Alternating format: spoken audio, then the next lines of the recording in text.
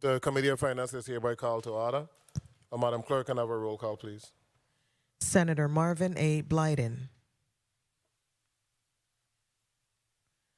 Senator Blyden, present. Present. Senator Blyden, Present. present. Senator Samuel Carrion. Senator Carrion, absent. Senator Dwayne M. DeGraff. Senator DeGraff, present. Senator Donna A. Fred Gregory. Senator Fred Gregory, absent. Senator Javon E. James Sr. Senator James Sr., absent. Senator Janelle K. Saru. Senator Saru, absent. Senator Kurt A. Viale. Here. Senator Viale, present. Please mark Senator James as present. Senator James, present. Senator Kurt A. Viale. Here. Senator Viale, present. Mr. Chair, you have 4 present, 3 absent. Any correspondence, Madam Clerk? You may proceed. Correspondence dated July 12, 2022. Honorable Kurt A. Viale, Chairman, Committee on Finance, 34th Legislature of the Virgin Islands, 3022 Estate Golden Rock, St. Croix, U.S. Virgin Islands. Dear Chairman Viale, please excuse my absence from the start of today's July 12, 2022, Committee on Finance budget hearing, as I had a prior engagement. Therefore, I am respectfully asking that I be excused until my arrival. Thank you for your consideration and understanding. Sincerely, Samuel Carrion, Senator, 34th Legislature of the Virgin Islands. Please mark Senator Carrion as tardy. Mr. Chair, you have 4 present. Please. Gotta get in the well. Mr. Chair, you have 5 present, Okay, 1 absent, 1 tardy. Okay, that is marking Senator Janelle Saru as present. Senator Janelle K. Saru is present. Thank you, Madam Clerk. You may proceed and read the agenda into the record. The Committee on Finance Fiscal Year 2023 budget hearing for Tuesday, July 12th, 2022 at 9 a.m. in the Fritz E. Lewetz Legislative Chambers, Christiansted, St. Croix, U.S. Virgin Islands.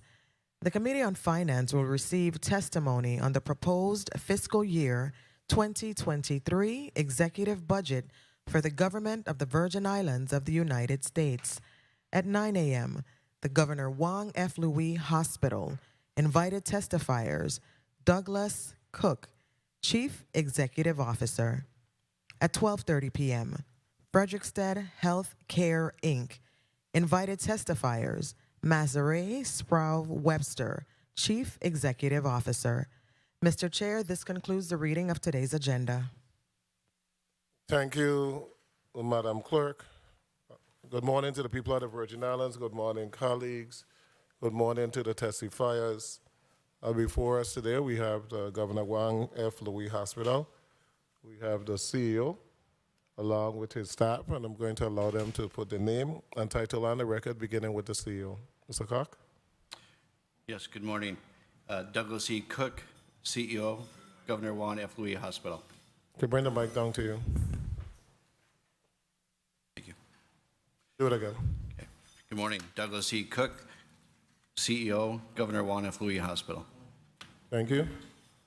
And let's go to you. Darrell Smalls, Executive Director, Territorial Hospital Redevelopment Team. And then across. CIO. Bring the mic closer. Okay. All right. Greg Bryant, CIO, Juan F. Louis Hospital. Doris Plaskett, Chief Nursing Officer. Thank you. Thank you. We'll go to the next slide. Chief Legal Counsel. Okay, you got to bring the mic closer to you, Ms. Hilbert. Morning, Hazel Philbert, Chief Operating Officer. Okay, thank you. As we go through, you're going to still bring it closer and speak a little louder, but you're good for now. We don't have. Good morning, Hazel Filbert, Chief Operating Officer. That's the way, and you've been here many times before. So we have no one that is participating virtually, so we're going to allow Mr. Kai. Two here. Oh, I didn't go. So you're right. Okay, go ahead. Good morning, Acting Chief of Human Resources, Terry Lynch. Next. Good morning, Rosalie Javois, Interim Executive Vice President of Finance. Okay, thank you so much. You may proceed with your testimony. Good morning, Honorable Senator Kurt Vile, Chairman of the Committee on Finance, Senators of the 34th Legislature of the U.S. Virgin Islands present, and the listening and viewing audience. I am Douglas Cook, Chief Executive Officer of Governor Juan F. Louis Hospital Medical Center, and it is a privilege to be here with you today to present JFL's fiscal year 2023 budget request. 1 minute, Mr. CEO. We're going to take a brief 2-minute recess. This committee stands in recess for 2 minutes.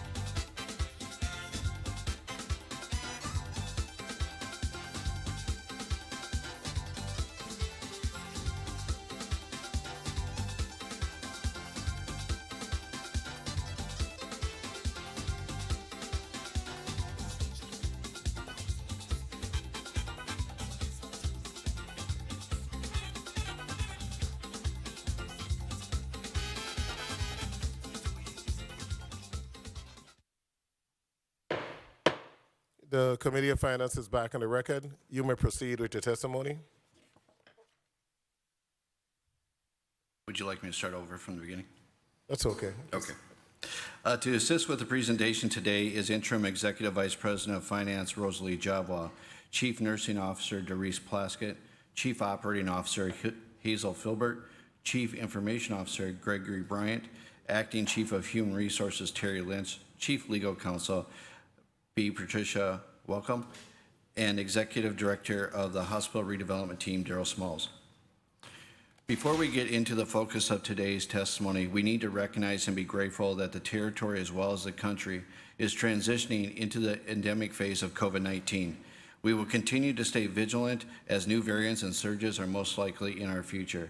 We would like to say a special thank you to the Virgin Islands Department of Health and Vitima for their support and assistance throughout the pandemic. Virgin Islands Department of Health has been particularly instrumental in deploying healthcare professionals to assist our clinical staff with the care and management of COVID-19 patients within our facility. This past week marked the 119th life lost due to COVID-19 virus within the territory. As we pause and reflect on every life lost and every person affected, we also need to be proud of the extraordinary efforts taken collectively by our government officials, departments, and citizens of the Virgin Islands to combat this pandemic. But most of all, we want to thank every nurse, technologist, physician, housekeeper, therapist, and every other JFL team member. The collective and individual efforts made over the past 3 years is extraordinary. We as a community should be grateful for their dedication and need to applaud their efforts. It is an honor to lead this team just as much as it is an honor to serve this community. As the new CEO of JFL for the past 6 months, this will be my first budget hearing within the organization. While we walk through some of the necessary information, it is also important that we talk through some of the priorities needed to move JFL forward. First, we need to move JFL north as soon as possible. Our next top priority is to return to the basics of hospital operations. We need to ensure that we have the right processes in place and hold our team members accountable for following them. Third, we must stabilize our workforce so that we can provide consistent services and attract additional physicians to practice at JFL. Finally, we must include a plan to modernize JFL's delivery of care model. We need to transition from providing mostly inpatient services to an environment of providing outpatient services and different access points for our community. We have organized today's testimony in 4 key areas: JFL's financial overview, number 2, priorities for FY 2023, number 3, key accomplishments, and finally, JFL North. Fiscal year 2023 operating budget.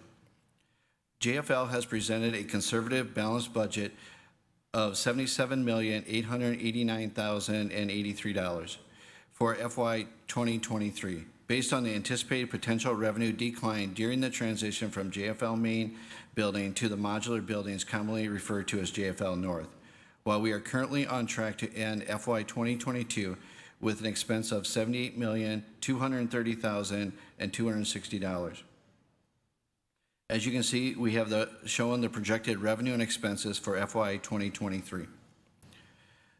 Please note that this does not include any collective bargaining agreements that have not yet been completed. Accounts payable.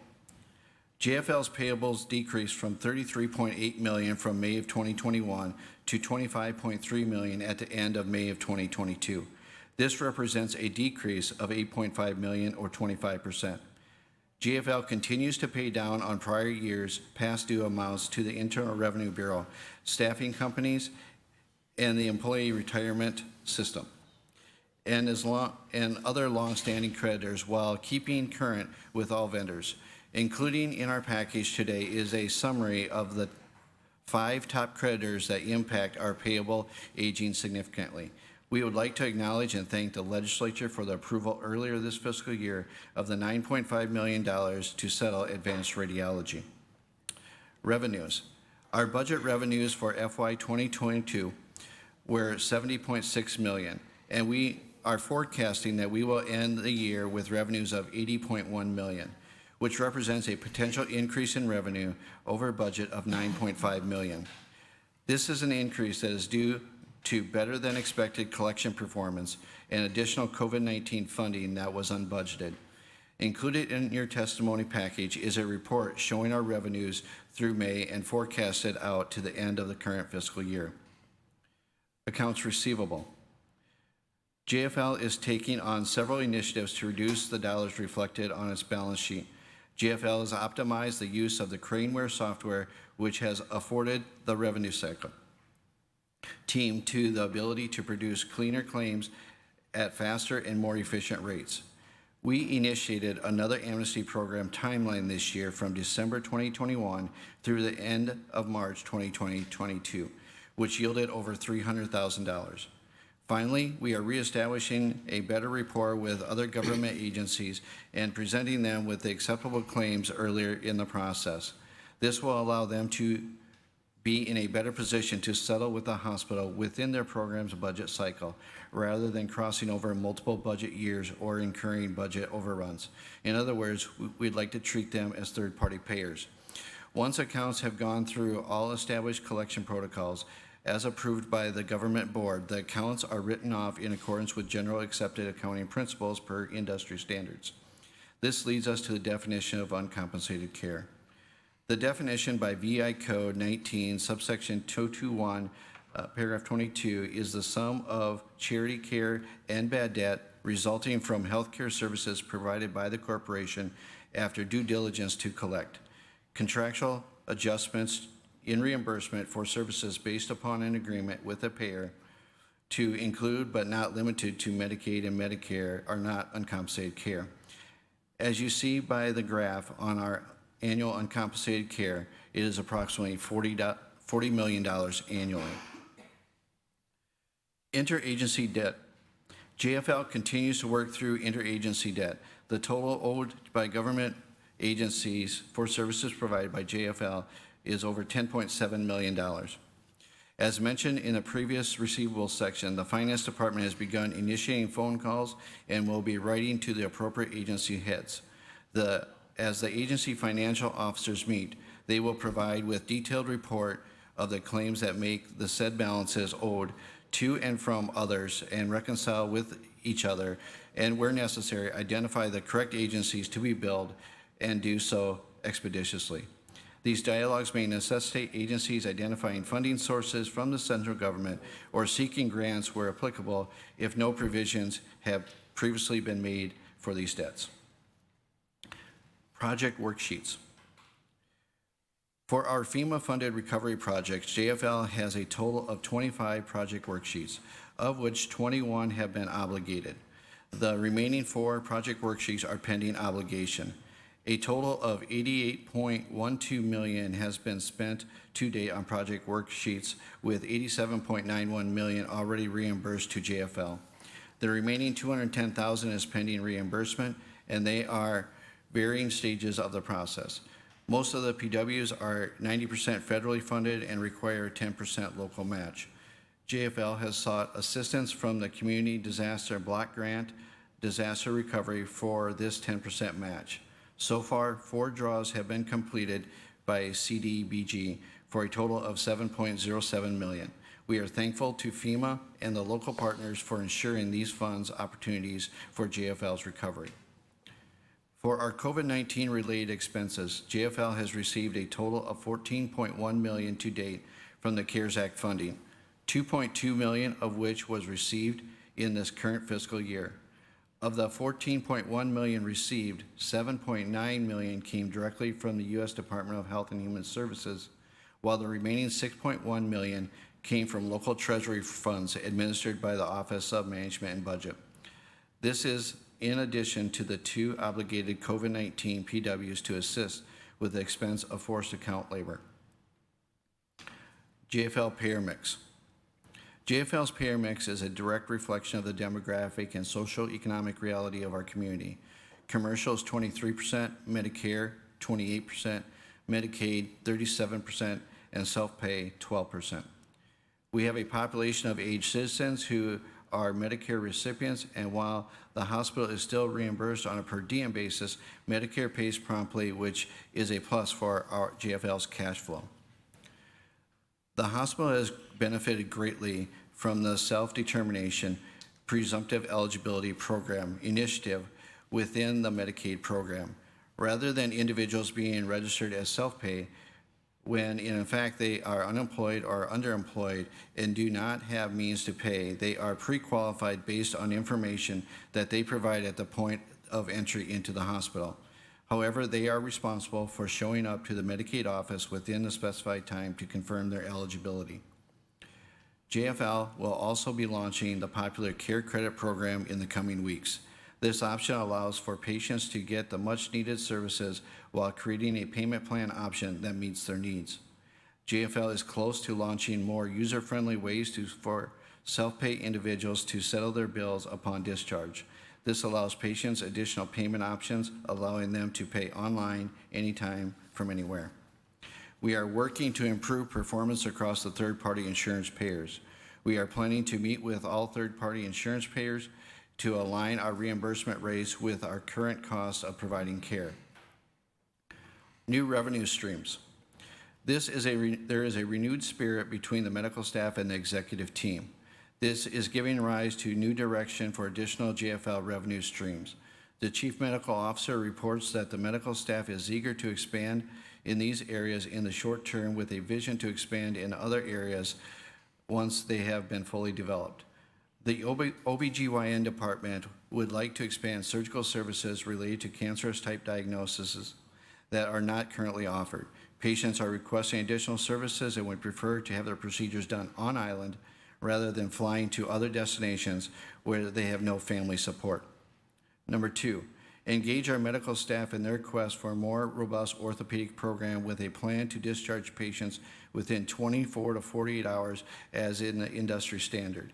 In our current environment turnover, the limited beds faster, and anticipate that by the time we are in our new hospital building, JFL will be the first choice for these procedures, making JFL the most practical for the follow-up care and eliminate the hardship of traveling to the mainland for travel costs continue to rise. Gastroendoscopy ultrasound expansion is a service we plan to begin. We have the medical expertise to provide this service. We are now focused on ensuring that we have the dedicated technology to perform these biopsies in the areas that are difficult to access. 4, JFL is poised to reclaim its market share in interventional cardiology patients from the USVI and other Caribbean islands. This will become a reality as soon as the JFL North facilities open, returning the use of VICC space to its intended purpose. As preparations are made for the transition to JFL North, work is already underway to reestablish our interventional cardiac program. Efforts and plans are also underway to restart an outpatient IV therapy program along with other outpatient services. Our priorities. Meditech Expanse upgrade. As stated in last year's testimony, we are still in need of upgrading our current Meditech system to the Expanse module. This upgrade is desperately needed to provide modern healthcare support to the community and territory at large. This will also decrease lost charges through missed items, streamline coding, and billing practices to increase revenues. At the time of this testimony, we have a joint RFP with Schneider Regional Medical Center for Meditech consultants to assist in the upgrade of the Expanse module. At JFL, we have all the required hardware on site. Currently, we are awaiting consulting services and a required third-party upgrade. The RFP is written so bidders can bid on both hospitals together as well as each individually. We did this to see if there was any potential cost savings. Due to the extended amount of time between the last upgrade in 1999, most recently serviced last year, and the much-needed Expanse module, there must be approach as the new software installation due to the complexity of this upgrade. The contracted consulting firm will assist in creating educational documentation and providing training for all staff, along with the software build-out needed to have the system perform at optimal levels. Last year, Meditech sent a letter to both hospitals in the territory stating that if we do not upgrade within the year, we would lose our place in line for the upgrade and also forfeit the $1 million given between both facilities. JFL is past the point of which the contract stated for the upgrade timeline, and and are currently working within an extended grace period. If this timeline is not met, JFL will lose our place in line and could potentially set our project back years. We implore that this upgrade be approved and funds appropriated. 80% of the hospitals around the country have upgraded to Meditech Expanse. This upgrade will improve efficiencies facility-wide, reducing hospital costs and increasing revenues. We are currently working with the Director, Michelle Francis of the Office of Health Information Technology, to identify funding sources that can be used for this needed upgrade. JFL has a scheduled session with a Health and Human Services Committee to go further in depth of the technology needs and benefits which represent from Meditech. All members of the Finance Committee can request to join this informational session. Long-term dialysis plan. We know that long-term permanent solution for dialysis services is needed to provide services in this community. While we welcome the shared responsibility with other dialysis providers, it is apparent that JFL needs to be and will most likely always have the privilege of providing dialysis services to one of our most vulnerable populations. As you may know, JFL is currently providing dialysis services for 42 patients. For the past 5 years, these services have been performed in a portable dialysis modular units on the southeast portion of our campus. While these modular units are providing all the necessary components of dialysis services, it does not allow for comprehensive renal care approach that is necessary for our patients. Furthermore, this modular unit needs to be relocated as it will be within the construction zone for a future replacement hospital. We do have a pending PW for the permanent replacement of dialysis services. We have had and continue to meet with key stakeholders to identify both short-term and long-term strategies to ensure we arrive at a solution that gives a comprehensive renal care and dialysis center for our patients, providers, and the community can be proud of. To reiterate, JFL is committed to providing the best possible dialysis program and will continue to invest resources such as the recent hire of our board-certified clinical dietitian who has been with JFL for the past 2 months, following a vacancy for the past 2 years. Regulatory status. JFL is committed to maintaining certification with the Centers of Medicare and Medicaid Services. It is also important to note that over the years, JFL's laboratory department has consistently maintained accreditation with the Joint Commission. JFL's Women's Health Program, Mammography Program, has also maintained accreditation with the Food and Drug Administration and the American College of Radiology. As we are all aware, JFL continues to provide care in a hurricane-damaged facility with an aging infrastructure. Irrespective of the transition to JFL North, the ongoing maintenance of the facility and its support systems continue to be the highest priority to ensure a safe environment for staff and patients. We remain optimistic that the infrastructure challenges of the JFL main building will be eliminated as a result of our transition to JFL North. Significant financial resources have been expended to address the ongoing repairs, maintenance, and stabilization of the environment of care, life safety, and utility systems of the hospital. Priority focus areas for continued maintenance of JFL main building by the facilities department include emergency power, HVAC, medical gas, fire suppression, fire alarm, vertical transport, air handler unit systems, and upkeep of the environment of care. These ongoing repairs and maintenance are critical to the stabilization of JFL's infrastructure. The maintenance of JFL's medical equipment is a patient safety requirement and continues to remain a top priority for the hospital. Our goal is to ensure that there are active preventive maintenance contracts for JFL's critical equipment. Key accomplishments: graduate nurse program and nurse residency program. We are not the only hospital to feel the effects of a nursing shortage. This is happening all over the country and expected to last for years to come. Staffing plans have been developed based on the established inpatient beds, specialty services, and other general clinical services. JFL is in partnership with the UVI School of Nursing and has reestablished the graduate nurse program as one of JFL's recruitment initiatives. We are proud to announce that because of JFL's reinvigorated partnership with the UVI School of Nursing, we have engaged all 14 of the recent nurse graduates and personally encouraged them to apply for the graduate nurse program. The graduate nurse and nurse residency program in a 9-month structured program designed to support new graduates as they transition from student nurse to professional nurse by providing employment, preceptorship, and support with the nurse licensure examination. The graduate nurse component consists of 3-month intensive Kaplan NCLEX review. The nurse residency component focuses on orientation and transition to the role of a registered nurse. To date, 7 of the recent 14 UVI graduate nurses have accepted to participate in the JFL Nurse Graduate Program.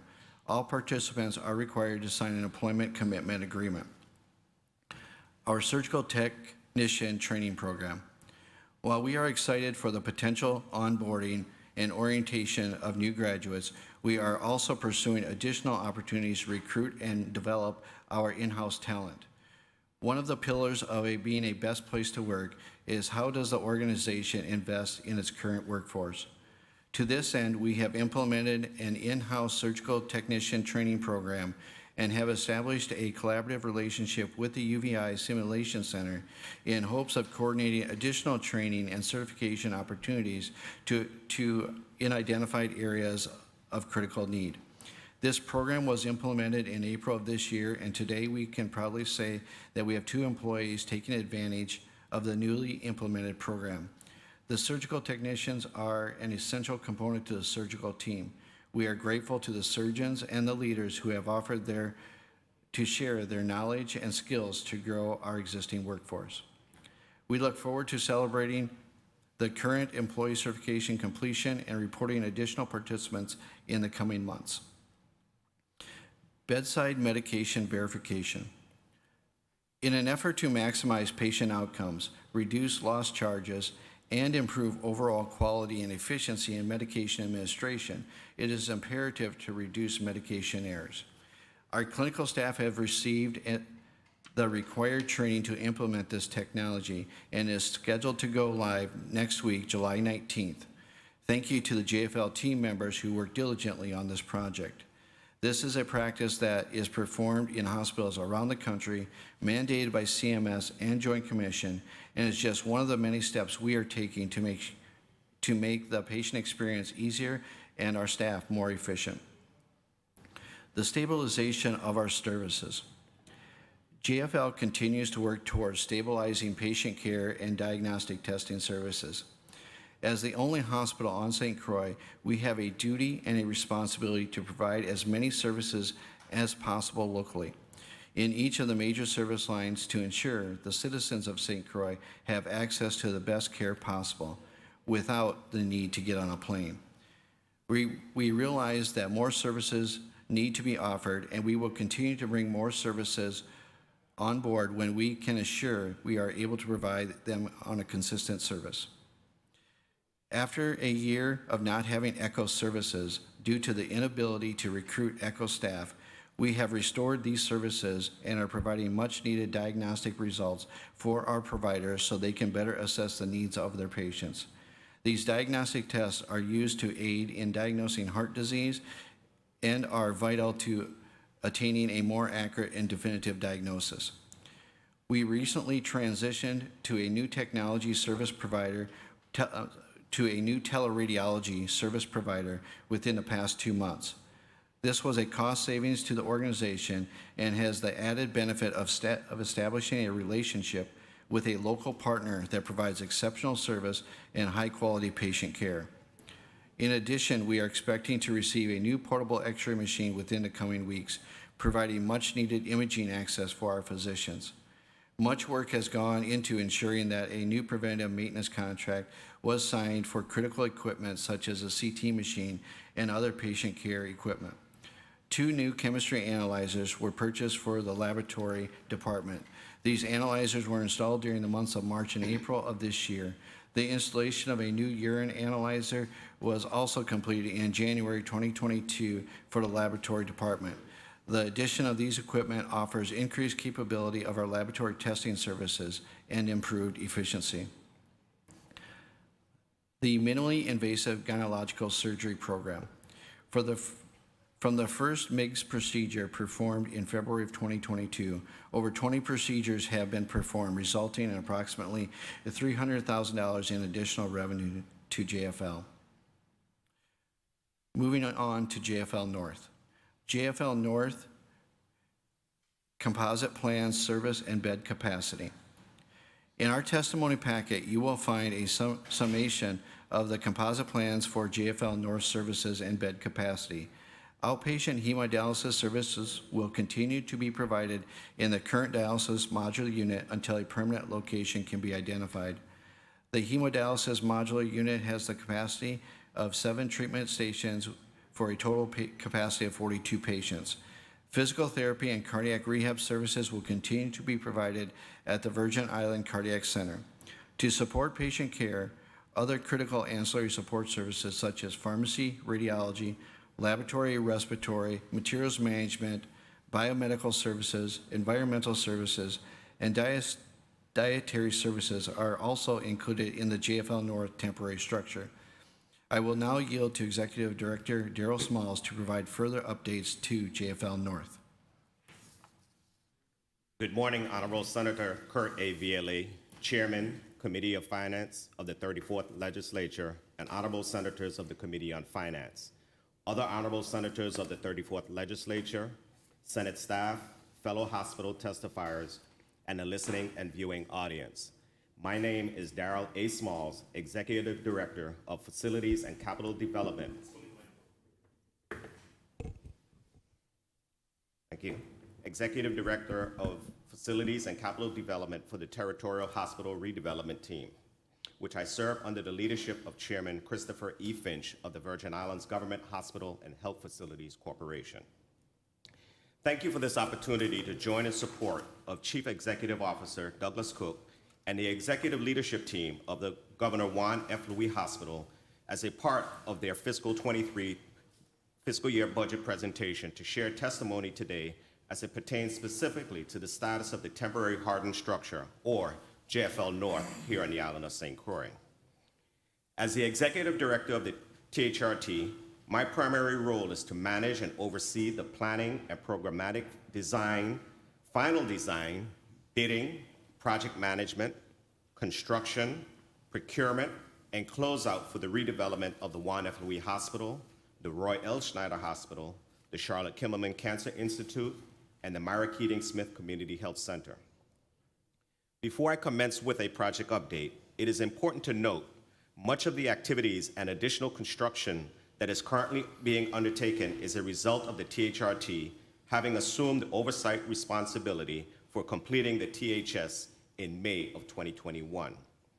Since coming aboard, we have worked diligently with the leadership of JFL, the Office of Disaster Recovery, and our disaster recovery consultants, Wood O'Brien, to ensure we develop a complete and comprehensive project that is self-sustaining and uninterrupted while the existing JFL can be demolished and the new Juan F. Louis Hospital constructed. This has been proven to be a Herculean undertaking. However, my team and I remain undeterred with the task with which we have been given. With respect to JFL North, I am pleased to report that we are close to the completion of the construction of the mechanical building, which will house the critical systems required for the temporary hospital to operate. To date, the building is 60% completed, with many of the critical systems presently on island and awaiting installation. These systems include components of the life safety systems such as the fire pump, domestic water system, the medical air and vacuum systems, the oxygen systems, and the emergency generators, which will be installed and operational by August 2022. One major component, the 260,000-gallon water storage tank, was impacted by the world's steel shortage. In June 2022, we were informed by the tank manufacturer that due to force majeure, which in legal terms translates to unforeseeable circumstances that prevent someone from fulfilling a contract, the delivery of the tank would be delayed. The tank is now, however, in the final stages of fabrication on the mainland in both Texas and Illinois, and is scheduled to be shipped to the territory by July 31st, 2022. Equally important to the critical construction activities, the THRT, in collaboration with the Territorial Board, the executive leadership, and various stakeholders, has been active on many fronts to complete functions that are needed to support the future operability of the temporary hardened structure. Recently, we successfully demonstrated to FEMA the need to amend as well as to expand the existing scopes of work for a few of our project worksheets, which has resulted in increased funding to complete several of these vitally important projects. Some of these activities, to name a few, include funding to cover the successful execution of the lease for 5 additional acres of land adjacent to JFL, which will facilitate up to 300 parking spaces, the construction of a 3,500 square foot medical records and maintenance on-site storage structure, the construction of a 3,500 square foot ready storage structure, and a medical waste storage and packing structure. This additional land will enable the safe and accessible parking for both visitors to and employees of the temporary hardened structure that is necessary as the current available parking areas fall within the demolition zone for the next phase of activities on the campus. One of the key areas of focus of the THRT has also been to ensure that the current work effort that is being undertaken will not be impacted once the demolition of JFL commences. 2 critical items that were identified that would have been impacted were the proposed location of the temporary propane tanks, along with the proposed rerouting of the medical gas, water, and fire protection lines. The THRT is presently engaged in the solicitation for an architectural and engineering firm to design the temporary structures and all the associated features that will be required to be built out on the 5-acre leased lot. More recently, the THRT successfully solicited and selected a contractor excuse me, pending FEMA concurrence for the additional funding required to construct the critical admin space that is also important to the operability of the temporary hardened structure. This 6,500 square foot, 2-story temporary structure must be designed and will be constructed to serve as the main entrance to the temporary hardened structure.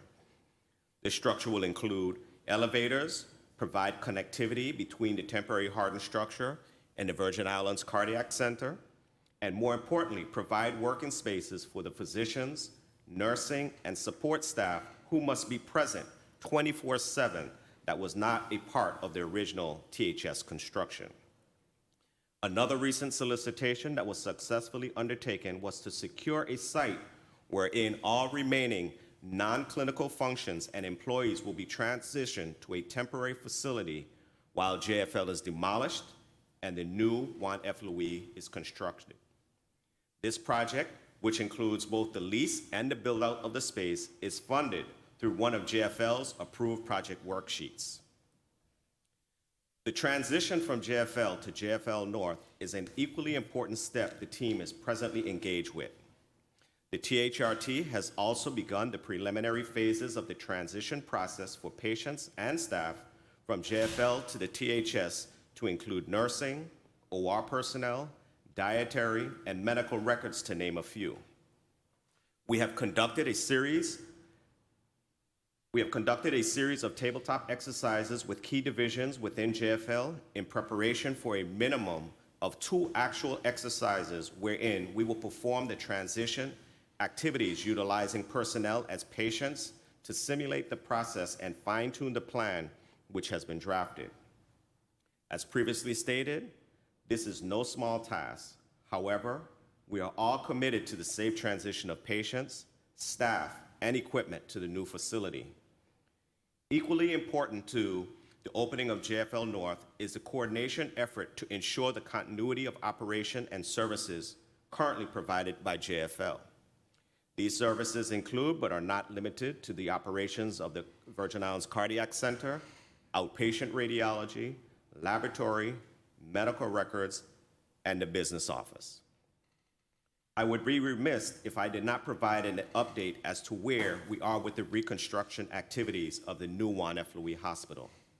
To date, FEMA, the Territorial Board, the Executive Leadership Team, ODR, Whit O'Brien, FLAD, and the THRT have continued to work collaboratively with completing the arduous task to establish a fixed cost offer for the new Juan F. Louis Hospital. While it has been long established that JFL meets the requirements for a complete replacement, we continue to provide information as it pertains to the previous functions and services that were undertaken within the JFL, the space requirements, and other vitally important data. JFL was originally constructed as a 250-bed hospital at more than 200,000 square feet.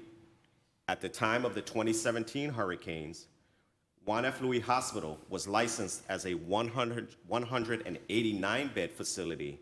Thus, the space requirements had to be revalidated, especially since the remaining rooms were never reconfigured from the original design as patient care rooms. We are confident that we will arrive at a fixed cost offer soon, which will enable our A&E firm, FLAD, to fully develop the plans and specifications for the construction effort of the new facility.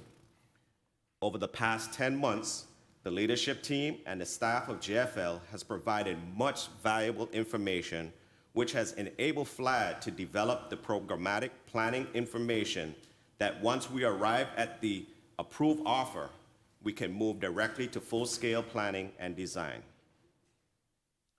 As I conclude my brief project update, I want to thank the Office of Management and Budget for including the sum of $500,000 to be included in the Juan F. Louis Hospital's fiscal 23 operating budget. This funding is vitally important to support the Office of the Territorial Hospital Redevelopment Team in the St. Croix District. This funding will not only support the salaries of the dedicated employees of the THRT, but will also support the operations of the office to include supplies, resources, and eventually lease space wherein we will perform our respective oversight responsibilities. I would also like to publicly thank all the employees of the THRT for your dedication and commitment to this mission, as well as the Territorial Board and the leadership of Juan F. Louis Hospital for your unwavering support. This concludes my update on the status of the progress of JFL North and the new and soon-to-be constructed Juan F. Louis Hospital. I will remain available to answer questions at the appropriate time. At this time, I would like to return the presentation to Chief Executive Officer, Mr. Douglas Cook. Thank you, Mr. Smalls. In conclusion, I would first like to thank my team for their contributions to this testimony. The assembly of this type of information is not easy when faced with so many variables and unknowns. I would like to thank our Board of Directors for their ongoing guidance and support of our organization. We extend our appreciations to the Governor and to the entire executive team for their constant collaboration. We also extend our appreciation to all members of this body who encourage and support JFL and are always ready to assist us. JFL has implemented and restored programs and service lines that will benefit those in our community by providing improved care and reducing healthcare costs. These programs and services lines will also help generate additional revenue and help to solve staffing challenges. In addition to new revenue streams, our team has been hard at work identifying ways not only make collecting payments for patients easier with Meditech expansion, but also by collecting from third-party payers more efficient. Collecting outstanding debts from agencies with outstanding balances remains a priority. Lastly, while we await a long-anticipated opening of JFL North, we will continue to provide our community and the territory with quality health care at our current facility. In the short time I have been with JFL, many challenges have been identified, and some days we appear to be underwater. But there is a bright future for JFL and for all of us who work and receive care here. It is an honor and a privilege for us to serve patients in the medical field. There is a great enthusiasm in caring for others and a sense of pride when helping others in need. Speaking directly to each of you and the entire listening community. We can very much appreciate when you feel frustrated or sometimes feel you don't have all the information necessary. I will be the first to admit that we sometimes fail to meet all expectations, but don't ever doubt how much we care about you and your families. We need to do better, and we will continue to make improvements. We will continue to put the needs of our patients first, always. We will face future challenges together, and together we will make healthcare system that we can all be proud of right here in our beautiful home of St. Croix. Together, we can achieve our collective goal to make a difference every single day. Again, thank you for the opportunity to be here today. My team and I look forward to answering any questions that you may have. Thank you. Thank you for your testimony.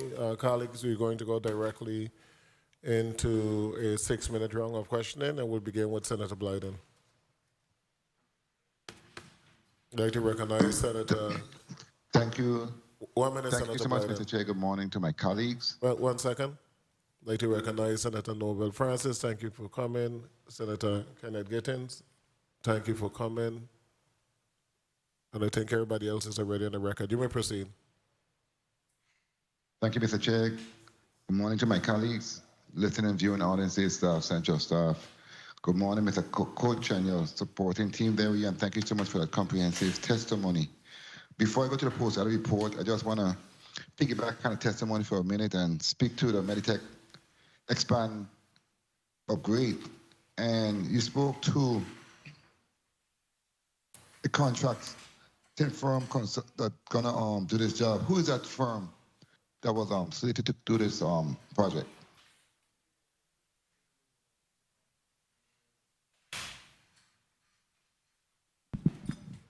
I'm sorry, I couldn't hear your question. Can you repeat that, please? Who is the firm? Who is the firm? The consulting firm, number one? The consulting firm for our replacement hospital Meditech. project is FLAD. I'm sorry, sir. I didn't understand what you said. If you're speaking of the consulting firm for the replacement hospital, I'll refer to Darrell Smalls. Okay. No, sir. No, sir. No, sir. Let me be clear. I'm talking about a Meditech expanded upgrade. And you spoke to a contracting firm that will assist in creating an educational document Yes, and provide yes. the training for all staff. Because in your testimony, you spoke to Mr. Francis of Information Technology, who is trying to identify other funds, because they stated that the $1 million that they gave to both hospitals will be forfeited if this project is not completed within the year. So my question is, number one, who is the firm? Number two, in terms of the year, you're speaking to 2021 or 2022? What's the drop dead date that you must complete this expansion? Thank you, Senator. My apologies. I will refer this to our Chief Information Officer, Gregory Bryant, who has that information available. Morning, Senator. Can you hear me? Go ahead and put that on the record. Okay. So for the first question, the Put your RFP. name first. I will state your name first and then Okay. answer. I'm sorry. Gregory Bryant, CIO at Juan Louis Hospital. The first part of your question is an RFP that's open right now that is closing. We're in joint with Schneider, so there's no consultant right now that's been selected. We have the RFP open for that. As far as for your second question, the drop dead is Q4 of this year. What's the date? Fourth quarter What this date? year. Fourth quarter 2022, sorry. Do you anticipate us meeting that goal, or do you see us still having challenges? And if not, what plan B? What the plan B? Okay, so to try and surmise that as quick as I can, as far as meeting the goal of finding consultants, I think we will achieve that. The issue at hand will be, as it has been with Meditech in the past, since '99, is funding for the services. If we can identify the funding, we will not have any problems. Because with consultants, you can start the funding without having the full amount that's needed, but you want to have that amount in your pocket as you go forward with the project. You don't want to stop the project halfway because then everything falls by the wayside. I feel confident with the government's help and with the legislature's help we can do that, but it's going to take all of us in this room to do so. What's the amount of that funding, sir? It's going to be based on the RFPs we get back. I can't give you an exact number until the RFP selection process is done between the two hospitals. I can, in my experience of being a consultant and working in this line of work, we're probably looking at around the $2 to $3 million per hospital on the high end. It could be lower than that, but there's no way for me to give an exact answer until we've done the bid committee. Those bids are sealed. Okay, thank you for that. I guess my colleague will drill down on that. Let's go to page 3 of the post-audit report. 2 minutes. There's apparently an outstanding debt of $25.3 million, and there are many different suppliers, etc. that's listed. I know you have the top. They have the top 6 listed here. What measures or plans do you have in place to address this outstanding debt? I know in the testimony was mentioned that you received $10 million more than expected due to our collection, but what other plans do you have in terms of addressing this this $25 million outstanding debt? I guess that goes to the COO. We will defer this question to our interim executive of finance, Rosalie Javwa. Good morning. Senator Blyden, thank you for the question. My name is Rosalie Javwa. I'm the interim executive vice president for finance for the GFL Hospital. And we are currently paying down all the outstanding arrears debts by tapping into our current operating revenue. So what that number? You say we are paying it down. It was at 25 as of May. What's the amount right now of this peak? Where are we at? So right now, the one thing that the Senate has been helpful with is the 9.5, which was to pay down the radiology company, Advanced Radiology. We have already paid out half of that.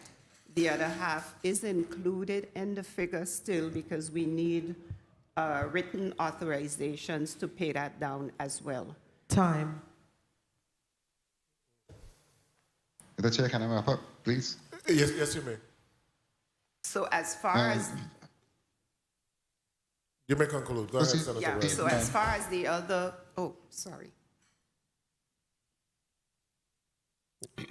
Go ahead, Senator. Complete. You wanted to conclude? Okay. Go ahead. I want to have to complete, and then I was going to conclude. I want to have to complete as far as No problem. Go ahead, CFO. Right. So as far as the other outstanding arrearage, we're paying them down on written agreements with those entities.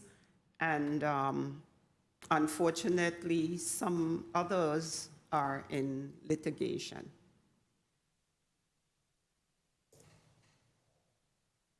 Very well. And in closing, Mr. Chair, on a professional service contracts, you have many contracts that dated, many that have expired. Most of them have expired, basically. What's going on in that space? Is this an accurate listing, or you need to send a new listing? You have many different businesses with expired contracts. Can you speak to that, please? And thank you so much, Mr. Chair, for the time. Yes, thank you, Senator. This is Doug Cook, CEO of JFL.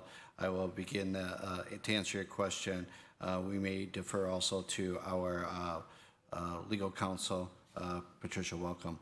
Coming into the new position as CEO, one of the things that we were made aware of is a listing of contracts that were not a listing that was not fully vetted and up to date.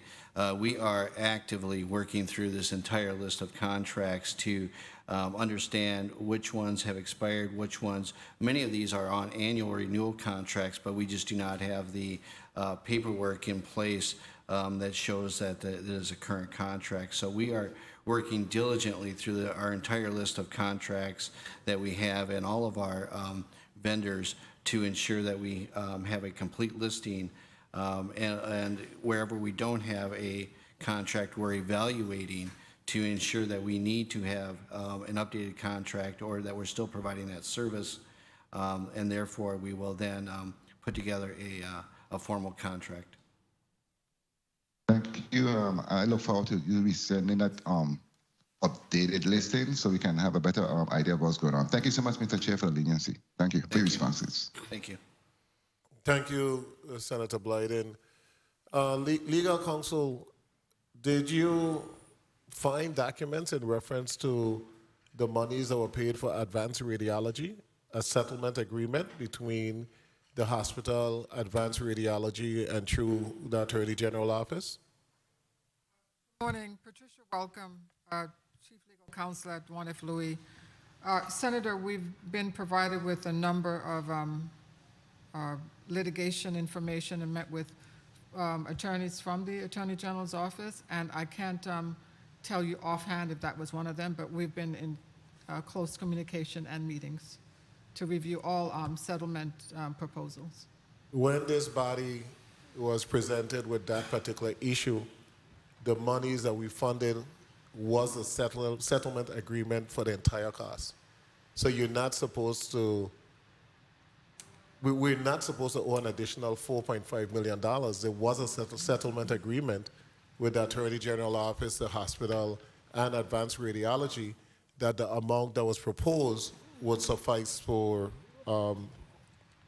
what was then a back and forth between both entities. Thank you, Senator. Doug Cook, CEO. To answer your question, from my understanding and meeting with our team, the entire amount has been paid. It was broken up into two payments over 2 different periods of time. And so the entire payment has been made. What we are waiting for is a letter of basically verification that the second payment has been paid so that we're able just to pull it off of our books. The second payment has been paid from who? That would come from? So the payments were made from the funding source as you identified. I'm going to look for the legislation. I think we funded somewhere over $4 million for this particular, and that was supposed to be paid to advanced radiology as a final payment, not for the hospital to make a next payment. It was 9 point something, so half was. There was a settlement agreement. Before we decided on that amount, the legislature demanded a settlement agreement. And there was correspondence that was drafted by the Attorney General office to validate that there was a settlement agreement, or else we said we were not going to proceed with that particular payment. So you're telling me that the hospital paid an additional $4-point-something million? Whatever was appropriated was paid, Senator. Did you pay any additional monies over what was appropriated? Not that I know of, but the technicality is an accounting technicality, in that paperwork didn't properly trickle down to my office to completely write it off the books. When I came in and I tried to find the paperwork directing the hospital to pay the entire amount, it wasn't available in my office. So I made the board aware that we need to get proper documentation so that we can write it off properly off the books. Mr. Finch was directly involved in those discussions, and he's still a member of the board, so he should be able to refresh the leadership as to exactly what took place. We did have a conversation with the Attorney General office. You should have those documents somewhere. Attorney Welcome, those documents should be someplace in reference to that entire agreement with Advanced Radiology. I would suggest that you find those documents. I'm going to also look to see if I can find them. But this was to be able to make, to wipe that debt off of the books and close it once and for all. It's been a matter that has been there for a number of years, and this was, we paying this amount and we closing that debt. So it should be written off of your books. Before I go to the next senator, which is Senator DeGraff, I call you commissioner because you were a commissioner. You didn't give me a date though for GFL North. You didn't give me a transition date. I know you gave me some good stuff, but I didn't hear by August, by September, by what? No, Senator, I did state August 2022. August 2022, the transition will take place. Yes. The latter part of August 2022. Okay, thank you. Point of inquiry, Senator Francis. Thank you very much, Mr. Chair. Good morning to you. Good morning to JFL, and good morning to the people of the Virgin Islands. In respect to the Meditech expense, I think that this is a conversation that we continue to have budget hearing after budget hearing. I wanted to determine where we're truly at with this particular issue. What is the delta? What is the shortfall? Because during the last budget presentation, there was an amount given to us, and this body had funded, I think it was $4 million to assist with that. So what happened to that money? One is a question. Are we still, because we're still talking about losing $1 million. However, we have appropriated $4 million to support this, as well as for the Roy Lester Snyder Hospital. We hear of the urgency that's required for moving this along. So what is the true status of where we at with that, and what needs to happen? What is the additional monies that's required so that we could really address this once and for all? Yeah, good afternoon, Greg Bryant, CIO, Honolulu. Afternoon, Senator Francis. So the $4 million in question was brought to actually had a meeting with myself, the CEO of Schneider, and the VP of IT over there. And we were not aware of the $4 million. So I started doing searching last week for that appropriation. I believe I was talking to the Director Francis from the OHIT, Office of Health Information Technology, and to see where that money was located. I checked the books on our hospital, and Schneider did the same thing. We have not seen that money at all. And I've been at the hospital now for 18 months, and $4 million has not crossed my desk at all. We cannot find that appropriated money, and that's something I'm glad you brought up, and I thank you for bringing that question up, because I think that is something that needs to be addressed. You may, for sure. Yeah, so it's critical that we continue to allow for some continuance of government, right? We have people that move from position to position, in and out, but it's critical that there is some documentation or some level of continuance, so that these things don't fall on the wayside. Here we're talking about a payment that's for advanced radiology that we knew that we took care of before. We knew that we appropriated the $4 million because of the level of urgency that was discussed during the presentation of the last budget cycle. So I am not sure where the fall off is occurring, but it's critical that there is some level of documentation that's maintained at the JFL, so that we could, we understand that people come and go, but we should not be finding ourselves having the same discussion over and over and over. The circular discussion that moves the needle nowhere. Thank you very much, Mr. Chair. Thank you, Senator Francis. We're going to need to find that bill number and provide exactly where the funding came from. All of this we did already. It's just like we're hearing stuff that we have already solved those issues, and now we are realizing that for whatever reason, you have not received those monies, or you have not received the requisite documents. So hopefully before the end of this meeting, we'll have those documents to provide for you. Senator DeGraff, you recognize. Thank you, Mr. Chair. Good morning, colleagues. Good morning, testifiers, all viewing, listening, and present. A couple of things right off the bat. You still owe Department of Labor money. CEO. Thank you for the question, Senator DeGraff. My name is Rosalie Javois.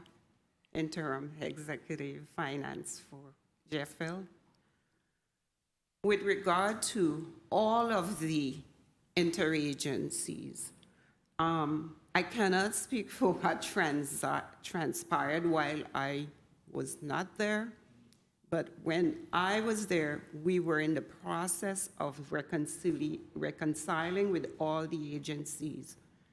I beg the CEO's indulgence with me as I resume those reconciliations, because it is not good accounting practice to just write something off your books unless you've made a concerted effort to reconcile with the creditor.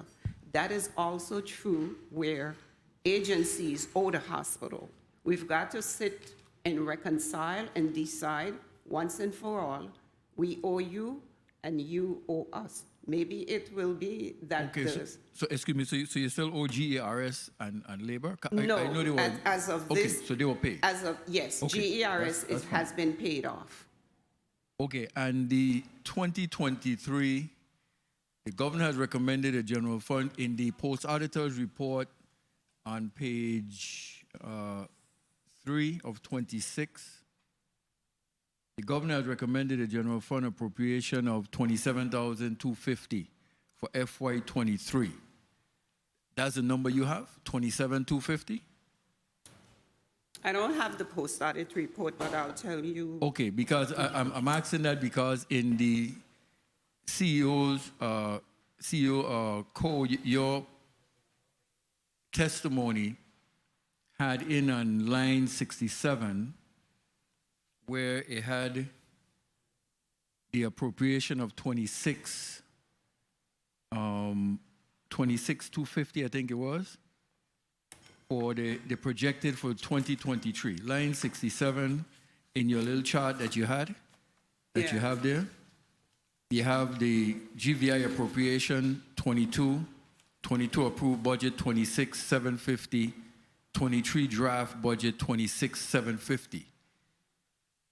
But the request is 27,250, or is that correct, or is that a error? The 500,000 that Mr. Small spoke about, it's not in this. No. Okay, so this is the error here. But say that again? In the 2023 draft budget, the last column of your chart, it has the GVI appropriation 26,750. That's a 22 appropriation. Right. But you have it in for the draft for 2023. That's minus the 500,000. Is that 500,000 coming from someplace else? No, or? we found out about the 500,000 after our budget was presented. Okay, so then this needs to be That's coming corrected. directly from OMB, so we're assuming a separate appropriation. Okay, so that 77,888 would go up 500,000. Absolutely. Okay, good. Just want to make sure. CEO Co, for me, the most important element of GFL, your staff. How many unions do you have in GFL? 2 minutes. Thank you, Senator, for the question. Doug Cook, CEO of JFL. I'll ask Terry Lynch, our Human Resource Officer, to correct me if I'm wrong, but I believe that the number is 9 different unions that we are currently working with. Okay, then I don't need her to correct you if you're wrong. That's something you got to know. Your personnel, number one. In the military, personnel, number one. Yep, the number is In 9. life, personnel, number one. You got to know. I was looking at the post-audit report from 2020, the one for 2023, the one for 2022. All the personnel numbers, everything are the same. There's no changes. So were any wage increases added into the budget or projected for 2023 budget or anything? Senator DeGraff, I'll point to the bottom highlight in our report. This does not include any collective bargaining agreements which have not yet been negotiated. Okay, so none of your unions have No, negotiated. they're not completed negotiations. I found no union has completed Therefore, I did not include any figures for union. Okay, so no projections. So I guess No, that'll come sir. to supplement. No, Senator. Okay. Unclassified employees, have they received any wage increases? No, Senator. Are they projected to get? Not in this conservative budget. It's always ill-advised to project raises for your unclassified individuals when you have union agreements pending. So, Okay, but you can look at the contracts and see, I give an estimate as to how much money you would need for increases. 'Cause it's in the pay schedule. Now, the facilities, we talk about building a new JFL, you know, I'm happy for that. But the existing facilities, what type of work do they need, and is it in the budget request any capital outlays to make it a comfortable environment for the employees to work in? Thank you, Senator Doug Cook, CEO JFL. To answer your question, we work within the confines of our current budget. We are balancing right now the need to invest resources into our current infrastructure versus the planning of moving to JFL North. So we have to continue to maintain our building as long as we're going to plan to be in there, which again, as Mr. Smalls indicated, hopefully we will be out of there in a matter of months. So our ability to put new additional funding into next year's budget for our existing infrastructure would not be appropriate at this time, since we plan to be moving. Time. Okay, and finally, if I may, Mr. Chair, in one question, two parts. Revenue generated from presumptive eligibility and projected amounts from uncompensated care. Your projected uncompensated care, or what do you have as uncompensated care amount, and your amount for collected for presumptive eligibility? thank you, Senator DeGraff. With regard to presumptive eligibility, in consult with Human Services, they also do not do a breakdown between the regular MAP recipients and those who come in and identify themselves or go through the screening. They are all merged at the end of the day because they're all under the same qualification at the end of the day once they've presented themselves to Human Services. And with regard to the uncompensated care, we've followed to the letter the legislation that was passed by this body, and so we recognize the components that are identified in the legislation. And right now, it tracks at 40 million when you add those components identified by law. Thank you. Thank you for the time, Mr. Chair. Thank you, Senator DeGraff. Point of inquiry, Senator Sarro. Thank you, Mr. Chair. So, interim CFO, you're saying that the uncompensated care is at 40 million? That's what you're saying? 40? I think it was identified in the chart at 40. So with the uncompensated care being at 40 million, you're not able to quantify how much presumptive eligibility of that 40 million? So with presumptive eligibility. Right. Right? Mm-hmm. And how does that impact your uncompensated care? Are you seeing your uncompensated care go this way, up or down based on presumptive eligibility? Thank you, Senator Sarro, Rosalie Javois. Presumptive eligibility has been around for a while. Over the years, before I retired, it's been around. So there is no big fluctuation. The only thing that would impact that is the unemployment. The more people become unemployed or underemployed, the more they become eligible for MAP, period, not just for the presumptive portion of the MAP program. So you're not seeing an impact on your uncompensated care due to presumptive eligibility? Are we concluding that?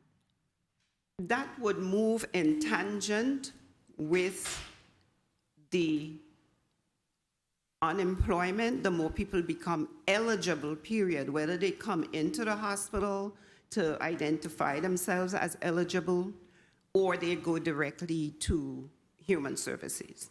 Mr. Chair, just asking a question because I know that MAP received an increase of some $2.1 million during the COVID era, and then we had the 100% reimbursement prior to that, right after the storms, and of course the rates changed for the territory to a more, there was more parity. So I was hoping that, you know, that change would have impacted the level of uncompensated care in the hospitals. If MAP moved, I was hoping that uncompensated care saw some level of decrease, but somehow I don't see them working in parallel. Thank you, Senator Searle. Doug Cook, CEO. If you looked at our chart that we provided within our packet, I believe it's for about the past 5 years, our uncompensated care number really hasn't changed. It's been about $40 million annually. So even though the presumptive eligibility program is there and is a benefit not only to us but also to the individuals that take advantage of it, it really isn't having a major impact on driving down that uncompensated care number. If I'm, However, it's supposed to. So I don't understand the conversation. If you have individuals that don't have the financial resources, don't have the income level to be able to pay the hospital, they're supposed to qualify under presumptive eligibility. And that is why, go ahead, you're shaking your head. Yes, Senator. So why is the number not decreasing if we have additional monies that can be utilized for presumptive eligibility? Why is that number not decreasing? I heard in your testimony you said that you have registered a number of individuals for presumptive eligibility. However, they have not followed through with the process to human services. That is the key.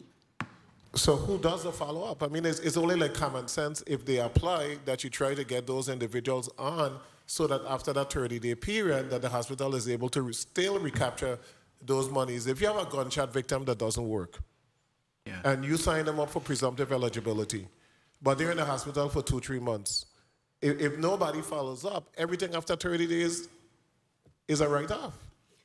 Yeah, Senator- thank you, Senator. I'm sorry. It's the patient's responsibility to follow up with human resource services, not the hospital. Okay, but it's our responsibility to find money. So we need a system to follow up as to how we're going to get these individuals to be able to follow up, or we need to garnish something. We can't be saying, you qualify. You need to go to human services to complete the documents, and you say no. And then you incur thousands of dollars to the hospital, and then it just can't work. So what is the role of human services? Don't they follow up? As CEO Cook says, while I cannot speak for the MAP program, it is very difficult to track individuals down who do not want to go through the proper screening process.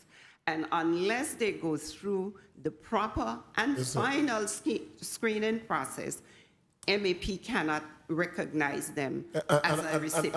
And I know that. Okay. But between human services, who administers the program, we must have a process as to how we're going to follow these individuals. Okay, it's kind of hard for me to read in the newspaper that a BMW dropped somebody to the hospital and then we paying thousands of dollars for the particular person. At some point, we got to get serious about what we're doing. It just can't continue because we have had gunshot victims out the wingworm and most of them don't have insurance. So at some point, we must move to a different level. Act 8473, partial payment to Medical Imaging, Inc. for the settlement of excess-2021 CV-28 Medical Imaging, Inc. versus the Virgin Islands Government Hospital and Health Facility Corporation and the Governor Wang F. Louis Hospital and Medical Center, $2,350. That was their first payment, and they received a second payment for the same amount. So I just got confirmation from the OMB director that they have received both payments, and you can get that documentation from Department of Finance. We owe not in. So don't take our money and spend out, and next after we have a settlement agreement, we have paid that off. Senator, May I?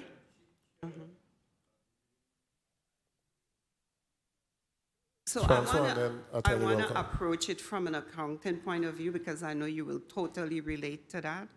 Okay, so from the accounting point of view, get it off the books. If we agree to settle at 50% of what I owe you, I still have to have accounting paperwork to justify the write-off of the balance of it. So based on what you're telling me, you have approved 50% approximately. Okay, so you're saying that you need some type of documentation to show that you can write off the remaining balance? Yes, Senator. So ask Mr. Finch, who was an integral part of this entire negotiations. I did take the opportunity to present it to the territorial board where we met last week. What did the territorial board tell you? Well, they will be getting us the information. No, but what did they tell you? Did they tell you that we have paid the balance, that we have paid off that debt? They said the debt was paid off In full, as per the settlement. as per the settlement. And you requested documentation? Yes, sir. Have you Because when the auditors come, That's fine. I want you to have the documentation. Have you received the documentation? not yet. I requested it of the board last week. Or last week? Yeah. Okay. Attorney? Good morning. Patricia Welcome, legal counselor at JFL.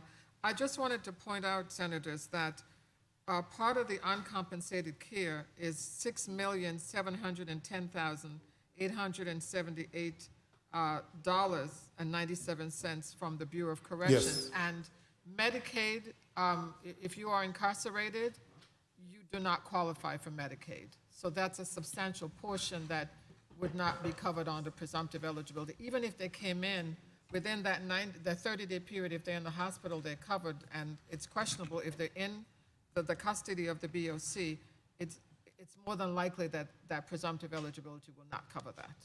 Okay. And we had that discussion, I think, at the last hearing. That still leaves 34 million after that 6. And then I see some with Department of Labor and those other entities. I'm sure my colleagues will get around to asking those questions as to exactly what is taking place there. Point of inquiry, Senator Gittins.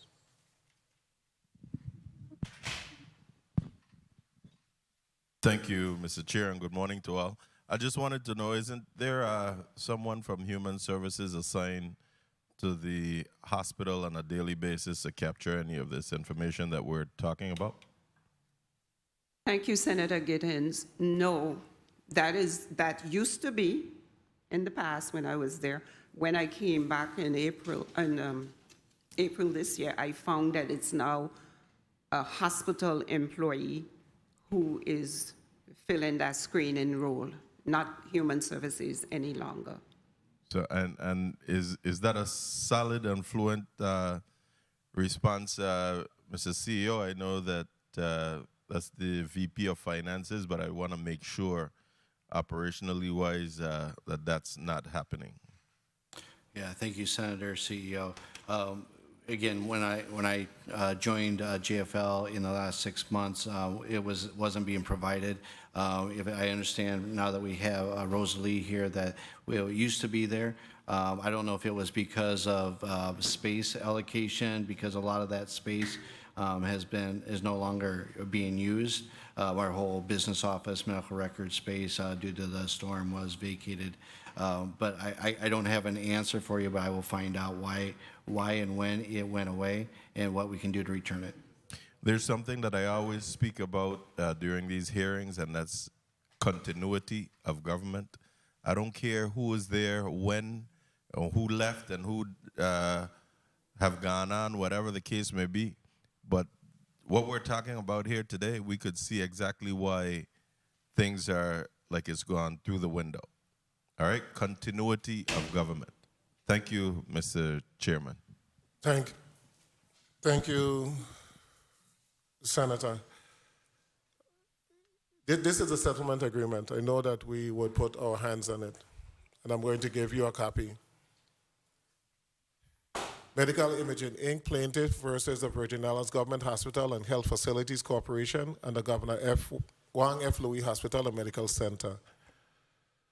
Number one, I'm just reading a little portion of it. The Virgin Islands Government Hospitals and Health Facilities Corporation shall pay to Medical Imaging Inc. the sum of $4,700,000 subject to approval by the legislature. Number four, the parties agree that this agreement constitutes the settlement of all disputed claims referenced herein was a result of negotiation and shall not be construed as an admission of liability on the part of any party to its litigation. The agreement shall not be construed as a violation of any law, order, regulation, ordinance, enactment, or evidence of wrongdoing of any kind on the part of the defendant and is entered into by the parties solely to end any controversy between them without resort to further litigation and expense. Signed by Medical Imaging President, Attorney Clive Rivers for the plaintiff, Mr. Finch, and the last signature was the Attorney General. I will give a copy of this to Counsel. To counsel. Yes, please. Write it off the books and time to move forward. With that, we have taken care of that. I know that Senator Francis is researching this, the Meditech tech monies that, I don't know if you have found it. Have you found it, Senator? Can you please read what was appropriated and where it came from?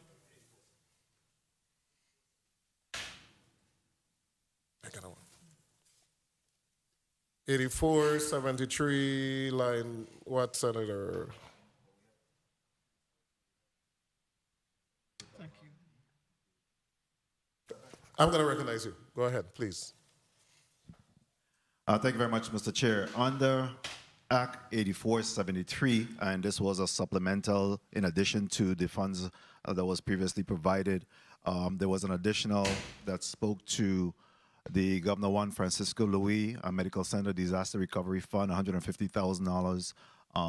The Governor Juan Francisco Louis Hospital and Medical Center Technology Enhancements and Capital Improvement, $700,000.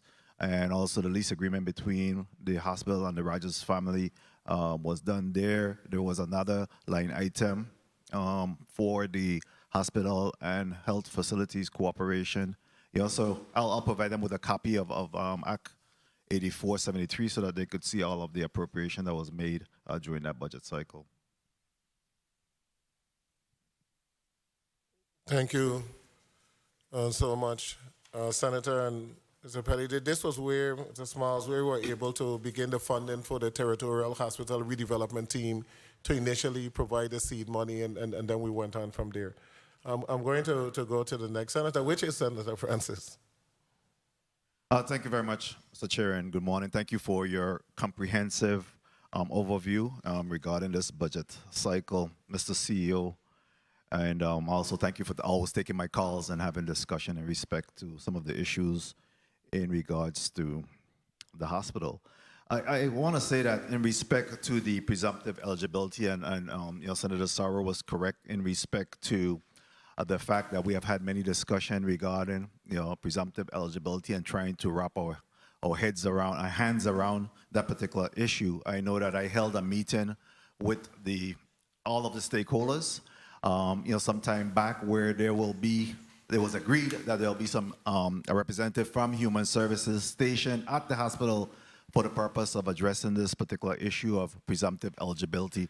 That person will be tasked with following through to make sure that the necessary documentation would have been put forth so that we could at least be able to try to make some inroads in respect to uncompensated care. I'm disappointed to hear that that person is no longer available at the hospital, and it's something that we'll have to, again, revisit and be able to address. We cannot continue to bleed $40 million on an annual basis in uncompensated care when there's free money available. All we have to do is do our work to make sure that we're pursuing these individuals and at least close the loop somewhat. So, immediately after this, I'll get on the bullhorn. I'll call the Commissioner of Human Services and really try to find out what's happening in respect to that. Mr. CEO, I didn't hear you make reference to the generator fiasco. And of course, I know this is a budget hearing, But I think it's important that the public understand what transpired with that situation and whether or not there's funding that's required to support your generator operation so that we don't find ourselves in that predicament again. Can you please quickly just address that particular issue? Thank you, Senator Francis. Doug Cook, CEO of JFL. As you know, by code and by a CMS regulation, hospitals are required to have multiple generators as backup, but we're also required to make sure that they're tested on a regular basis. CMS requires that they're tested on a monthly basis. Since the age of our generators are such of concern, we actually are testing ours on a weekly basis, and we have the logs available to show that. What happened last week was an unfortunate set of events where our first generator kicked in for a period of about 5 minutes. And this was obviously during a island-wide outage. The week prior, our generators ran just fine, right? So last week, when our first generator kicked in, there was a malfunction with the fuel pump. Which was not allowing fuel to get to the generator, and then it shut down, which then triggers the second generator to ignite. When the second generator came online, there was a failure of the solenoid, more the electrical side of the generator. And what needed to happen at that point was it needed to be switched into instead of automated mode into manual mode, so we had to flip a switch to make sure that the generator then was able to function, which it did. The team was in, did their assessments, had our service provider come in. By, I think it was 11 p.m. that evening, both generators were, again, operational. Issue is resolved. No need for, and we will continue to monitor them going forward. Very well. Do you have a PR person on staff yet? We do not have a PIO person on staff yet. We have the position posted. I'm screening candidates, but we have not hired anyone yet. It's critical that we make that a priority position. It's critical that we're able to do damage control. Of course, mechanical failures will happen, but the public should really be made aware of what's transpiring so that we can close the loop and do damage control. You know, it's not a good, it's very embarrassing, when these things happen and that there's no, at least, I know that you issued a press release in respect to what transpired, but it's critical that the public is aware of some of these challenges that confront you and how you intend to address those. So please make that position a critical one. Vacancies. How are we with vacancies? I know that you have had some discussion with former employees of JFL. Have you been able to encourage, entice those individuals to rejoin the JFL team? Yeah, thank you, Senator. Doug Cook, CEO. We have been successful at recruiting, and during my testimony, you probably heard the graduate nurse program. So we're very grateful. I think in our testimony, we said that we have onboarded 7 of the 14 recent graduates. I think that number is actually up to 8. So we are making, trying different approaches to bring new staff on board. I'm particularly referencing those individuals that were left for whatever reason or the other. Have you been able to encourage them to come back to JFL? Just to clarify your question, I'm sorry. People that left JFL, whether it's because of vaccination, because of poor working conditions, because of employment challenges, they left the hospital, quit, and went to other agencies. I know that you have been meeting with some of those. Have you been able to attract or encourage anybody to come back on board? Well, definitely encouraging, Senator. The one way that's going to bring people back to JFL that have previously left is word of mouth. They need to see that things are changing. They need to see that they can be part of a valued effort to improve healthcare for our community. So I am encouraging and meeting with people offline, in my office, et cetera, whoever wants to rejoin JFL. That believes in what we're trying to accomplish. We are definitely working towards that process. Okay, real quickly, litigation issues is there in this budget cycle? Have you indicated what is your pending litigations for whatever reason? Any judgments? Anything that needs to be funded to be able to make JFL whole? Yeah, I will yield to our legal counsel, Patricia Welcome, related to any litigation. Time. Good morning again. This is Patricia Welcome, Legal Counsel. I'm not in a position right now to discuss pending litigation, but I am aware that there are matters. I'm not asking for pending litigation. I'm asking for the costs associated, the funding, or whatever, to make whatever judgment may have been issued, to at least make those individuals on JFL whole so that you don't continue to have those on your books. Attorney Welcome. Senator, thank you. What I wanted to say is that we are aware of certain matters that either an arbitrator or court has ordered. We're putting that information together. Again, there was a transition gap, and I brought certain things to the attention of the territorial board, and we will get that information to you in short order. Very well. Thank you for asking. Yes, thank you. Mr. Chair, if I could just wrap up with two quick questions real quick. In regards to GRS payments, is there any pending issues in regards to GFL payments? to GRS payments? Where are we with that? Thank you, Senator Francis, for the question. I have written to GERS Executive Director and have requested an appointment with one of his senior staffers so that I can sit with them and reconcile a lump sum of money which evidently was paid by Wang Lui and has not trickled down to individual accounts. So we should be getting that settled in short order. I wrote to the Executive Director. Very well. And just for your information, I got a text this morning in regards to a pending $2,000 payment for GRS, where an employee that had been retired after doing 30+ years is just awaiting payment so that they could start to collect their annuity. It's unconscionable and unacceptable for JFL not to be able to be responsive to those individuals while they sit and wait after performing 30 years of government service. It's unfair. And, we really need to address that. At the very least, respond to their calls and let them know what's happening. Senator, I respond to every call, and I have a note of date and time and every employee that I have spoken to, because I waited 2.5 years to get my own. So I know the urgency for the staff. This is why I insist we need to reconcile. If not, what happened with me will happen with them. JFL will pay twice and will not be reimbursed. Very well. Cannot be reimbursed. Thank you very much. I'll provide you with the name after this so that at least I make sure that it happens. Thank you, Senator. Again, Mr. Chair, thank you very much for the time. Point of information, Senator DeGraff. Actually, a point of inquiry. I just asked about if you owe the 1.1 million to GRS. You said no. We talking about something different? No, that's correct, That's Senator. a different question. Different question. Okay. Yes, sir. Yes, Senator.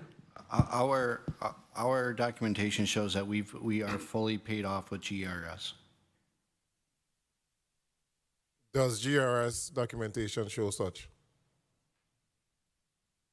Senator Viale, what happened with GERS is that they have two systems running concurrent, and this was told to me by an employee who was willing to sit with me in the month of June.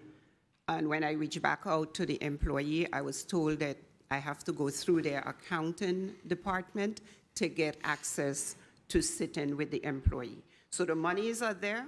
They just have not trickled down or are in the process of trickling down. But I need to meet with them to find out who they have of record and who they do not. But prior to me, the monies were paid to GERS. What was the amount? I don't have that figure right in front of me, Senator. I'm thinking that we also appropriated those monies to be able to help those employees. If there's a current employee that has retired, did you submit the name to the government employee retirement system to draw down from the, because we have over $1 million that they have there, so you could send in and draw down from what you have there to make the employee whole, because that was a part of it. The GRS system have said that they received the monies, but they don't know which employees the monies are going to. Mm-hmm. So it's a job of the hospital to say, these are the employees that have outstanding payments, these are the monies we submitted, we need to make those employees whole. Have you submitted any documentation for that employee to draw down from the lump sum amount that we have? I will let HR speak to that because those NOPAs, they call them termination NOPAs, but the last NOPA goes retirement from NOPA. HR. Sorry? Retirement NOPA. Yeah. Uh-huh. Good afternoon, Terry Lynch, Acting Chief of Human Resources, JFL. In response to the question, once a current employee is separated from the organization for any reason, their separation NOPA, their resignation NOPA, or the exit NOPA is submitted to GRS. Okay, so when the NOPA is submitted to GRS, GRS sends you back documentation stating that employee X has X amount of money outstanding in employer contribution, and they will let the employee know how much they have outstanding in employee contribution. Have you remitted what is outstanding? The senator said $2,000, it seemed like. Have you remitted what is outstanding in document form to GRS that this is, we want you to draw down this money from the lump sum that we gave you? So on the HR side, you're correct with the process. There is an exchange between a confirmation between GRS and JFL once the NOPA is submitted. But I will piggyback on what Ms. Javois was saying. The money from JFL has gone to GRS, but the feedback is the reconciliation that needs to take place. Okay, and I understand that, but you can't wait to reconcile 300-400 employees, some who are still presently working at GRS, but we didn't pay their monies back in 2004 or 2005. You must come up with a process to deal with those who retire now. We have the lump sum, so the first set of individuals that we need to take care of are those who retire now or those who are going to be eligible for retirement within the next year or two. They have the money. This isn't a money issue. This is just a documentation issue on saying that I need to pull it down. So I'm recommending everyone that retire, find out what is the outstanding employer contribution, and tell GRS to pull it down from the lump sum money that we gave them over a year ago, over a year and a half ago. That is growing interest. Let's move Taken on. under advisement. Senator James, you recognize. Thank you, Mr. Chair, for the time. Thank you, testifiers, for being here. I see in the post-audit report where we have a director of security and a hospital law enforcement supervisor. And I see we have a long list of individuals who serve as JFL police, law enforcement officers, and security guards within JFL. So briefly, someone could just tell me, I guess the CEO, as far as resources needed to beef up the security for JFL, do you need any additional resources from this body, or are you good? Thank you, Senator. Doug Cook, CEO for JFL. We take security of our Do campus. you need additional resources? Not in my determination right now. We are fully staffed in that area. So without mentioning the situation, ever since that incident, have you been able to reevaluate and make sure that we have proper cameras in blind spots, whatever the cases may be, to make sure we beef up security at JFL, yes or no? Yes. So you don't need any additional resources from this body?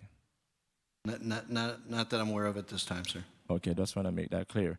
All right, and then as far as your testimony, I should say to Mr. Smalls, he made mention of thanking the Office of Management and Budget for the additional $500,000. But I just want you to go a little more in details as far as you mentioned supplies and resources. Can you give us some specifics there as far as how you're going to spend those funds? Good morning, Senator. Excuse me. Basically, how the disaster recovery works, it comes out of what's called management costs. So in other words, each time one of our projects comes online, 5% of that project goes in to pay, let's say, the salaries of the Territorial Hospital Redevelopment Team. What has happened, we've only had one major project obligated to date.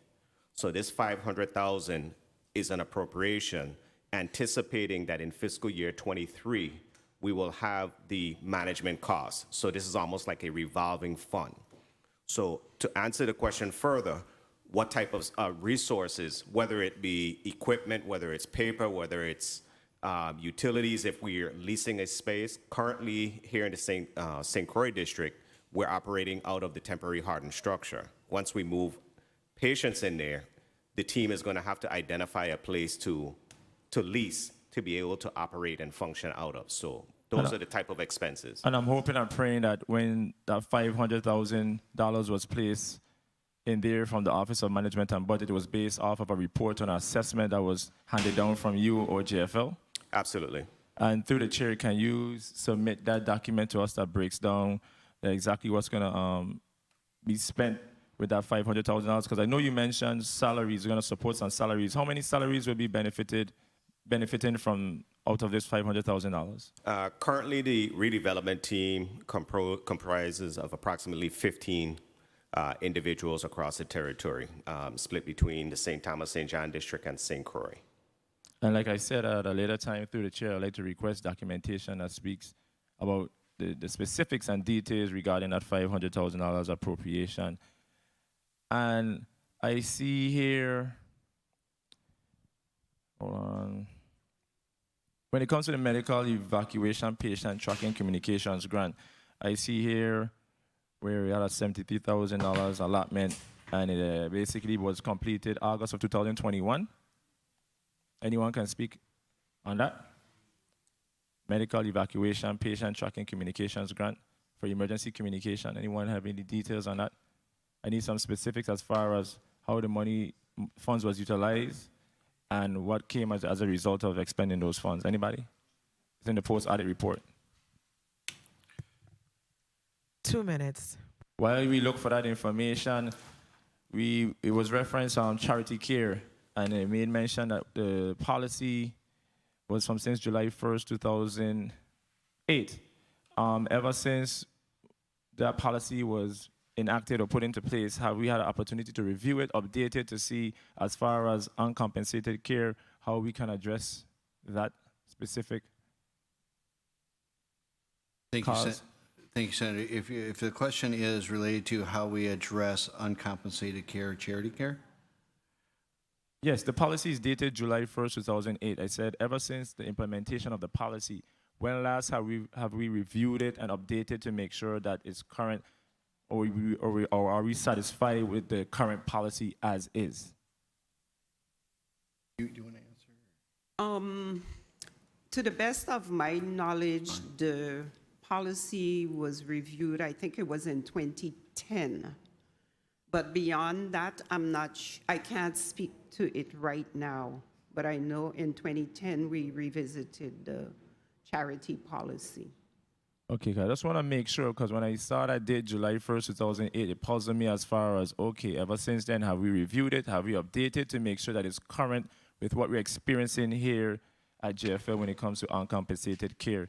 As you know, that is a big issue in the U.S. Virgin Islands. And as far as my previous question, anyone was able to get that information when it comes to the grant?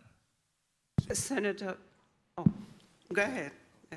Hey, Greg Bryant, CIO. I believe you're talking about JPATS, which is a software used for medical evacuation. That software is live and working and was handled by a former security officer, but I have someone in my department, MIS, who is trained on it. It is used for, in disaster scenarios, if there's a storm, we need to evacuate patients to other locations. We can track those patients in real time anywhere in the country.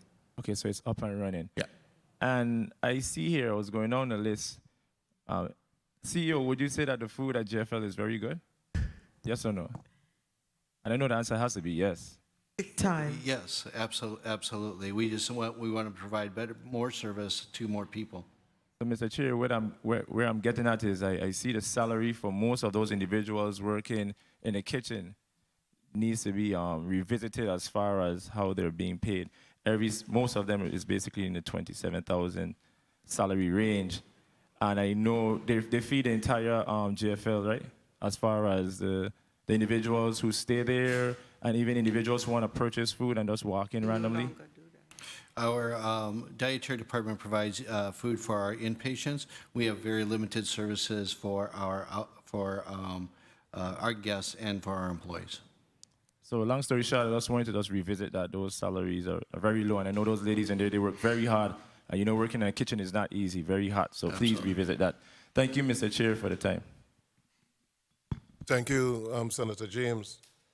In reference to your vendors in the post-audit report on page 8, 9, and 10,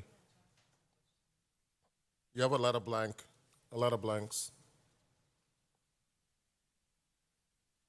You have the vendor name, the type of service, but no amount. Some of the contracts are from 2020. Senator, are you addressing accounts payable or the contract listing? Contract listing. Refer to Attorney Welcome.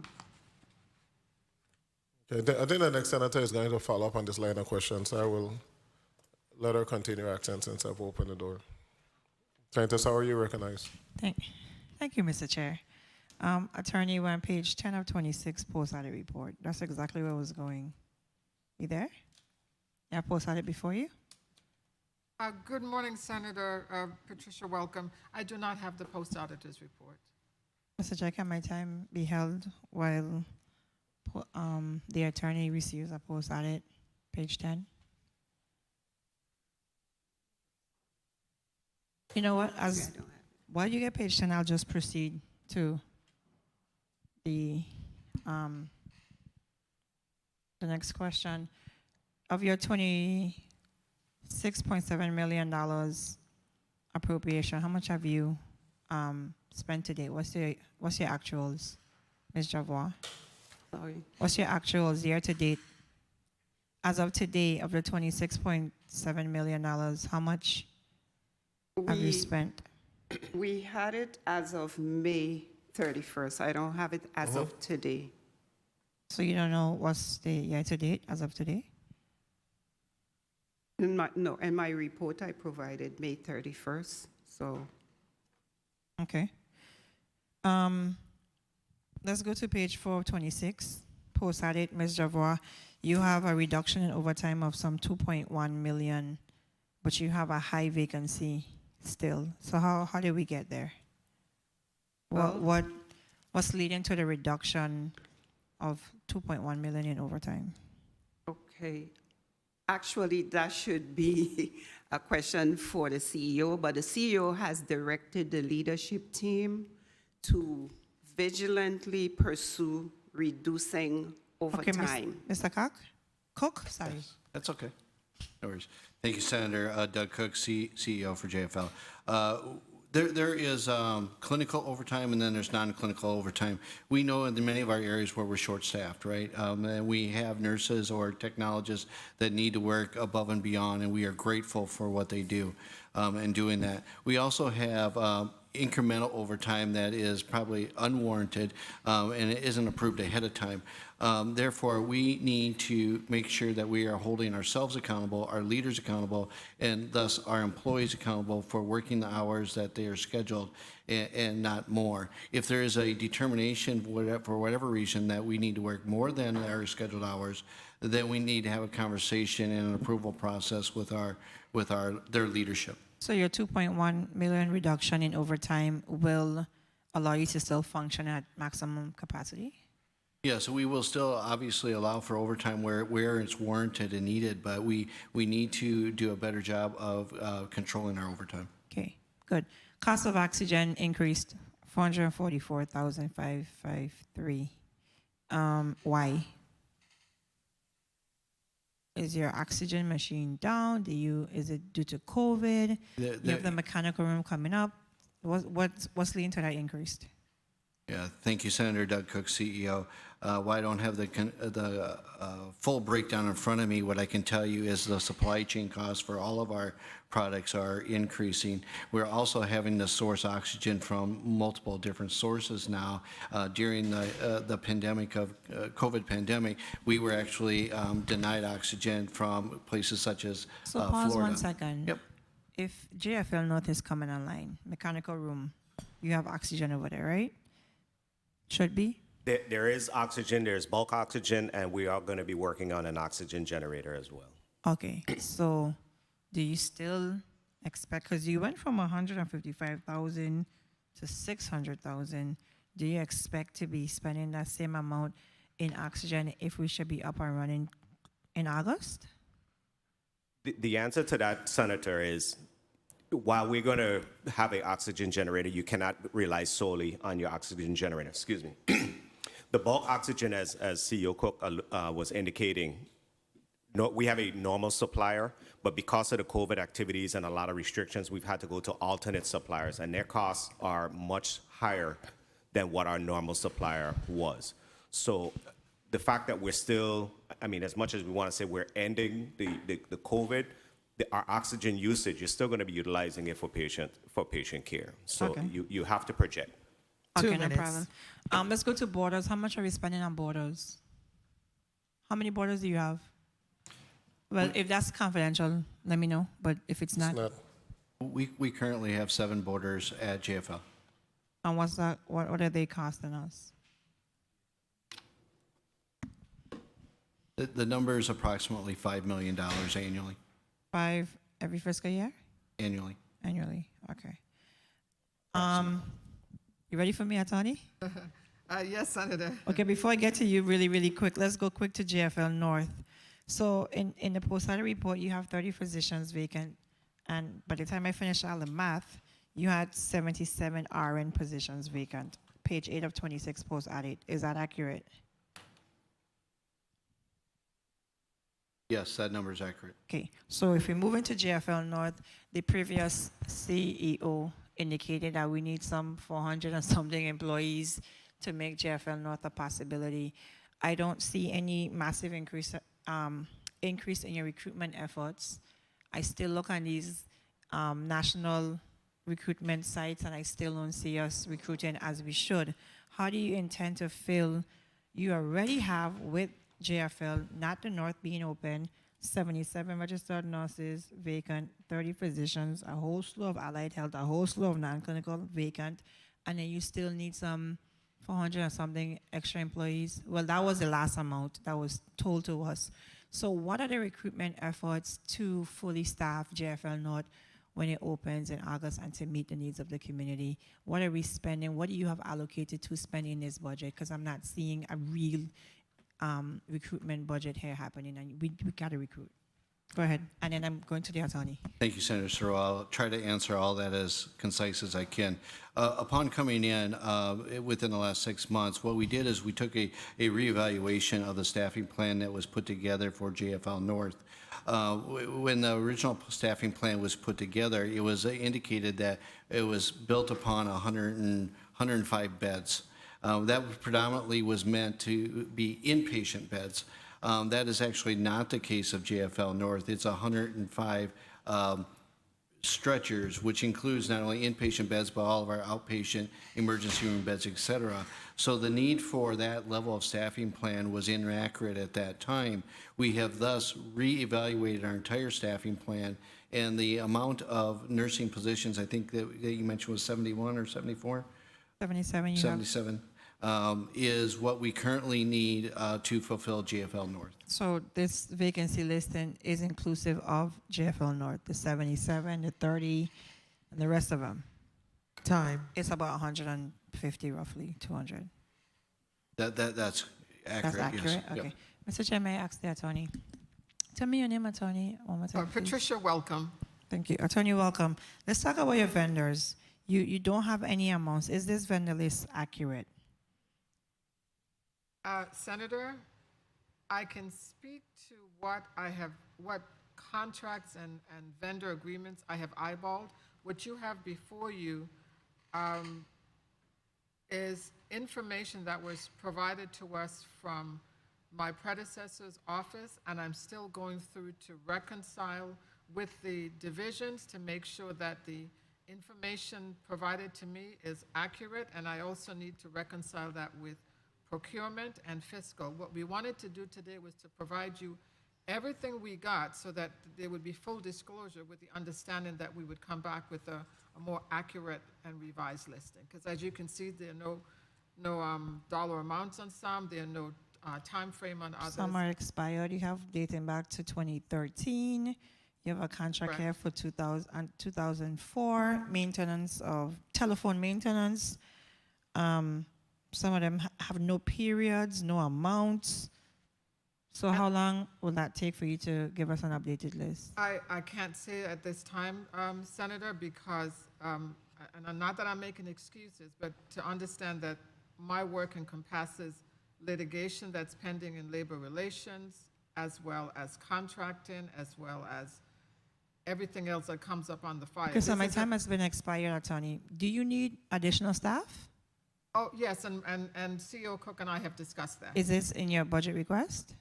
I can't say there's a line item, but I know that it's a matter that we've discussed. I've run out of time a long time ago, so Mr. Chair, thank you for the latitude, and I guess you can follow up. Thank you, Senator Saru. So the borders are a major part of the uncompensated care.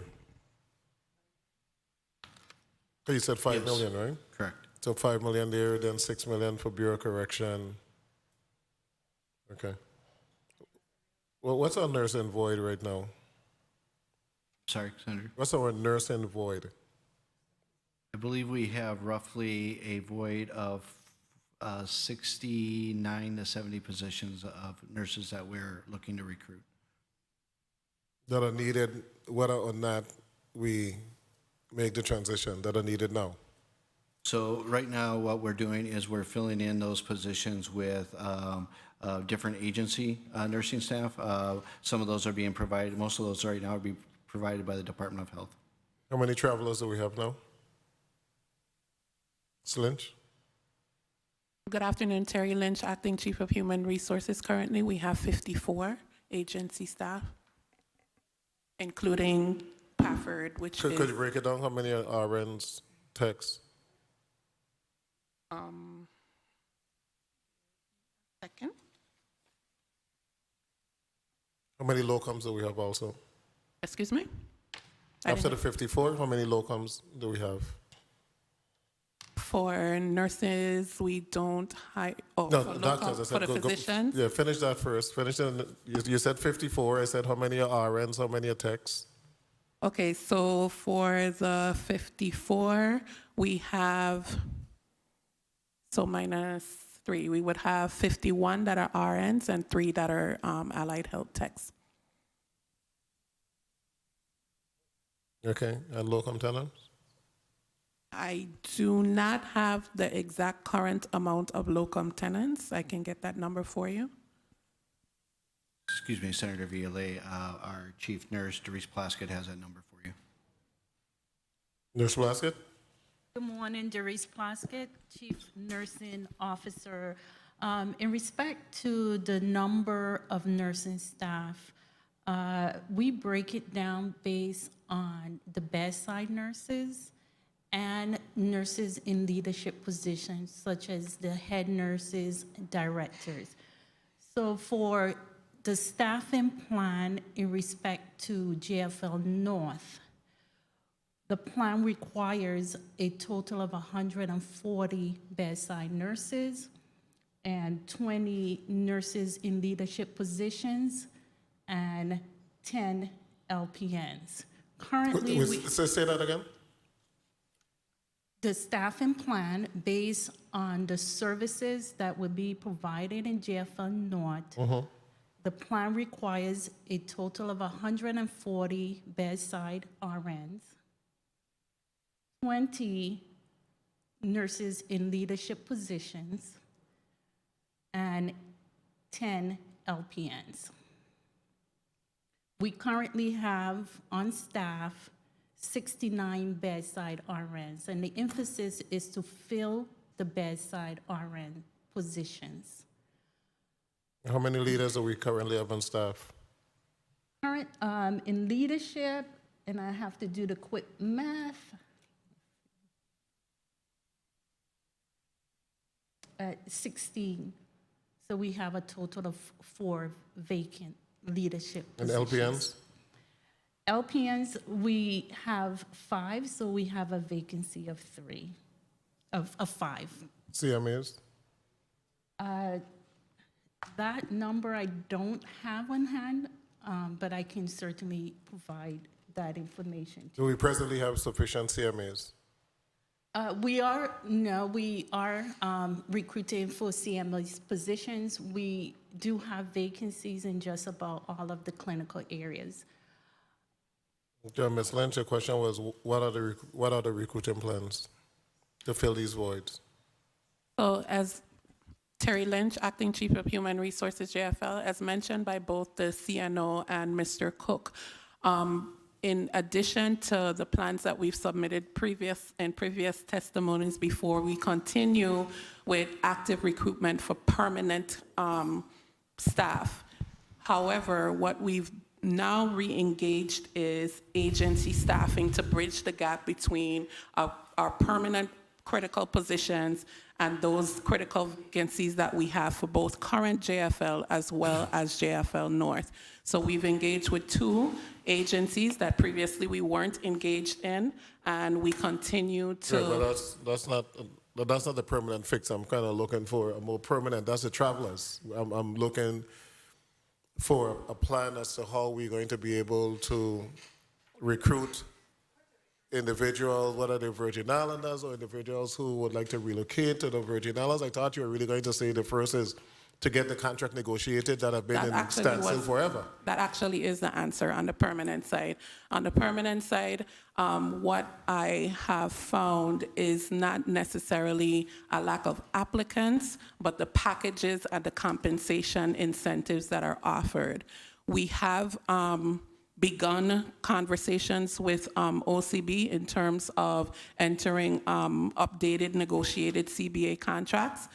We haven't gotten any dates, but we have prioritized the bargaining units, and the nursing units are the first CBAs that are being pursued through OCB and both hospitals, JFL and Schneider. The workforce development projects that we have initiated, the graduate nurse program, the surgical tech program. In the queue, we do have a program for our maintenance department in collaboration with the Department of Labor. So workforce development, compensation packages, and providing a workplace that is amenable to new employees. I'm coming to you right now, and then I'm going to go to Senator Gittins. We're getting 100% reimbursement for the traveling nurses, correct? Before June 30th. Before June 30th. What is it now, 90%? To the best of my No. Senator, to the best of my knowledge, that hasn't changed yet. I heard conversations about it being changed, but I haven't seen it come to my office. So It expired June 30th. And Department of Health was supposed to be having discussion with all of the entities that have travelers as to the new cost year. So there was an extension? And the extension was given until when? 30 days, July 31st, and they're looking to extend it past that, but at this point, it's through July 31st. So we have an extension until July 31st. So, yes. Yes. Speaking to the mic. Sorry. Yes. Yes. Okay, but for the next fiscal year, have there been any idea of what it's going to take to make sure that we have nurses in the hospital? If there's a 10% match, or have any numbers been figured into next fiscal year budget? And the extension will eventually run out, correct?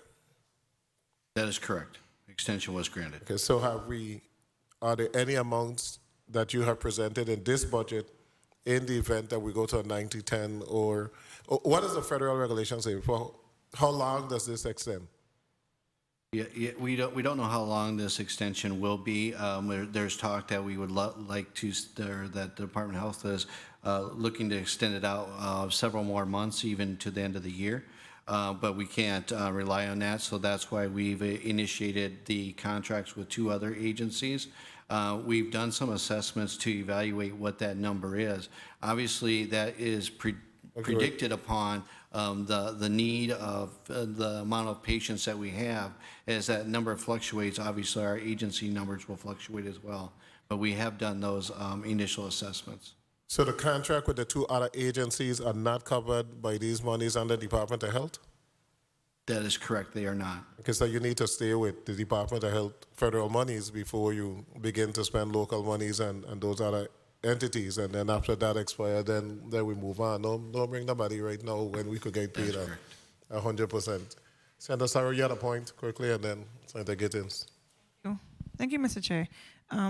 Beside the aforementioned that was discussed on the whole contracting and negotiations and execution of that, how are you interfacing with the Department of Health on recruitment efforts like the loan repayment program, the fast track system that allowed us to recruit physicians, and even the visa program?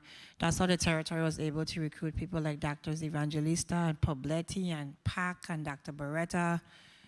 So there are more ways to recruit than just the union negotiations. Where was that? No, I was Dr. Beretta was my doctor. What do you mean? So and we had some really good doctors that came to this territory. They cared, they were compassionate. I could speak for the Filipino doctor I had my whole life. What does that look like? And you didn't give me an amount on recruitment. So when I'm a maternal child fellow and NCSL, and a lot of states were heavy on the loan repayment program for physicians, and that's how a lot of states that are in rural areas were able to recruit physicians. And I'm not gleaning that from you. You're not saying that we're talking to health.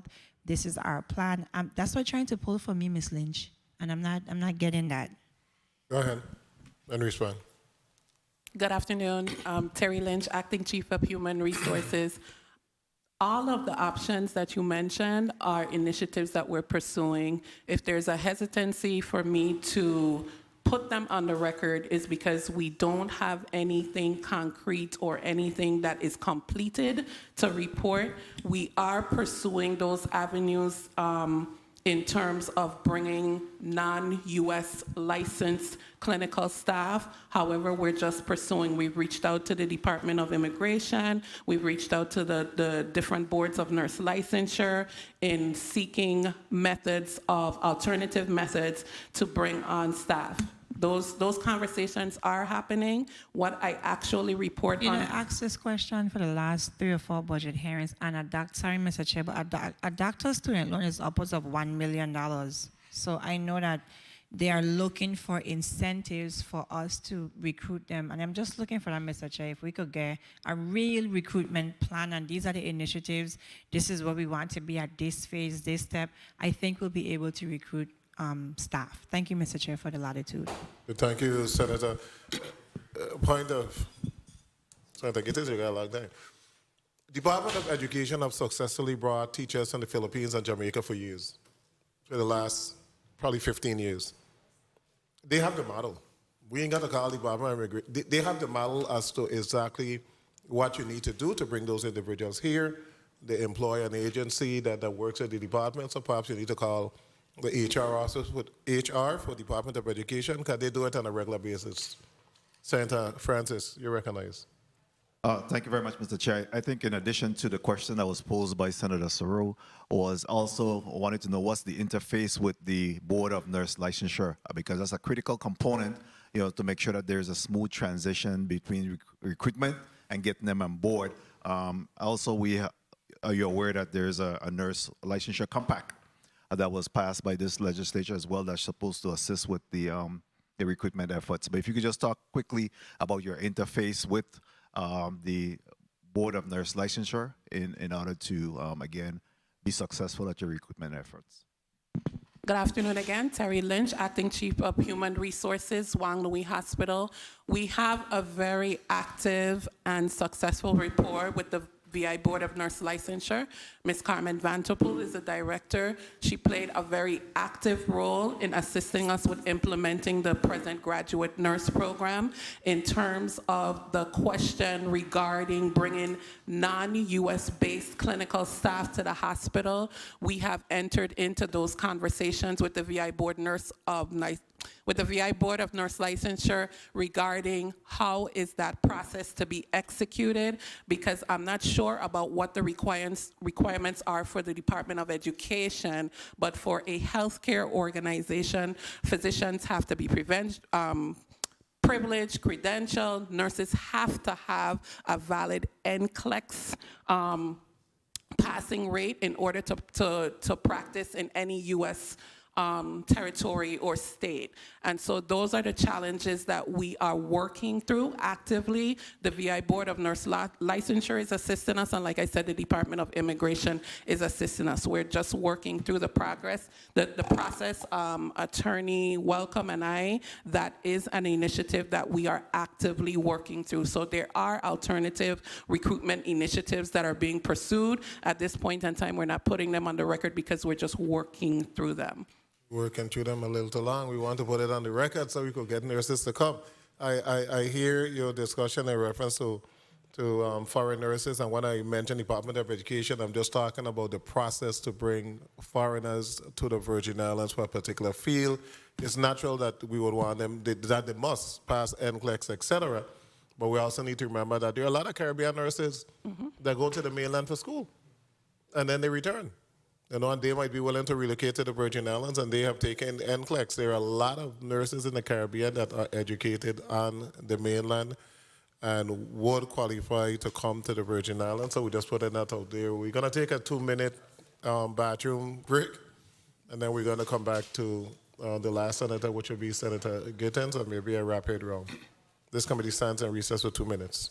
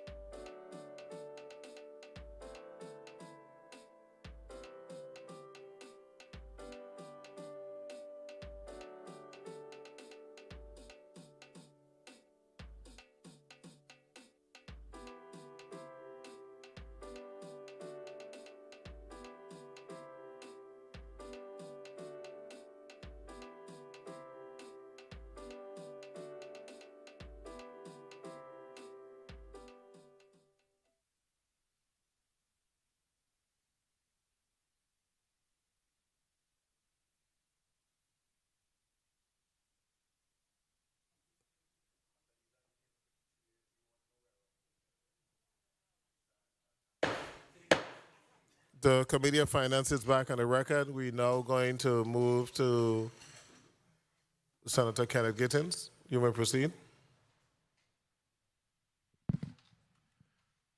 Thank you, Mr. Chair. It's 4 minutes before 12, so I'll say good morning again to all. I was a little concerned when I walked in here earlier and saw the dress code of the testifiers and was wondering, I'm seeing all black and gray, and I got a little concerned, I must say. But Mr. CEO, yeah, let me make sure. You guys are not mourning, are you? No. Okay. Mr. CEO, let me welcome you again. I know that you're fairly new on the job, and I don't expect for things to happen overnight. And I want to publicly say on record that I thank you for your responsiveness to my calls and text messages whenever there's a concern at the St. Croix Hospital. And let me also thank you for being on the ground last week when we experienced that outage. And that after I got those calls and I called you immediately, I was glad to know that you're not home and trying to get things done, but you were actually on the ground trying to get things up and running. But I must note to the whole team that this is to never, ever happen again. There is absolutely no excuse for this to happen again. What I want to ask towards that end is how many generators do we have on the property?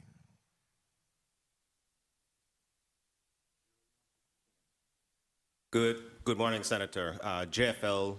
Please note your name and title on the record. Good morning, Senator. Darrell Smalls, Executive Director. Currently, Juan F. Louis Hospital has 2 generators. 2 generators. And as of today, are both generators operable? The answer is yes, Senator. Okay. And I'll leave it there. I will say one more time that this is to never, ever happen again. Now, I'm going to do something a little different here today that I haven't done since about the 31st legislature, but I'm going to start over with Nurse Plaskett and come around to the attorney, and I want each of you to put your name, title, and salary on the record, please. Starting with Nurse Plaskett. Good afternoon, Doris Plaskett, Chief Nursing Officer, $170,000. Good afternoon, Greg Bryant, Chief Information Officer, $130,000. Say that again. $130,000. Darrell Smalls, Executive Director, $190,000. Doug Cook, Chief Executive Officer, $300,000. Rosalie Javois, Interim Executive Vice President of Finance, 143. 143. So,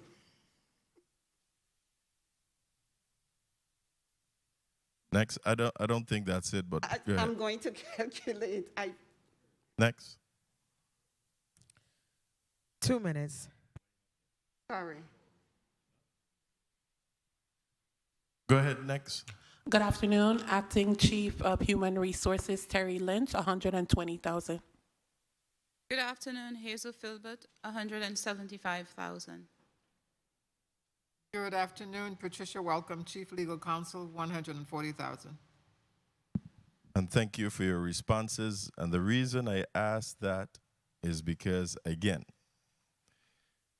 with paying out more than $1.2 million in just You guys sitting here before our salaries, there is no excuse for the lack of documentation, functionality, or transparency within the institution. As we sit here to discuss this budget hearing, it is like heartbreaking to hear of the lack of documentation, especially when it comes to our finances and receiving monies, etc. And no indictment on the interim vice president as she returned out retirement to try to assist us. But I want everyone to know that documentation is key and that, again, continuity of government is critical. Mr. CEO, you represented a budget here today.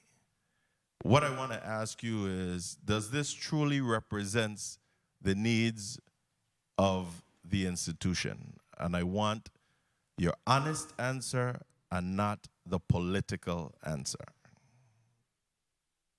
Thank you, Senator Gittens. Doug Cook, CEO of JFL.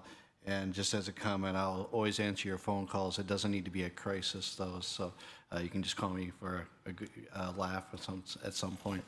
Whenever I have a joke, I will call you Please, as well. please do. You know that JFL has more needs than our budget can allow. And respectfully, we work within the confines of our budget. We're required to, as Mr. just CEO, as any can I organization just ask you needs to do so. Can I ask you to stop there a second? I truly just want to get to the point. Let's save all the other fluff. Does this represent the needs of your institution? You can have an opportunity to explain later, but Time. does this represent the needs of the institution? Senator Gittens, again, I've been here for 6 months, and we are making every effort to address all issues within the confines of the organization for the period of time we need until we move to JFL North. So we are putting forward a budget that allows for us to continue to maintain. We need to continue to improve our budget that allows for us to do more with less. I'm trying to help you here. You're not making my job easier at all. This cannot be a true representation of your needs. And I was hoping that you would just tell us here sitting whether or not this truly represents the needs of the institution. I am certain that you have a lot of needs, and what's before us is totally insufficient.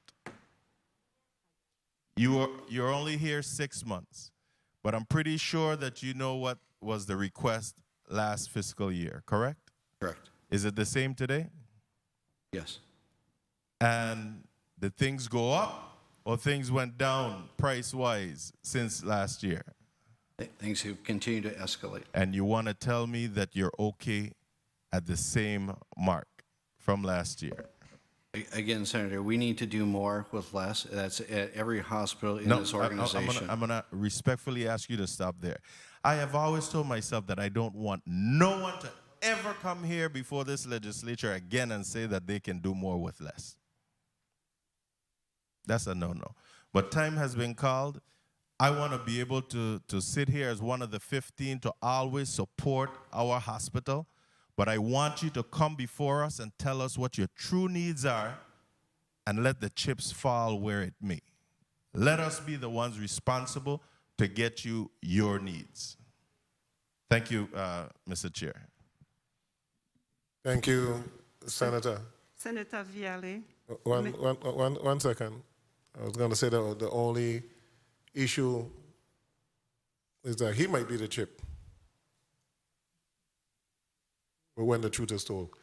So during the markup process, we do have an opportunity to go up or go down. So we're able at that particular time to get in contact with individuals, and then we can make a decision as to what we're going to do. CFO Yes. Francois. Through the chair, Senator Gittens, my salary is actually $130,000. You always negotiating up and down. We ended up at $130,000. Okay, thank you so much. Anesthesiologist, Ms. Lynch, we only have one. What's the plan?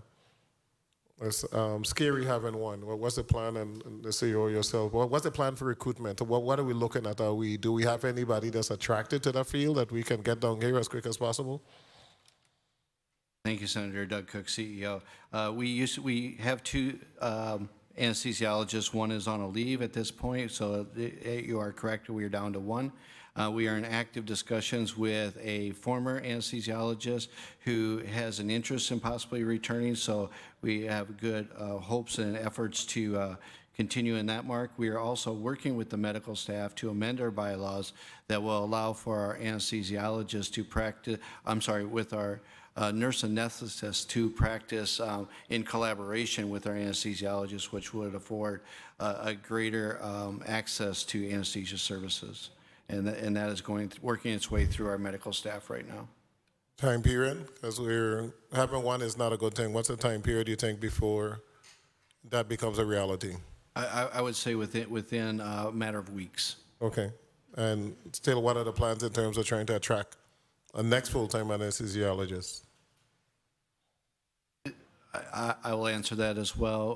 The recruitment of anesthesiology, as well as all of our physician lies, with the office of our medical director, Dr. Cintron, who is unfortunately not with us today due to scheduling conflict with patient care. But we are actively recruiting other anesthesiologists. Okay, that needs to be a very, very, very aggressive recruitment.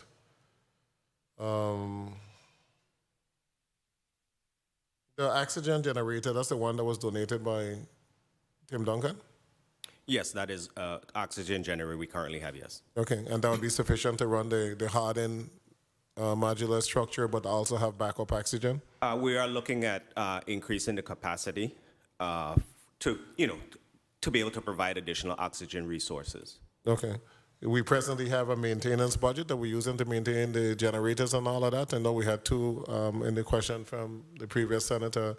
We had a double failure. I think the outage lasted some 24 minutes. I think the whole island was literally counting the minutes because we were really scared at that time as to whether or not we would lose any patients. What have we done to make sure that we have the redundancy and this doesn't happen again? I'll refer to Chief Operating Hazel Filbert to answer that question, who's over that area. Good afternoon. I'm Hazel Filbert, Chief Operating Officer. So in terms of the incident that occurred on July 7th, we have to continue with the ongoing repairs and maintenance that's needed on our generators. So what I mean by that is we had a failure. We looked at all of our records. We've actually been doing a lot more generator tests than we need to in terms of what the code requires. So our facilities director has identified some additional replacement parts to actually put onto one of the generators. We also have a scheduled meeting coming up next week with some community key stakeholders to be able to look at our existing generator sets here at the institution and to see what additional redundancies that additional resources that we can actually put on to be able to make sure that this incident never happens again. So somebody was brought in to look at those units? So Since we had that lapse, has somebody been brought in to determine as to whether or not that would occur again? Have we brought in a generator expert to do a full evaluation of those systems? Yes, so if I may continue, Senator. That's a yes or a no? Yes, we had someone on site on the evening when that No. occurred. Have we brought in somebody on site being somebody that works at the hospital? No, there's an existing relationship with a vendor, with Quality Electric, that actually works with our facilities department. They did a lot of work to overhaul one of the generator sets, generator number 2, and continue to support us with that. So Quality Electric have given you an assessment as to what you need? Yes, and we can follow up in terms of the report needed, but what happened was that the generator set was fixed in real time. that evening, in light of the outage that occurred, there was actually hands on deck to be able to address all the needs. Yes. So I'm going since that evening. They gave you an assessment of what we need to make sure that the generator works.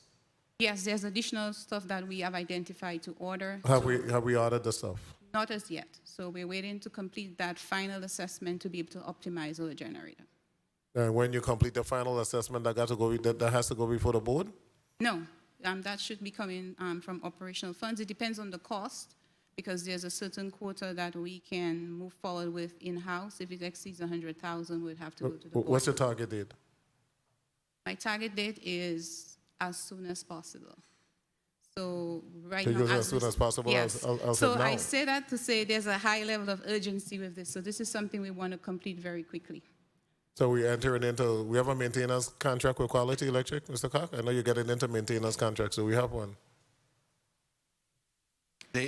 Quality Electric, I can't answer if we have a maintenance contract with Quality Electric. They are our Or do we have a maintenance contract for the generators? They are our preferred vendor they are the vendor for our generators, so they do all the work on them. So do we have a maintenance contract with them to come and inspect those units? And I'm asking all of this. I mean, it has to do with money, but we could have lose patients in that 20 minutes. That's the craziest thing that ever happened for your hospital to be without current for 20 minutes. We need to make sure electricity for 20 minutes. We need to make sure it never happens again. So whatever needs to be done, it needs to be expedited. If they give a list of whatever, and they say that this is what is going to make the unit work, we need to make sure that it is done now, because we don't want that to ever happen again. Thank God we don't have anybody on ventilators or none of the above. But we need to make sure it doesn't happen again. Yeah. And to answer the point, we do not have a contract with Quality Electric, but we have an existing relationship with them. Any work that's needed, they show up. Okay, so can we move from a relationship to a contract so we can maintain? I think you did the same thing with the CT scans, did you not? Yes. We have a contract now to maintain the CT scan, right? Yes. Because we don't need it to go down, and then you have to put somebody in an ambulance and carry them down to a private facility. We need contracts for all of these different areas. If it requires that this body need to appropriate a little bit more money to make sure that our generators are working and we have maintenance contracts and those equipment, we need it. It's going to save lives. So we can't, healthcare is so important, we can't cut corners. The cardiac center, do we still have patients in the cardiac center? Yes, we do. So the plan is when we transition in August that the cardiac center is then going to become available again? Yes, the plan is that when we open JFL North and transition the inpatients out of that unit, we will then re-engage to reestablish cardiac services for the VICC. Okay, now this is 5 years out, so we're going to need a whole maintenance or evaluation of the equipment that's in there, et cetera? Absolutely. Has that been factored in? Yes. Into this budget? Not replacement, but the initial evaluation of that equipment. Okay, and we're trying to get an intervention cardiologist? Interventional cardiologist is needed. We are in discussions, and again, I'll point back to the chief medical officer. That recruitment lies with them. He's indicated that he is in active discussion. Okay, and if you're able to reopen a cardiac center and get an interventional cardiologist, we save how much money?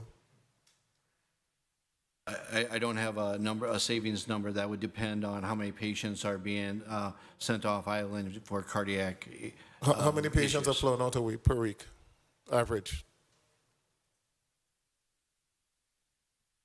Nurse Placid? Per week, I can give you on an annual basis. No, that's so far out. On average per week. Okay, give me the annual.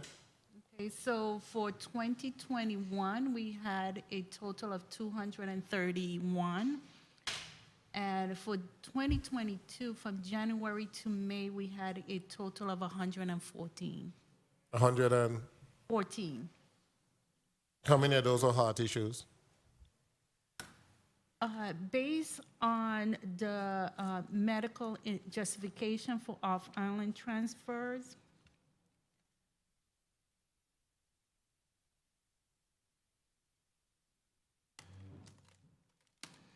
I'll let you look off for my that. head, I would say it is normally trauma, neuro, cardiac. Okay, so there's a large percentage. Yes. Okay, so Those are the top three. it's a getting a cardiac center reopened and getting an interventional cardiologist will save the hospital a tremendous amount of money. Yes. Okay. IT, your discussions with health, what's the position? Health Information Services and the government house, Ms. Francis. What's the discussion? That there's going to be funding for the Meditech? You're gonna get ARPA funds to expand your. What have you discussed thus far? Oh yeah, Greg Bryant, CIO, Juan Louis. The discussion was ARPA funds to be available. She's had discussions, I believe, with herself and with the governor himself for those funds for both hospitals. That's where that $4 million number came. That was the first time I heard about it last week, and I know we discussed that to see where that was appropriated. The bill that we talked about earlier, that money was used, and we have used it for the hardware, which we do have in-house and is ready to go, and the licensing for Meditech itself. So through the discussion with Government House, you expect to get the monies for the Meditech system in short order? That is my hope, and I am optimistic for that. But I'm one of those that will believe it when it's there. But every avenue is opening. The Meditech system will allow you to do what? Increase collections? Yes, increase collections, increase patient flow. It will allow physicians to order faster. It allows electronic prescriptions. So instead of writing prescriptions, we can send them securely to any pharmacy at the patient's choosing. We can chart at the bedside faster. The patients can check in online. They can view their records online. They can pay their bill online. So mathematically, increase collections by what? 10, 15, 20%? In my time, in times past, and where I've worked in systems that are fully optimized, you could probably see a 20 to 30%. 20 to 30% increase in collection? Yes, because the collections are streamlined. That's good enough for me. I'm happy to hear the number. Sorry. How much are we collecting now? Collections. What you said, 40 million this year? 40 million? How much you collected this year? You made that one sound like net collections, 40.5. That was almost right. So 20% is 8 million. 30% is 12 million. To spend $2 million in ARPA funds, we have the possibility of collecting $8 million more for the hospital. We gave $1.9 million to a nonprofit to run something awareness. What is this? Diabetic? Diabetic, but they didn't use that word. We gave $1.9 million to a nonprofit, new nonprofit, diabetes awareness. $1.9 million. We need to give the hospital, both hospitals, $2 million. That might result in us being able to collect 8 to 12 million at both hospitals more, which would be 16 to $24 million more, but the hospitals can't get the ARPA funding yet. We gave $1 million for a dialysis center, a private dialysis center. Your trailer need to move. You have 42 patients. You have an agreement with a dialysis center that literally has been breached. And we're giving monies to private entities. But the hospital wasn't given any monies to be able to provide dialysis care for individuals on the island of St. Croix. And my issue with having it all privatized, we have undocumented immigrants that have been in the Virgin Islands and need dialysis care and will be refused by private institutions, and they go to the hospital and they don't qualify for Medicare. Is that correct? That is correct, Senator. And they must be taken care of someplace. EMTALA. And that is why it's important for the hospital to always have a small dialysis unit. You give it to a private entity to compete against a private entity that you have received $0. Something is wrong with this whole scenario. I'm going to Dundee because Freddie said Health Center is coming next, and they only get $2.2 million we gave last year, but we gave a private entity $1.9 million. So we're going to see how this whole thing is going to pan out as to what we're going to do to take care of those healthcare entities that are providing service on a regular basis to the people of the Virgin Islands, but can't get $2 million for Meditech. But we could give 1.9 million. Something is wrong with that narrative. Senator? You got to comment. Okay. You're good. I just wanted to finish up a conversation that was opened up by Senator Gittens. Senator Gittens opened about 5 conversations. No, the one that is key to me. Okay, you Yeah. close it out. Okay, so that had to do with the budget that we presented, the conservative budget.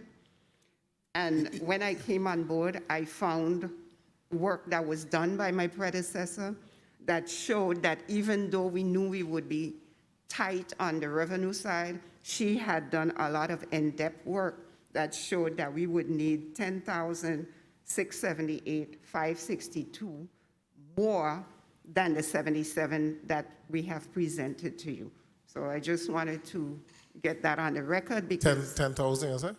10 million. Oh, that was like 10,000. 672,562 was the exact figure difference. Okay. Thank you for that opportunity. Colleagues, one follow-up question. Not from me, from everybody. Oh, Senator Carrion, you're here. You ready? You're the last one. Senator Blyden asks a follow-up question while Senator Carrion is ready. Thank you, Mr. Chair. And it's not a follow-up, but it's a comment. And I'm happy she mentioned that because based on the testimonies thus far and the responses, it is clear and plain to see that that amount is not sufficient, especially knowing the amount of vacancies that's in the at the hospital. And I wanted to know if they were 100% funded. First of all, I forgot to ask that question. Out of vacancy, the 100% funded?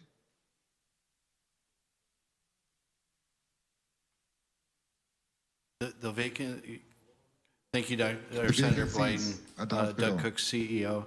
The vacancies, yes, they are accounted for in our operational budget. At 100%? Yes.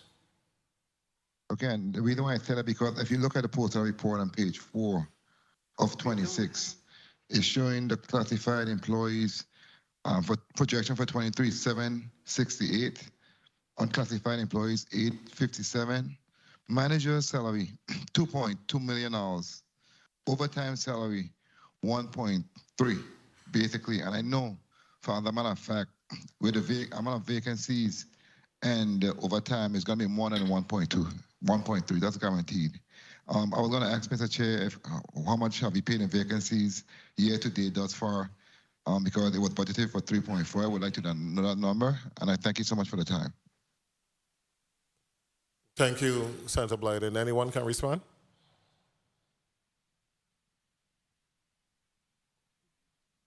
Knowing that we have ongoing vacancies, we are not going to be able to, it's customary that you're not going to fill all your vacancies, thus you're not going to fulfill that entire budget needs. So you have to appreciate there's an estimate given there related to how many vacancies you're adequately going to be able to fill throughout the year. Thank you so much, Senator DeGraff. You have a question? Mr. Chair, he did not answer the question. I asked how much amount have they paid for overtime year to date? That was the question. Okay, no problem. What's your overtime payment year to date? Ms. Francois.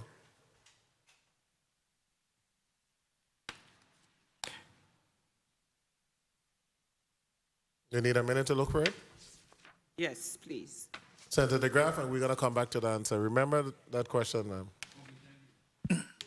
Thank you, Mr. Chair. I see there's an acting chief of human resources. You have another one, or?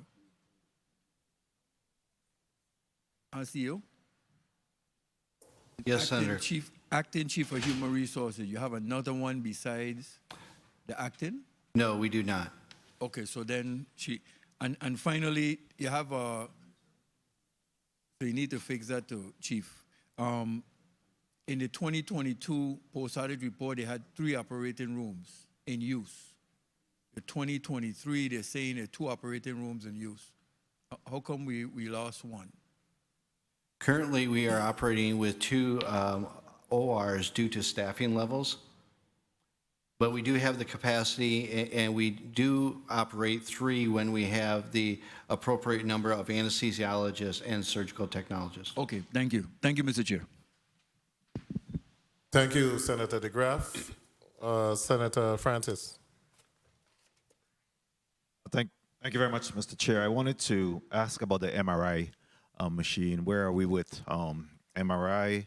Is there any funding requests in respect to being able to get our own MRI at the JFL?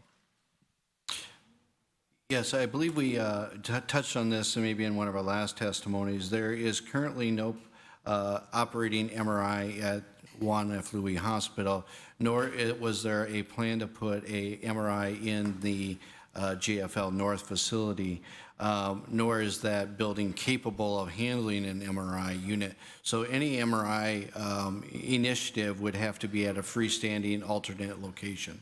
Is there any discussion about trying to secure such a facility for JFL?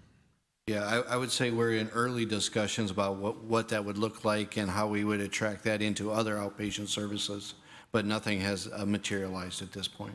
I'm interested in having be a part of that discussion, especially if it needs finances to support it. Yes, sir. Okay. JFL North, I think that I want to make sure that we're leaving today's budget hearing with be able to provide some reassurance to this community in respect to JFL North. Mr. Smalls, I heard, Commissioner Smalls. So we are 60% completed, and we're expecting that we'll be fully 100% or at least close to 100% completed and be able to implement our transitional plan in August. Senator, that is correct. As I mentioned, you will still see construction activities ongoing. However, the ability to treat and care for patients in JFL North will be underway at JFL North. That is wonderful news. Again, I will continue to pray and keep my fingers crossed that happens because, we know of the importance of being able to get our JFL North and getting a suitable hospital facility up and running here in the District of St. Croix. So is the transitional plan already starting to take hold in terms of making sure that you're briefing, individuals and who will be responsible for what, or moving companies? Where are we along the line of transitional plan? We have already implemented various stages of that transition plan. We've conducted several tabletop exercises. We're engaged with the contractor who is going to be assisting with relocating some of the systems from the existing JFL to JFL North.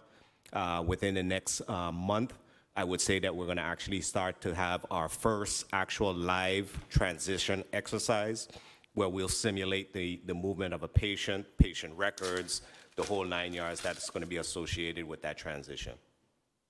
Very well. Thank you. If there's anything good about this whole hearing process today, I think it's really seeing us move towards that transitional plan and getting that up and running. Mr. CEO, I wanted to leave you and ask you, what about this budget that gave you a reason for pause? What keeps you up at night in respect to this budget presentation? If you could just wrap up with that, I'll appreciate it. Thank you, Senator Francis. There is so much that, kept walking in here that we want to do for this community. There are so many services that we are just unable to provide to this community due to either infrastructure or just the limited funds. And that's no different than any other hospital in this country. There's always more that we want to do and that we can do. And I think that's the biggest thing that gives me pause is how do we move, knowing that we're moving into JFL North, we have to be prudent with our funds that we do have, and how do we utilize them now, knowing that we're moving into a temporary hardened structure within a few months. So my biggest thing is how do we invest in what we need to, and right now that's our human resource and our capital, so that we are poised to continue to move JFL forward, not only on an inpatient basis, but on an outpatient basis, is where obviously medical technology has taken us. Thank you so much, Senator James. One question I gave the chair of the Health Hospital Committee some leeway there.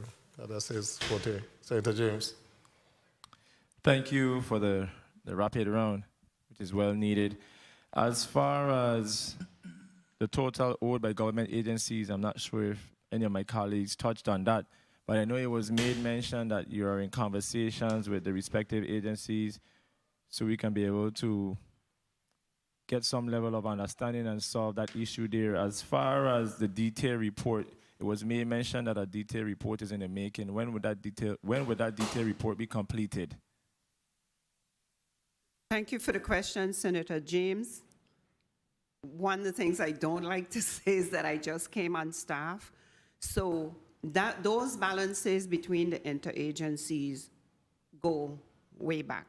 So it really is going to take a concerted effort between the hospital and those agencies to reconcile those numbers where there is absolutely not enough evidence to write them off, and where there are evidence to go either to the central government or come back here to get assistance to settle those clean numbers, if I will.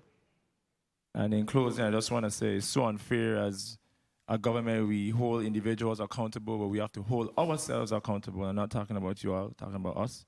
First branch of government and executive branch, to make sure that we make whole of what we are owed, to make sure these individuals have the resources and tools to move forward. So we look forward to that detailed report. So we look forward to some level of transparency, okay? Thank you, Mr. Chair, for that time. Thank you, Senator. Thank you, Senator James. Senator Sarro, a question?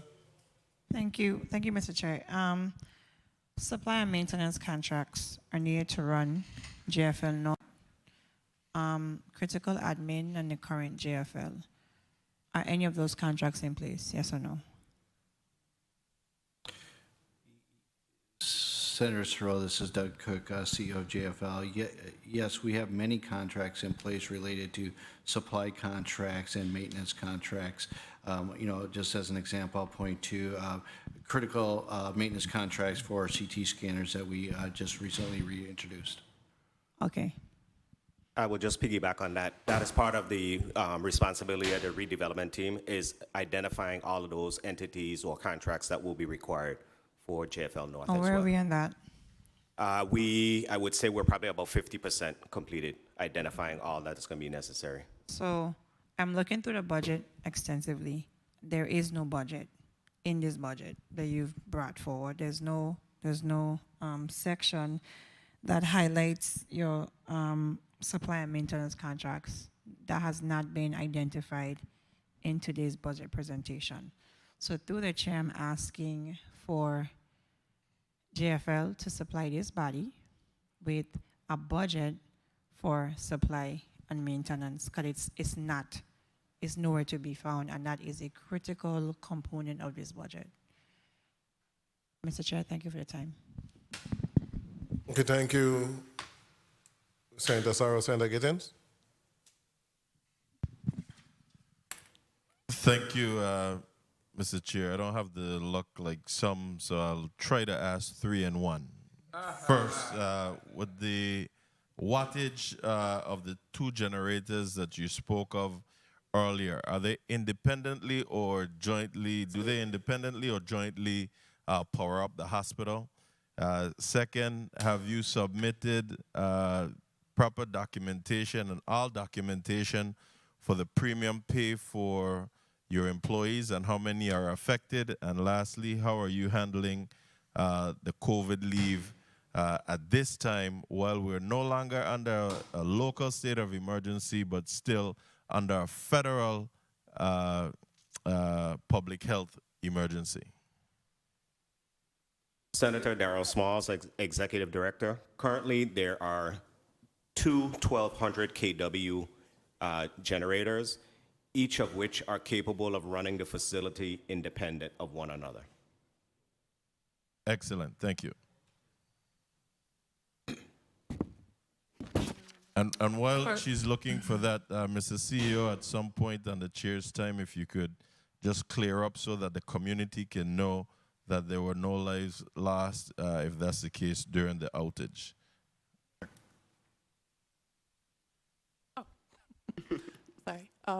Terry Lynch, Acting Chief of Human Resources, JFL, for question number 2. For the premium pay initiative, a total of 606 employees was submitted to OMB. OMB requested W-9s for each employee. 497 W-9s was submitted to OMB. And the 606 represents all employees at JFL? The 606 represents all employees that worked from March 23rd, 2020 to March 31st, 2021, which was the time period submitted by OMB. Thank you so much for that. And the COVID leave, how are you handling? And question number 3, in terms of the COVID leave, the employees, similar to what you said, under the federal law, employees are allowed up to 80 hours for COVID leave.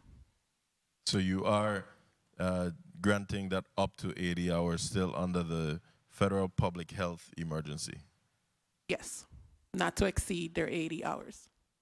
in the calendar year. I don't think there was a specification about the We calendar. will speak about that offline. Thank Okay. you, Mr. Chair. Thank you. Just so you know, we are also going to amend that Act 8327 to reflect this public health, federal public health state of emergency. Thank you, Mr. Thank you, Chair. Senator. Senator Carrion, you recognize, you'll get your 6 minutes, and then we'll let them put a closing statement on the record. Thank you, Mr. Chair, and good morning to you, sir. Good morning to my colleagues, the testifiers, and the people of Virgin Islands. Was attending the funeral of Mr. Germán Garcia Ventura. I want to extend my condolences to the family. He lived a very full life, born in 1925, so he lived long and happy, surrounded by his loved ones. In regards to the budget, I missed part of it, of course, because I was in the funeral, part of the testimony. But an area that's been of concern to me is billing. We know that GFL has had issues with billing and collecting. Where are we now? What improvements have we done from the last time you were here before us in that department?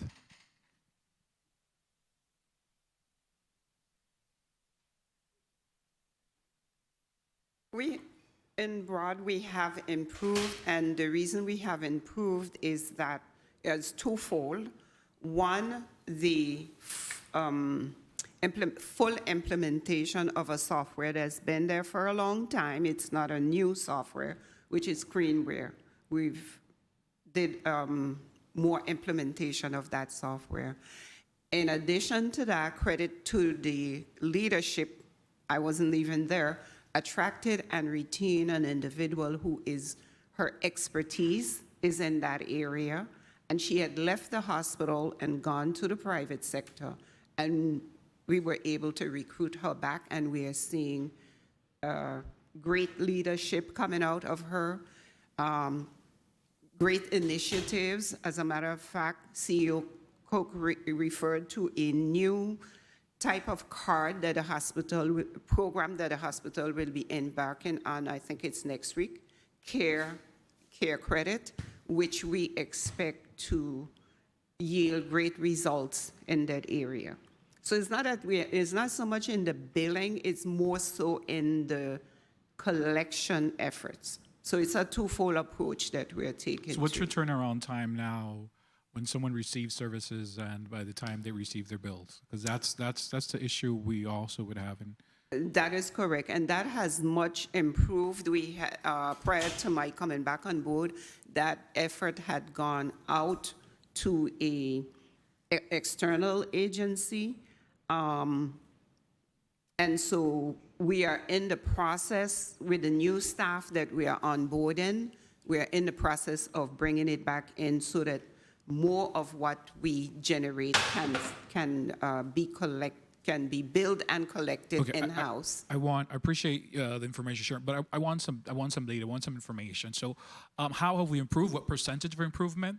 And what's the turnaround time then at 30, 60, 90 days, individual will receive the bill?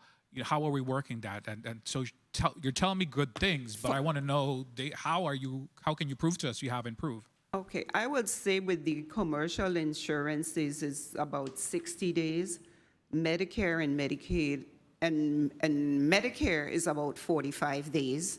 And Medicaid is now catching up to where I would say they are getting around 45 days as well. And individuals who are not insured or covered? Now, self-pay is a little bit more problematic, if I can use that word, because of all the other efforts that we have to put in place to pursue individuals. So what's that turnaround time? I mean, when someone comes in, they register and provide their information, which is confirm and verify with individuals. So what are the challenges?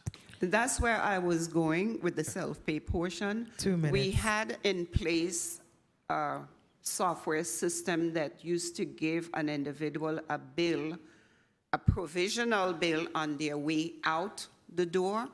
And I can't speak to what occurred with it, but what I can say is that I have committed to CEO Cook that we will revitalize that system, and if it's not viable, we will recommend another system. What's the current time period now for self-pay individuals receiving a bill? It's taken longer than maybe about 90 days Or in more. total. Mr. Cook, CEO, what's your position on this? Knowing that we have, the billing complex for medical is very, very complicated, especially when you're dealing with insurers and then you have private payer, you have self-pays that are signing up for different programs, which are greatly appreciated. We are evaluating, and from my perspective, we need to fundamentally change how we do our billing process, which we've discussed with Rosalie and her team. There's different mechanisms that we can pull without going into all the details of how we can get our bills out faster to not only the payers, but also to the individual patient.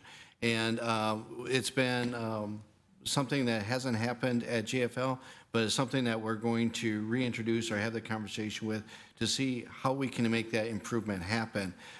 So without going into all the details, we recognize that there's an opportunity to improve, and we're going to make those adjustments. With regards to the debt that the hospital has,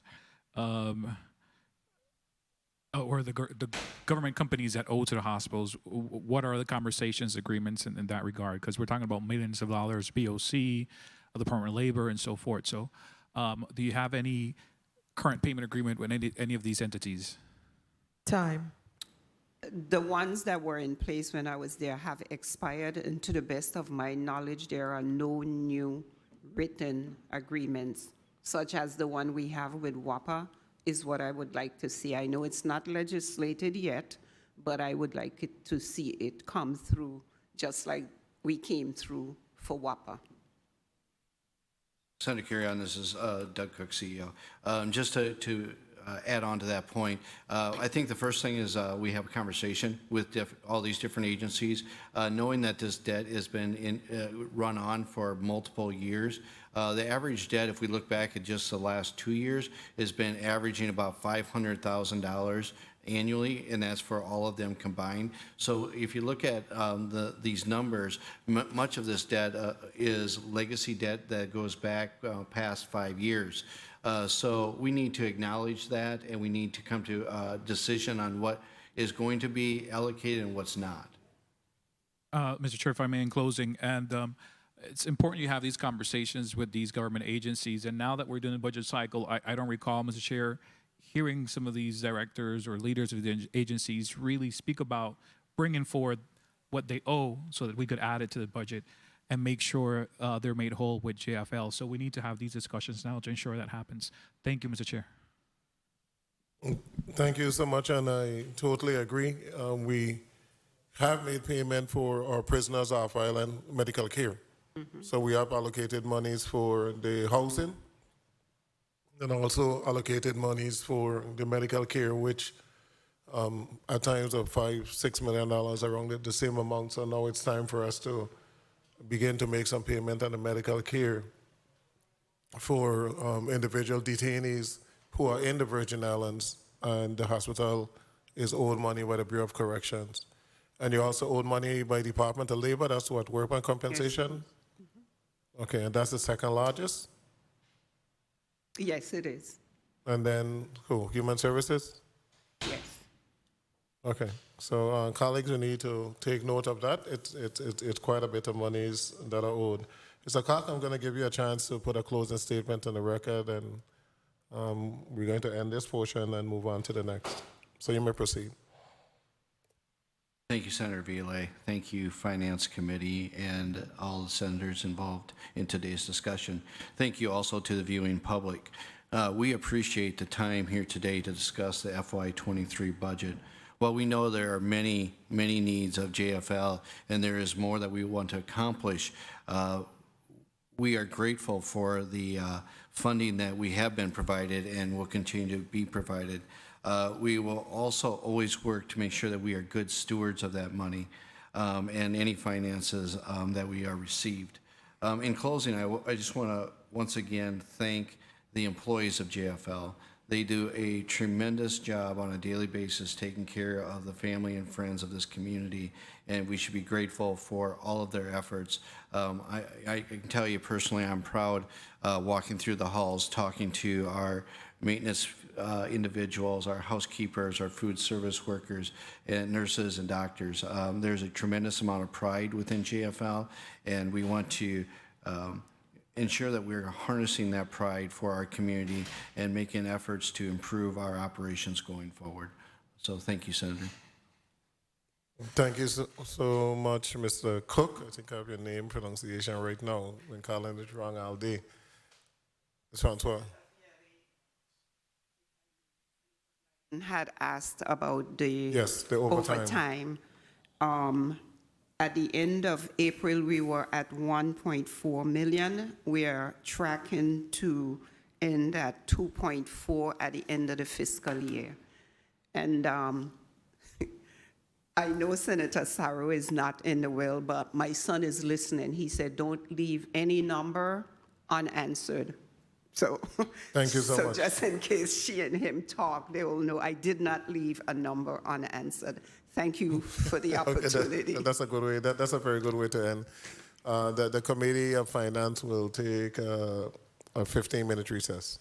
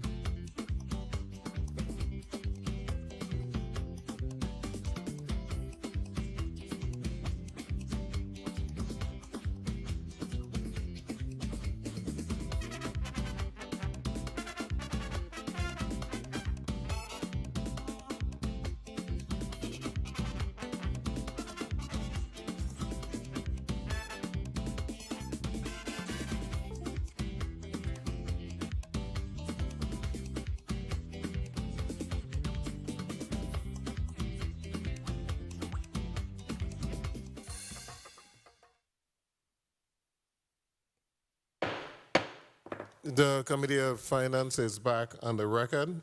Next up, we have the Frederiksted Healthcare, Inc. I'm going to allow the Chief Executive Officer to put a name and title on the record, along with her staff that is here with her today.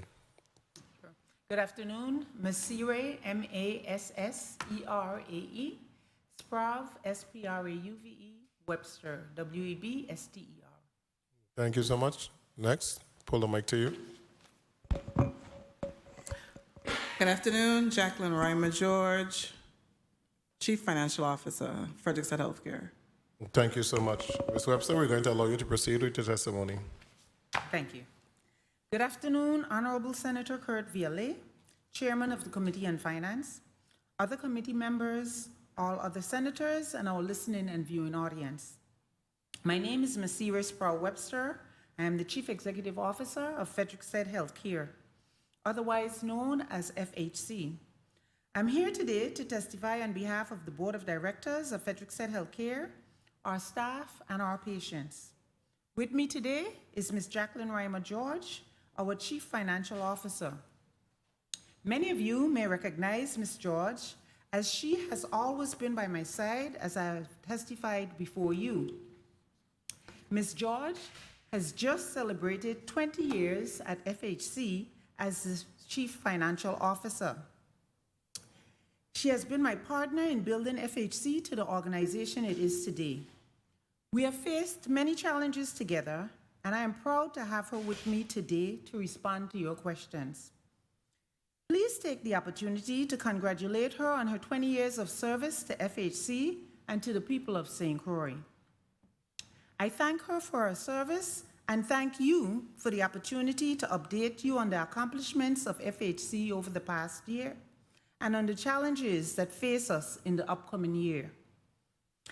FHC is a nonprofit organization which was created in 2000 to provide primary care services here on St. Croix. It is a community health center funded under the Section 330 of the Public Health Service Act. FHC provides health services to everyone, regardless of their economic levels. The vast majority of our patients are underserved by the traditional healthcare system. As a community health center, we are required to operate in a manner such that no patient is ever denied services due to the inability to pay. We offer services using a sliding fee discount schedule, which provides discounts to individuals with incomes at or below 200% of the poverty levels. This equates to about $25,000 for a single individual. The sliding fee discount ensures those individuals have access to care. Our mission is to provide non-discriminatory, evidence-based, affordable, and accessible health care to the community of St. Croix. We do this at 5 health center locations in Christiansted, Frederiksted, and the central portion of our island, where we provide primary care, dental, behavioral health, and enabling services. The health center program requires our boards to be members of the community, and for the majority of the board members to be patients of the health center. These patient board members receive healthcare services from our staff. This ensures operations are both community-based and patient-directed. This uniquely qualifies the board to provide oversight of operations, as well as to conduct strategic planning that is responsive to the needs of our community. The past 2.5 years has presented the healthcare system with unprecedented challenges to respond to COVID-19 pandemic and continue to provide ongoing healthcare to our patients. Even in the face of these challenges, we found 2021 was full of accomplishments for FHC, and we would like to share a few. In 2021, FHC provided care to 9,485 unduplicated individuals in 35,200 encounters. 93% of these patients had incomes below 100% of the federal poverty guidelines. For a single individual, this was less than $13,000 per year, just about $1,100 a month to cover food, housing, clothes, transportation, medicine, utilities, and so forth. 88% of our patients were Afro-Caribbean. Our patients are evenly distributed between Frederiksted, Christiansted, and Kings Hill. Within our patient population, there were several subpopulations of individuals who are even more vulnerable, including 84 individuals who are being treated for HIV/AIDS and 121 individuals who are chronically homeless. FHC is known to be a safe and welcoming environment for all, including these marginalized groups. We provided prenatal care to 350 women as they prepared to give birth to the next generation of Crucians. We cared for 276 children under the age of 1 and 1,764 individuals aged 65 and over. It is our honor and our responsibility to provide care to the most vulnerable among us. In January 2021, FHC opened its newest location in the Sunshine Mall, the Lena Schultebrand Community Health Center. Our research indicates that transportation is a major barrier to care on St. Croix. Locating services in areas of high need is the most effective way to increase the number of people who access services. We named this new health center in honor of educator and community activist and our longtime FHC board member, Ms. Lena Schultebrand. The board of directors made the commitment to this expansion by investing funds derived from program income to renovate and staff this location. It is important to state that no new funding from either the Virgin Islands government or the federal government was received to open this site. This new location has expanded our access and removes barriers to care for individuals who live in this part of our community. We continue our focus on improving the rate of childhood immunizations on St. Croix. In addition to efforts to improve immunizations of children who come to our health centers for services, we began providing a community-based vaccine clinic to reach children outside the health center. We are excited that these Saturday clinics have reached about 20 children each month, and we are considering increasing the frequency. Dental needs continues to be a major concern. Patients typically arrive for care with extensive dental diseases.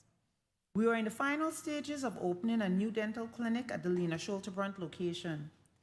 This dental clinic will include 3 fully equipped dental operatories and a Panorex machine, bringing much needed care to that portion of our island. We expect this project to be completed this summer. We are also upgrading our dental clinic at Ingeborg Nesbitt, and we will be adding a new dental operatory by the end of the year. Last month, we took delivery on a van which has the capability to provide both medical and dental services.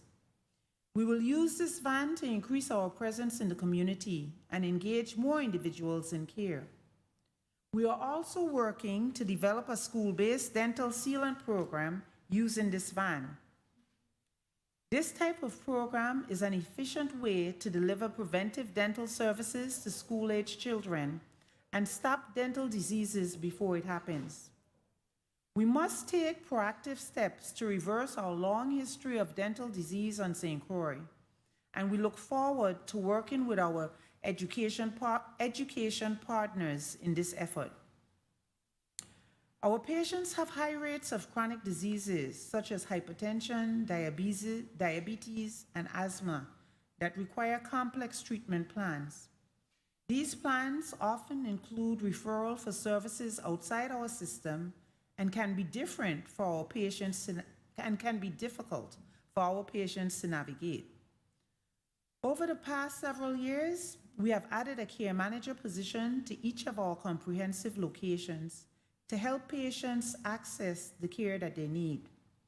These care managers support our patients in a variety of ways, including providing education on the use of remote blood pressure monitoring devices, which we are distributing to our patients with hypertension as part of an effort to improve outcomes.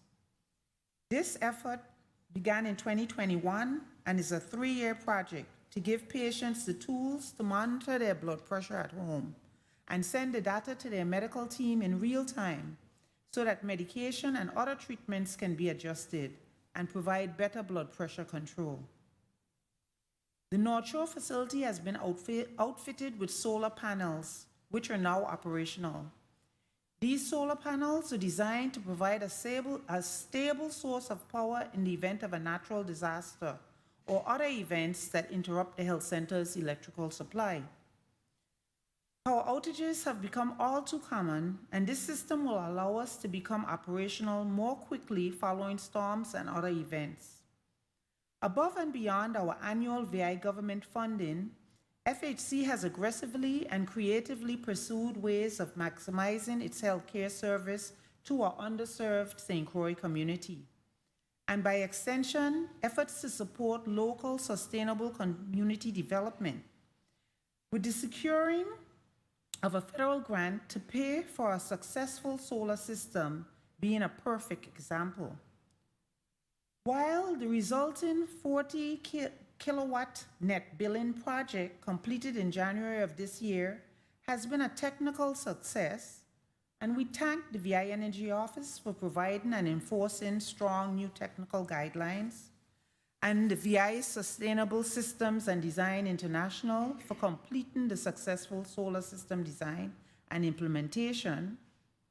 WAPA's extremely low net billing solar power purchase credit rate at 13 cents a kilowatt versus 41 cents a kilowatt retail has severely limited the amount of energy dollar savings we can accumulate monthly and redirect to increased healthcare services to our patients. We encourage all decision makers involved to find a way to substantially increase this credit rate, starting with a focus on increasing the rate and benefits to nonprofit entities that serve the underserved population in St. Croix and in the territory as a whole. After all, every dollar we save through investment in clean CO2, reducing solar technologies, allows us to redirect related savings to increase social health and wellness services to those most in need in our community.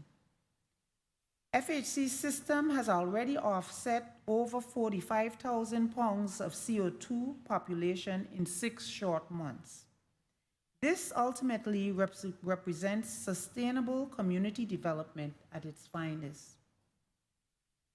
Our efforts to improve the quality of care we provide have continued, and we received ongoing malpractice coverage under the Federal Tort Claims Act, attesting to our risk management and quality improvement systems.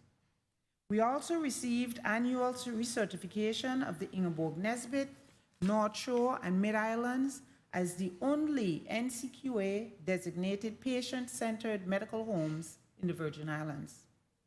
This month, we will begin the process of initial certification for our Lena Schulterbrandt Health Center.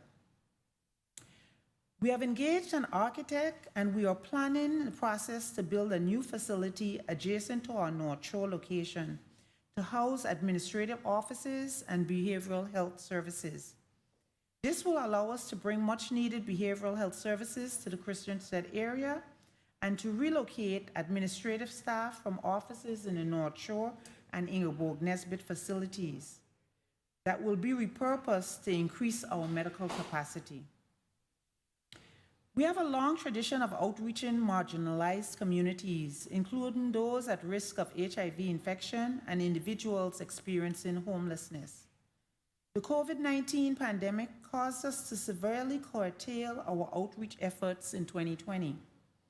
We have begun to re-engage with the community as the COVID-19 transmission rates allow, through our immunization clinics and participation at events such as recently Pride.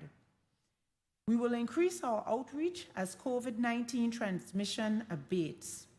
We look forward to spending more time in the community and reaching the most vulnerable and marginalized. We would be remiss if we shared only our accomplishments and failed to point out the challenges which we continue to face. We continue to face the overwhelming need for services on St. Croix. In 2020, FHC completed a comprehensive needs assessment guide to guide us in strategic planning. This needs assessment found there continues to be over 12,000 low-income individuals without access to primary care services on St. Croix, most of them living on the eastern end of the island. Life expectancy is 2.3 years lower than in the United States for women and 6.6 years lower than in the United States for men. The leading causes of chronic diseases which can be positively impacted by primary care, such as heart disease and diabetes, as well as conditions which have better outcomes with early detection and prevention, such as prostate cancer, colorectal cancer, and lung cancer. We must do more to bring those who do not receive regular healthcare services into care, to reduce this disparity in life expectancy. The addition of the Lena Shelterbrand Community Health Center was a step in the right direction, but more remains to be done.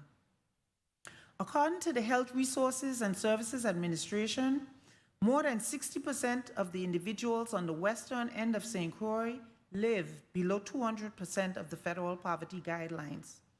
And more than 50% of the individuals on the eastern end of St. Croix live below 200% of the federal poverty guidelines. It is clear that no part of our island is immune to the impacts of poverty. FHC's locations are strategically located to improve access across our island. The global COVID-19 pandemic continues to challenge operations. Ongoing needs for testing, immunization, and the needs of patients who suffer ongoing medical issues due to COVID-19 are all part of the equation. We are attempting to balance at FHC. Perhaps the most urgent need we face resulting from the COVID-19 pandemic is bringing individuals back into care who avoided care during the acute part of the pandemic, and dealing with issues which may have arisen. We expect these patients to need longer appointments and more services as they return to care. We also expect some patients will continue to be reluctant to return to care, particularly as surges continue. We anticipate the need to proactively outreach these patients. The need for behavioral health services is great, and although we provide some virtual psychiatric services, we simply do not have the capacity to address the needs of our patients. We continue to actively recruit for behavioral health providers, including psychiatrists and therapists. At Frederickson Healthcare, we take to heart the motto, no margin, no mission. And we are keenly aware of the need to maintain a healthy bottom line. Our mission mandates we accept all patients regardless of their ability to pay. In 2021, 17% of our patients were uninsured and paid very little for their services. We are proud to shoulder the responsibility for these patients, but we ask you to be mindful as you consider our budget requests. Primary care services meet many of the healthcare needs of our patient population, but alone are insufficient to ensure good health for many of our patients. A robust healthcare system includes specialty and hospital services, yet, unfortunately, is currently lacking on St. Croix due to the deterioration of the physical infrastructure. Many specialty providers left following Hurricanes Irma and Maria, leaving a large gap in available referral services. Our hospital, which once had over 200 beds, is now at less than 50. Patients must seek care off island, and medical evacuation flights are a daily occurrence, which neither our patients nor our Medicaid system can afford. Our primary care providers fill gaps as best they can, but most practice within the limits of their scope of practice. As we seek to meet the needs of our community, we find workforce issues to be a limiting factor in expanding services. Recruiting and retaining highly qualified healthcare professionals has always been difficult, but has become even more so in the current labor market. We must provide competitive salaries and benefits to recruit and retain staff. This further strains our budget. I take this opportunity to publicly thank all of our staff for the hard work that they do every day. Without our dedicated and committed staff, none of this would be possible. We have provided you with some of our recent accomplishments and shared with you some of our biggest challenges, and now we must ask for your support. We close today by requesting a local funding allotment commensurate with the services we provide and the need on St. Croix in the amount of $2.5 million.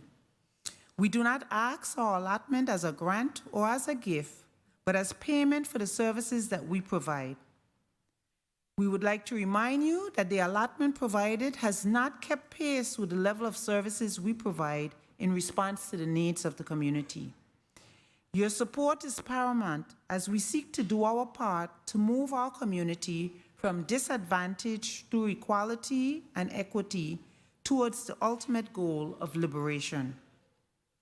In the upcoming budget period, Frederick-State Healthcare will include provisions of continued high-quality medical, dental, mental health, substance use disorder, pharmacy, and enabling services. Ongoing operations of our 5 health center sites, care of an estimated 12,000 unduplicated patients with an estimated 45,000 visits. We ask you to keep the concept of community in mind as you deliberate on ongoing funding of Frederick-State Healthcare. Our annual allotment from the Government of the Virgin Islands is one of the key ingredients that allows us to provide essential services to our community. Without it, our strong financial foundation crumbles and ongoing operations would be in jeopardy. Frederick-State Healthcare will leverage these funds by carefully managing our resources to stretch each dollar. We will continue to diligently seek grant funding to support services for the uninsured individuals and other uncompensated care. Our responsible stewardship of funds is demonstrated by our continued clean financial audits and our continued expansion of sites and services in the face of stagnant local allotments. We look forward to working with this body on our important mission. Ms. Rima George and I remain poised to answer any questions you may have. Thank you. Thank you so much for your testimony. Colleagues, we'll go directly into a 5-minute round. We're going to change a little bit and begin with Senator Francis. Thank you very much, Mr. Chair, and good afternoon. Thank you to the Frederick-State Health Center, Ms. Director, CEO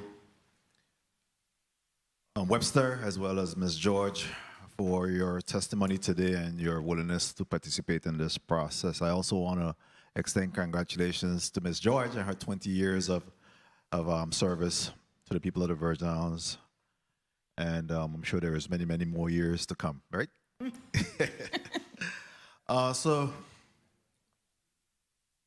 CEO Webster is undebatable and undeniable of the work that's been done by the Frederick-State Health Center and your contribution to providing some level of service to the Virgin Islands community, and particularly here in St. Croix.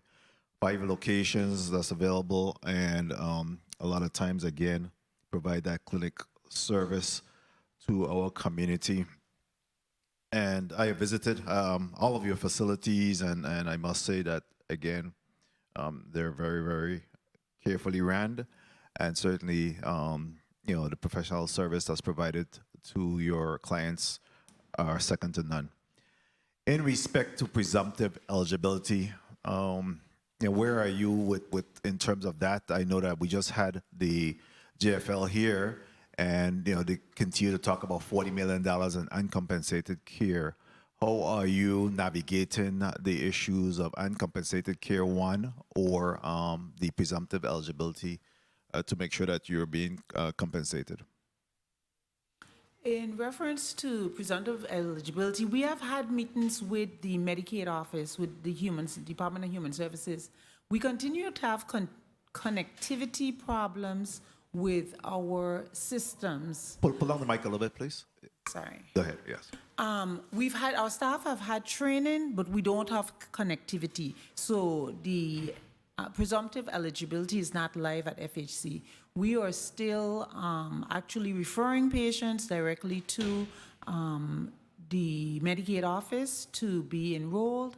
In some instances, we're actually holding their hands, and we have outreach workers that would accompany them to Department of Human Services to get them enrolled. So the issue of connectivity is what? What needs to happen to allow you to have the connectivity that's required? Is it lack of internet service? Is it lack of a contact person? How are you having a breakdown in connectivity? Well, we definitely have internet service, but for some reason, our computers are not communicating with the computers at the Medicaid office. Okay. Can you provide this committee with some of the challenges you're experiencing in that area in particular to see how we could assist with the connectivity issues? Because I think it's critical that we're able to close the loop on uncompensated care and presumptive eligibility. So you spoke about FHC being a safe and welcoming environment. And again, based on the feedback that I've gotten, I think that our community is very much satisfied. One of the prevalent issues, as you have also indicated in your testimony, is dental services. What is the inroads? How can we better support you being able to get the waiting list down? I know that we have had this discussion over the years, and I'm happy to see that you now have a mobile van that go out into the community. Kudos and that achievement. I know we had that discussion before, and I'm happy to see that you have moved forward on that. But how can we, in this body and this finance committee, support us being able to address that waiting list? Because we know that dental health is necessary for overall health. Extremely important, yes. The crux of the matter is the fact that we are the only public facility that offers dental services. So persons, we don't have freedom of choice with our Medicaid system. So someone who is on Medicaid does not have the freedom to walk into a private office and receive services. They have to acquire services at a public facility. If the person needs medical services, there are the options of either going to the Department of Health. I always share misusing the emergency room, but the point is it is an option. Shouldn't happen, but people do utilize it. Or coming to Frederick Healthcare. So there are 3 options for someone that has medical concerns. However, this same individual now doesn't have that option. So everybody who might have gone to Department of Health or might have misused the emergency room is forced to come to us. Presently, we only have 14 dental chairs. We have 3 more that will be coming online this summer and another 3 the end of the year. But when you look at, there's about 16,000 plus persons on Medicaid on St. Croix. 20 chairs cannot serve 16,000 people. And everyone really should visit the dentist. It shouldn't be that people only come to the dentist when they have a toothache, as happens too often, right? They should come for regular checkups. They should come for cleanings. They should come for regular visits. So a person should, these 16,000 people should have at least 2 visits if they have no cavities. That means you're talking about, what, 32,000 visits a year with, what I said, less than 20 chairs. So, I mean, it's a lot that has to happen. I don't know, giving us money to open up a couple more chairs definitely helps. It'll be some help, but it's not going to solve the problem. So, yeah. Okay. My time has come, Mr. Chair. If I could just wrap up with one follow-up questions. Of course, sure. The issue of referrals, I guess, would assist in that endeavor in terms of the once they visit your office, is to be able to allow them to then be referred to other private dental offices. That will help to alleviate some of that issue. But my final question in this round is in regards to behavioral health. That I've been in a strong advocacy for us to really improve our behavioral health services here in the Virgin Islands, and we're making some baby steps, and I'm hoping that we will be having a comprehensive review or reform in regards to behavioral health. But if you could just talk about some of the challenges or how some of the recommendations that you'll make, that again you believe that the FHC could be able to assist us in our endeavor to really address some of our behavioral health issues that's confronting us here in the Virgin Islands. I appreciate it, or here in St. Croix, I appreciate it. Thank you. Thank you, Mr. Chair, for the time. Thank you, Senator. You may respond. Yes. There is such a shortage of behavioral health personnel nationwide, not just here in the territory, but every place. It's very hard to find psychiatrists, psychologists, counselors, licensed counselors. They're in such high demand that salaries for them is $300,000 and plus.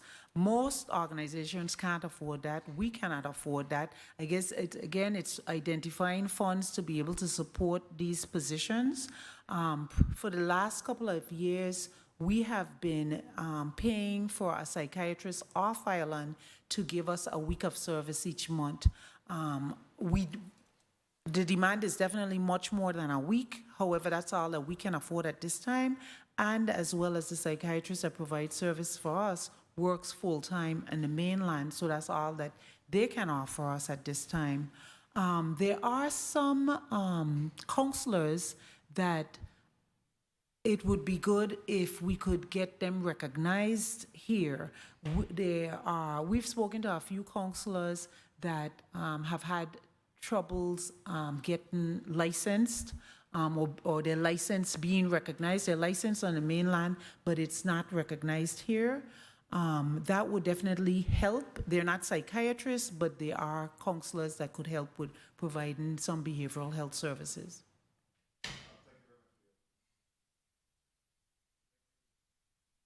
Senator Francis Mike.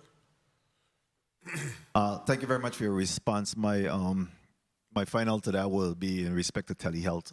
How are you utilizing telehealth to support your behavioral health, or do you see that as an avenue that could be able to assist in that endeavor?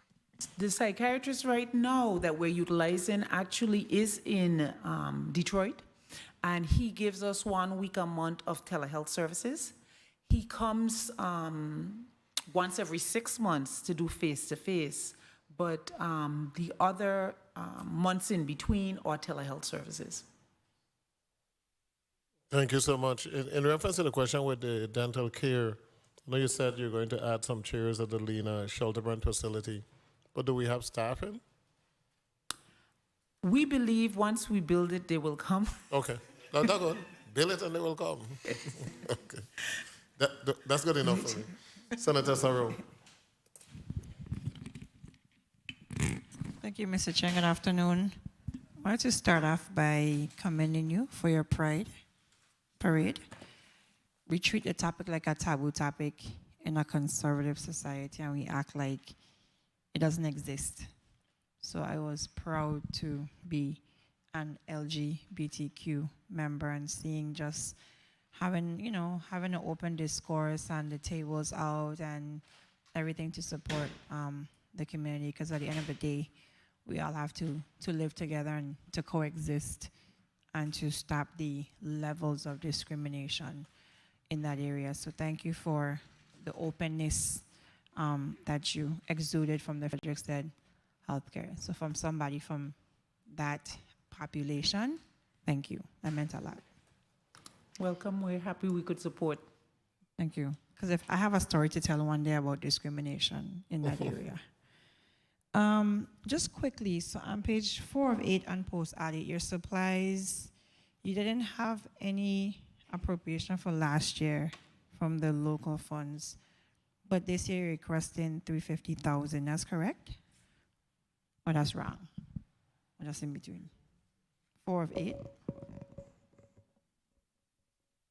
Hi, good afternoon. So we received the post-audit report yesterday, and I noticed that for 2022, the program income was not included.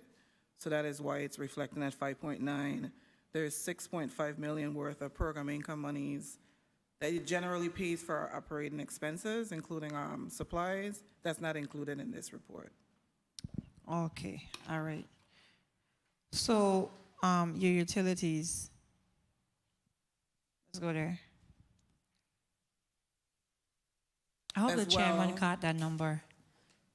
Okay, go ahead, sorry. As well, which is 90% paid by program income as well. Okay, so your utilities are expected to remain the same, given the cost of fuel across the nation? Well, we're expecting it to also be reduced because of the solar. Oh, the solar. solar Oh, you- panels okay, that we okay, also okay. just had. So that's a good austerity measure. All right.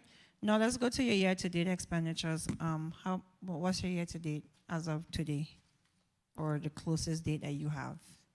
For which one? Your local funds. Your general fund. Okay. So we gave 2.1 last year, right?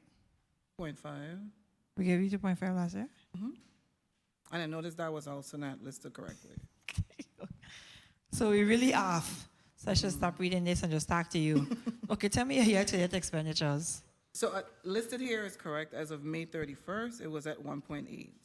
Okay, May a long time. Where are we now? What's your closest report? Let's say July 1st. 2 minutes. So I don't have that with me, but that's something I can get to you. Okay. Now dental. What is your dental? You need more chairs, but what's the scope of work? Because I see a lot of our constituents who come to me, and this is not discriminatory, but most of them, when they walk off, I wonder, what is their dental plan, or how does that impact their health? I have a close friend who played basketball with me, who's now just about paralyzed and can't talk because of a tooth infection that led to him being, we call it sepsis, and, just fighting for his life. And, a very athletic person my age is now basically crippled for life.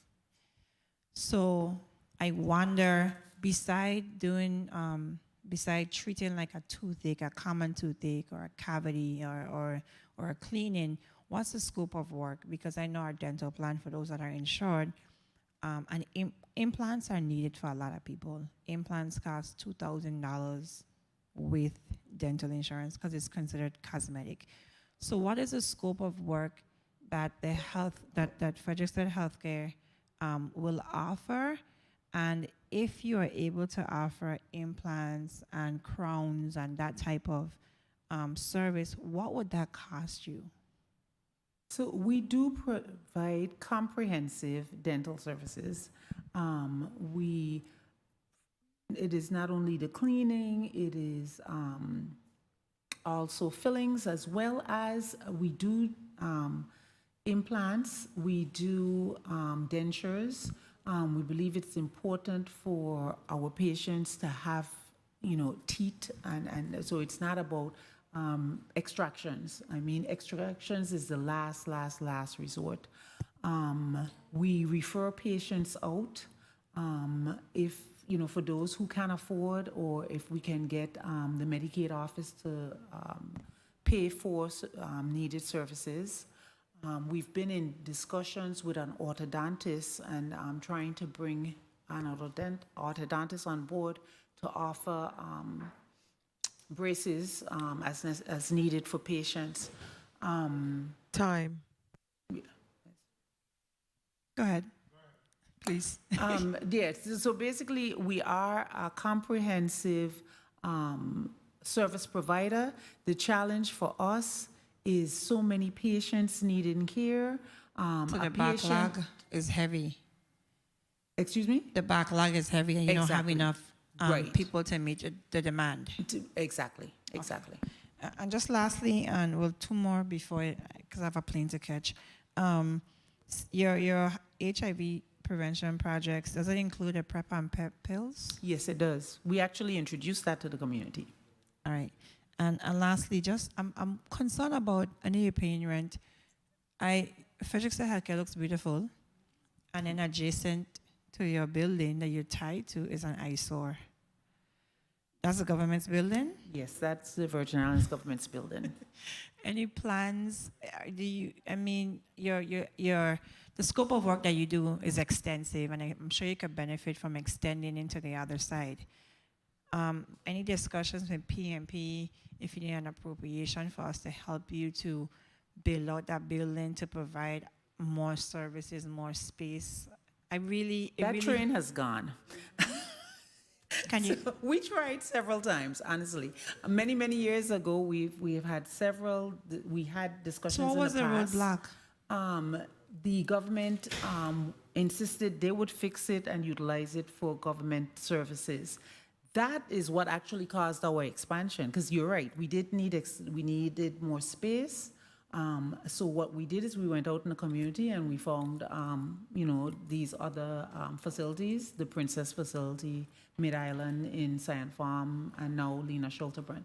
So that actually forced our expansion in these other areas. Mr. Chair, thank you, but we were just talking about that building adjacent to Frederickson Healthcare and wondering, how can we help to expand? And the government said that it's their building and they have plans for it.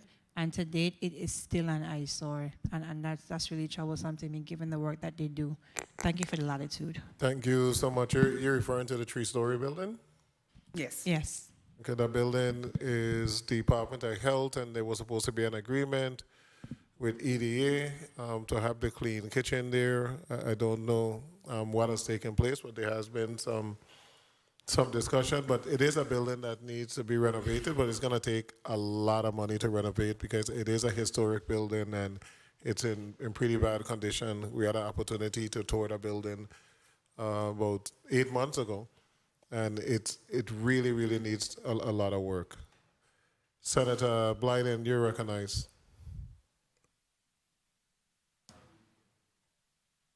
Thank you, Mr. Chair, and good afternoon again to my colleagues. Good afternoon to Ms. Webster, and thank you so much for your testimony as usual. I want to commend you on the work you and your team continue to do on behalf of the people of St. Croix in particular and the larger Virgin Islands. I must say you're always on point in terms of the steps you're making, the different programs you're achieving. I really appreciate your output and the outcome you bring forward on a regular basis. Thank you for that. I need to ask you in respect to the program that you're bringing forth to prevent dental decay, etc. When it comes to preventative measures for children, when it comes to dental disease. Before it happens, I believe that's the right approach in terms of preventative measures and not after the fact. Like you say, many folks come to the emergency room after they got toothache, etc. I really commend you on that. And that is one of the reasons why I also brought forward a bill 34-0051 that also deals with health assessment and the Department of Education and the Department of Health working together to come up with a program and also to decrease the level of, in the water. But let me ask you, in respect to the van, the health van, where is that funding coming from? We applied to the federal government for a grant, and we received that grant. That grant purchased the vehicle, and then last year we lobbied the Senate for funds for staffing it. And I neglected to thank, so I'm glad you asked that question. We want to thank the Virgin Islands Senate for approving additional funds for us to staff the vehicle. You're welcome. We appreciate, like I said, what you have been doing, the output you have been giving. Let me ask you your professional service contracts. On my fee, I have 4 here.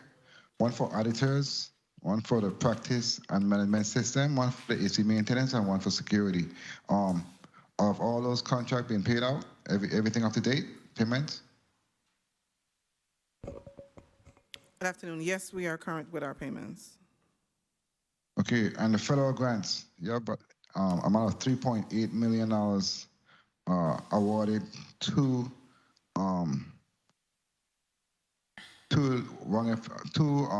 Frederick State Health Center. Have all of these funds been expended, and if not, do we intend to utilize all of these federal funds? 2 minutes. Yes. Yes, they're I cannot hear these you, I'm are- sorry. These are ongoing funding that we received from year to year, and it is always expended. Okay, very well.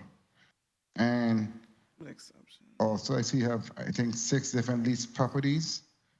All of our payments up to date for those rental properties. I know you own one, but the other 5, are the payments up to date? Yes, we're current. Let me ask you another question. Your board, I see that 3 vacancies on your board. Which district are those vacancies are in? So, sorry, that's a mistake. There's actually 2 vacancies. The board is a 15-member board, not 16. So there are 2 vacancies, and we don't have it by districts. It's just members of the community of St. Croix. Okay, very well, because having a fully staffed board assists with assuring that things are run properly. Now, let me ask you, how many vacancies do you have at the health center?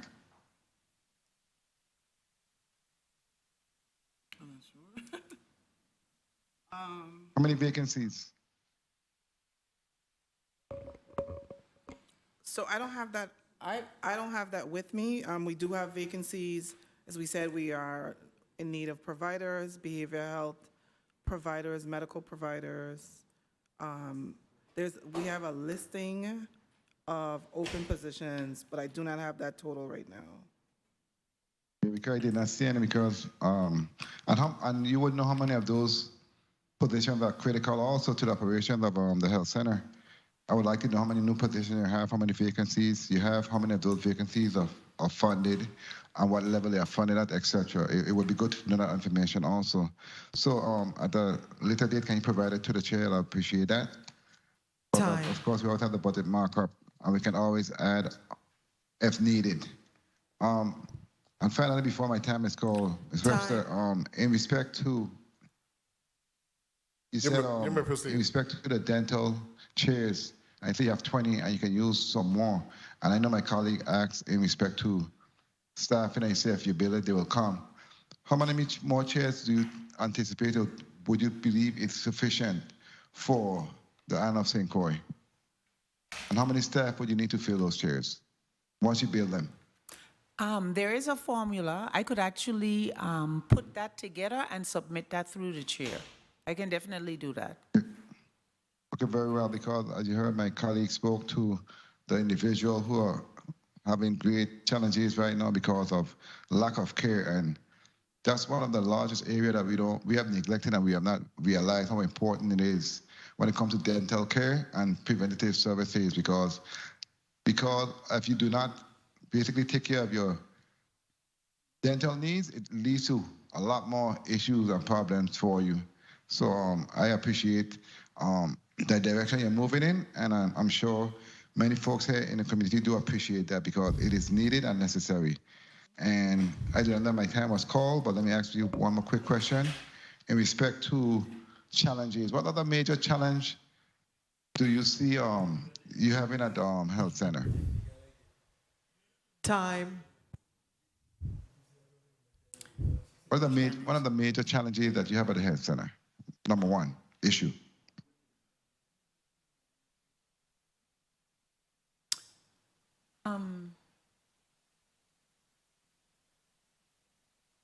Right now, what would I describe as number one challenge? I mean, COVID, of course, has presented a major challenge. I think it still continues to be a challenge. In the past 2 years, we've lost 2,000 patients that we believe just have not come out for care due to COVID. A lot of people, got caught up with everything else except their health care. We've been diligently trying to locate these patients and bring them back into care, because the concern, of course, is, 2 years without a medical visit, what probably is going on with these individuals. And, prevention, of course, is better than a cure. If they haven't had medical attention in a while, they may be severely sick. So I would say a major concern for us is definitely the absence of, these patients and trying to get them into medical care as quickly as possible. And in closing, Mr. Chair, CEO Webster, I'm glad you clarified that, because you said you lost 2,000 patients. I got shocked. I'm like, what?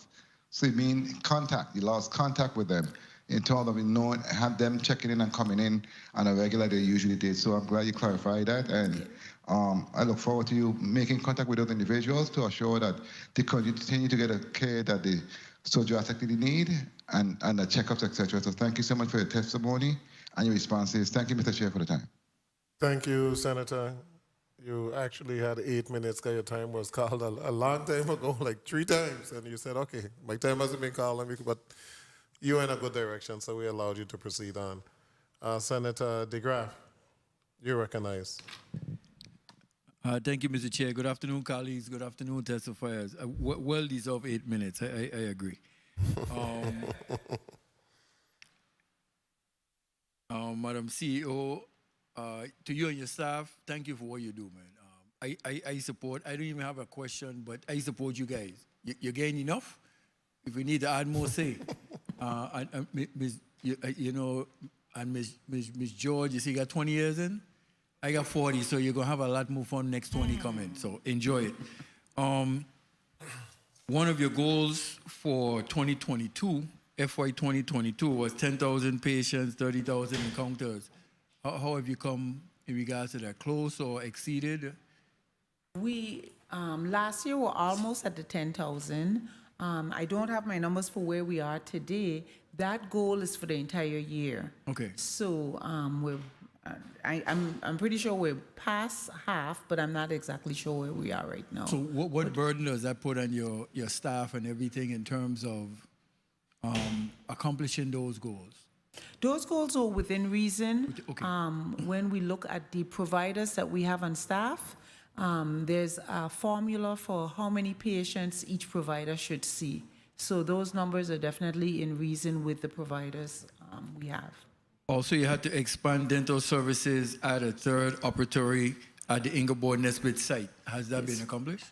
That actually is on the way right now. We expect that to be accomplished by the end of the year. And fully funded for it? Yes. Good. Okay, good. Now let's talk employees. The additional from the general fund, where it's 350,000, has to do anything with employee wage increases or anything? Let me just clarify 1 second. Hold this Yes. at a time. There was a mistake in the post-audit report. Okay. They actually received $2.5 million this fiscal year, FY22, so they requested the same amount. Okay. 2.5? Yeah, 2.7. But okay, now anyhow,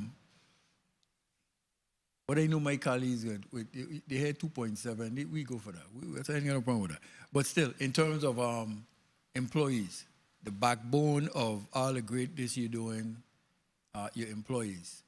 How are we looking at in terms of compensating them for, wage increases? What are we looking at for that? So we are presently looking at that right now. The Virgin Islands government raised their minimum to $15 for entry in housekeeping. That has been a challenge for us to maintain staff. We've been losing staff as they have, been gravitating to the higher paying wages. So presently that is something we are looking at and trying to see what increases we can make that we can support and sustain. Okay, so you have any of those estimates budgeted Is it budgeted with what we have, or you gonna have to come back for? So when we submitted our budget request to OMB, that was back in February. Right. And I think this increase just went into play, April or something like that? 2 Something minutes. like that. So, no, it's not in our present budget, but we are going to see between what we do have and our program income. You had estimated cost of what you might be looking at? No, I do not believe we have that at this time, Ms. George. No? I'm saying while we're here, you know, I don't want to wait. You know, if you're looking at having a conversation, let's go toward it, you know. So that is something like Ms. Webster said, we are planning to sit and look at as a whole. Okay. And our salaries are split between grants and local funding. So I do not have the breakdown of what it would be for those affected on the local funds. Okay, you paying any persons are retired? You have any retirees? I think your manpower was 28 this year? 28 persons you have? No, we're at 180. 108. employees. Oh, okay. So I'm looking at something else. So had you had any retirements? Not any persons recently. leave? Okay. Any persons quit or anything like that? Resign? Yes, we've had quite a few, as I was sharing. Quite a few people have resigned and left to go to the Virgin Islands government for higher wages. Okay, also in the post-auditor's report, I didn't see in regards to your vehicle listing, fuel and maintenance. We know we're looking at fuel increases and maintenance. Do you have any numbers for fuel and maintenance? Estimating, especially with the cost of how everything is going up? What page are you looking at, Senator? No, I'm just talking in general Oh, for fuel, but on the post-auditor's report, page 6 for the 2023, I'm just seeing the vehicles, but I didn't see anything in regards to fuel and maintenance for the vehicles. Would you have budgeted for fuel and maintenance? So not all of our expenses are against the monies we get from the Virgin Islands government. Okay. So the majority of our expenses, we actually have budgeted against what is called program income. That's what we charge for services and get back from whether it's the private insurance companies or the Medicaid office. Okay, and that what takes care of those Expenses program? like that, yes. Okay, and that's good. Because like I say, basically, we just want to scrub where we have to scrub. But again, I'm in support of the healthcare systems, Frederick said, and Wang F. Louis. So again, thank you for all you do. Continue doing what you do. Thank you for the time, Mr. Chair.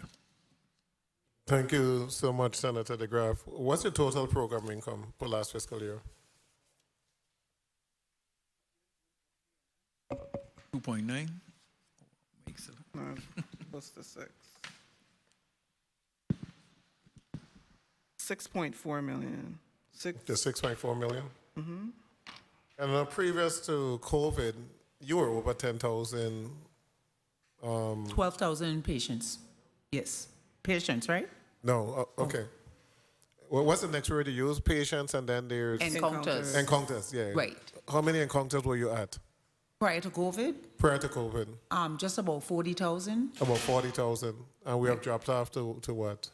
Now I think it's 33,000 or something like that, Okay, with just about 10,000 patients. okay. So it was 40 and 12,000 patients, and now 33 and about 10,000. So we lost 2,000 individuals that we're not sure as to where they're at. Exactly, yes. Okay, and you have 180 staff. Yes, that's correct.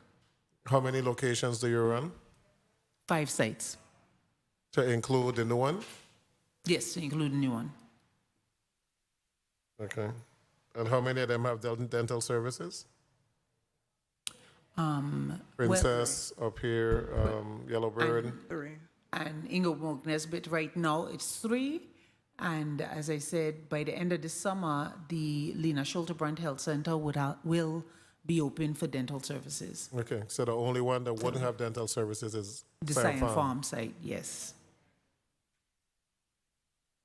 And I asked you that question because I've been stating before in reference to how we making determinations as to monies being spent by this government. You receive 2.5 million, 10,000 patients, 33,000 encounter, 5 sites, 180 staff. Correct. Do you do outreach? Yes, we do. In what areas? We do outreach for our patients with HIV/AIDS, our homeless That's, patients. Ryan White? Ryan White, the Ryan White Part C, the homeless patients. And you have an initiative for the homeless patients? Yes. Go That's ahead. correct. We have a syringe exchange program. What is that one? Syringe exchange. Oh, syringe exchange. Okay, for drug users. Yes, exactly. Okay. And patients that may have chronic illnesses or who may be have severe illnesses, we also do outreach services to them too. They may not be, HIV positive, but they're still patients that may not have transportation or, Okay, and that's for chronic health issues. Yes. Were you ever approached by this government or the Department of Health to provide outreach services for diabetes? No, we have not. Okay, and that's why I just put it up because 180 staff, 5 location, 4 dental, 3 dental with 1 dental coming on. Ryan White, chronic health, 10,000 patients, 33,000 encounters, $2.5 million. New nonprofit, just for diabetes outreach, $1.9 million. I just can't get over that because we're funding a new nonprofit almost to the tune as to what we're funding Frederick State Health Center and the Eastern Clinic that actually sees so many patients.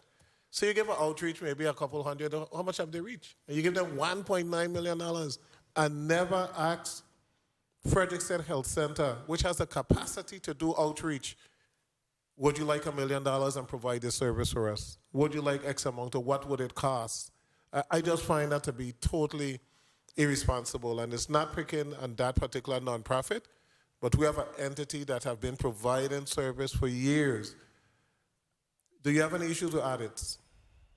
Do we have issues with Do you do audits?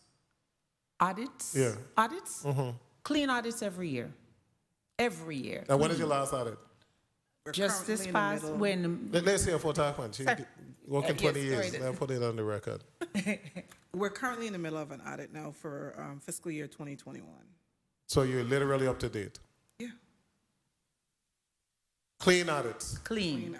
Up to date, but we never made a phone call. Department of Health never made a phone call. Nobody never made a phone call and asked Frederick State Health Center, how can they assist? But we gave a no-bid contract to a nonprofit for $1.9 million, almost the same that we gave to Frederick State Health Center. Just something to think about, colleagues. Senator James, I think it's you. Yeah, you recognize. Thank you, Mr. Chair, for the time. No audits. I love that one. These are no audits? Just repeating what the chair said. Don't take me on. When it comes to the post-audit analysis, I see here where we have 3 vacant members on the board. That doesn't affect the function of the board, right? We shared that that's a mistake the post auditor has in his report. The board is a 15-member board. There's only 2 vacancies, and no, the absence does not affect our operations. But do you have individuals who are willing to come forward with the expertise and qualification recently? We have been trying, we've been advertising. It's always difficult to get people to step up and be on boards. But if you do know of people, please send them our way or give us a call. And what are the specifics when it comes to the qualifications? You just place that on the record. Someone that's interested, interested particularly in the underserved communities. There is a stipulation that the majority of the board has to be utilizers. So 51% of the board has to be a consumer. They have to be a patient. But outside of that, the other 49% don't have to be users. Well, thank you for placing that on the record. I see where you have a list of certain care that you provide. Interested in the family practice. Can you speak to how much of your budget goes towards family practice and how effective this care has been and what this body can do to even improve on that? I don't know if I can speak to the budget per se, but the majority of our patients would fall under family practice. Family practice is everyone, right? That is, the family practice providers can see the infants, they can see adults, they can see adolescents, they can see our seniors. So they are seeing the majority of patients that walk through our doors. We only have two, I think, specialties more or less. That would be the pediatrician, who only would see children, and OBGYN, who would only see, women, pregnant women or women with gynecological issues.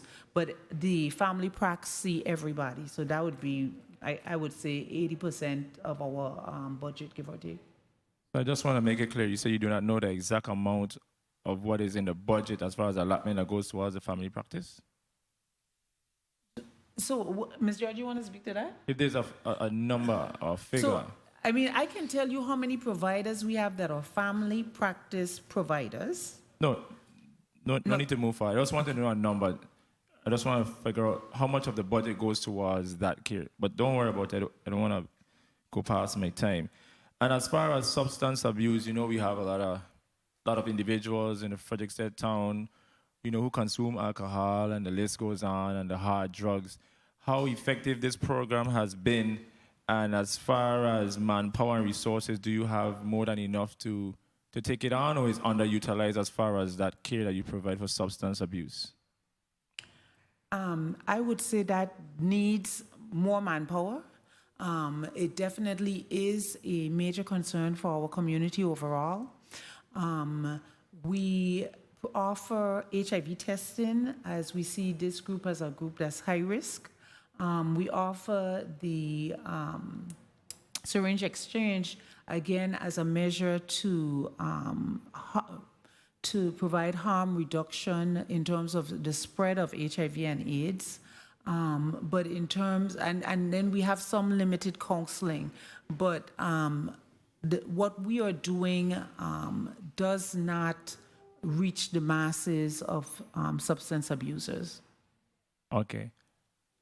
I just want to make sure, because I know we have a lot of bars in Frederiksted towns. Not saying I have anything against bars, but we have individuals who do abuse alcohol and those hard drugs. And being in Frederiksted as a healthcare provider, providing those services, I know it is a very strategic place to be. So I just want to know the performance when it comes to what you provide. So I think your answer is cool enough, but I just want to make sure you have the resources. That's the key part of the budget, making sure you have the resources to continue with your services that you provide.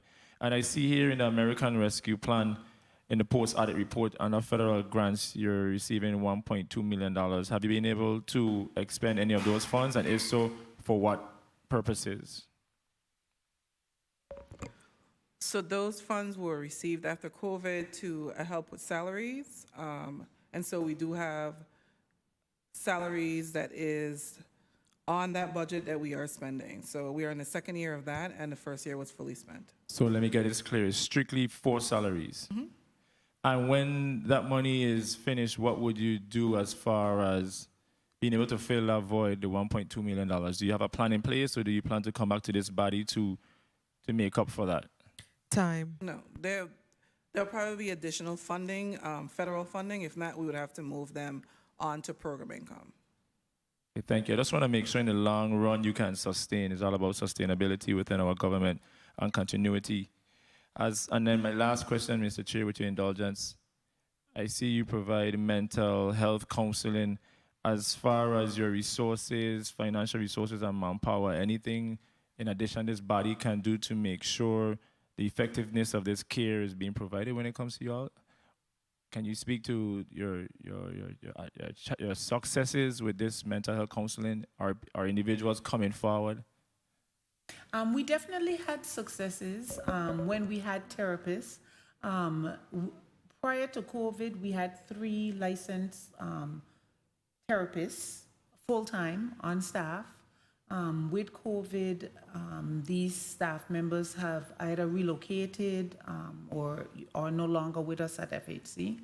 But we definitely had seen some great improvements with the clients that they were working with.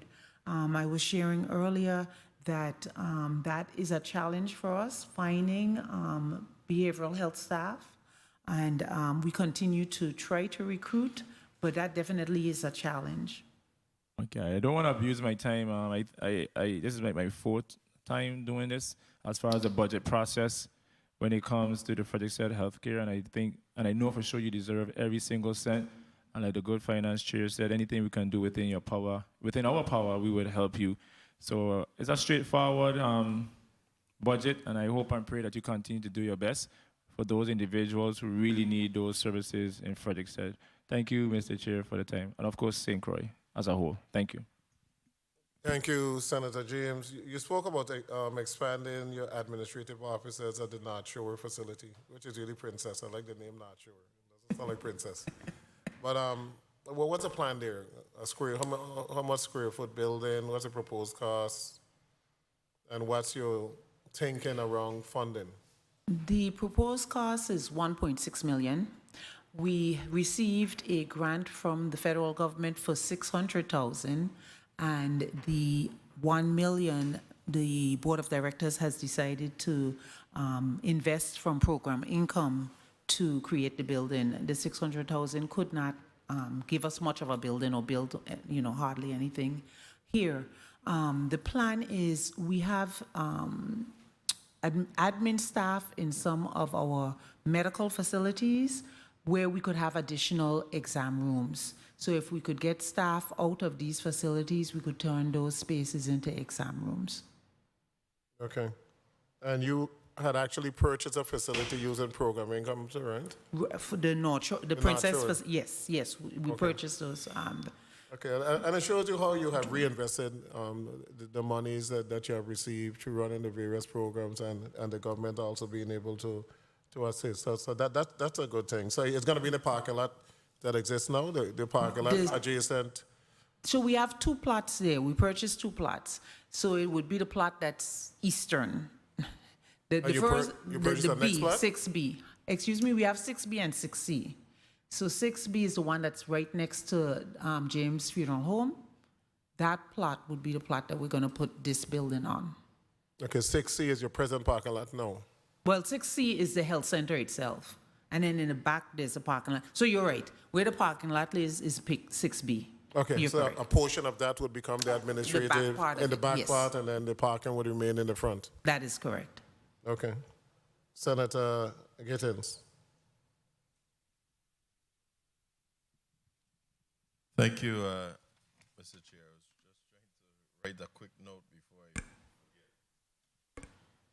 I forget. Good afternoon to all. Special good afternoon, FHC, Frederiksted Health Center officials. Let me first thank you for the outstanding job that you all continue to do, and when you come before us for budget, I must say 9 out of 10 I was prepared.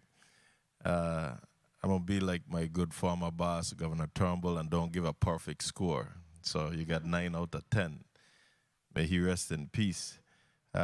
Thank you not only to you, but to your staff as well for the outstanding job that you're doing, like I said. And you know, in saying that, I just looked at my one of the emails that I would check, knowing that people are viewing these hearings and whatnot. And one that just came through said, I'm viewing the testimony from the Frederiksted Health Center.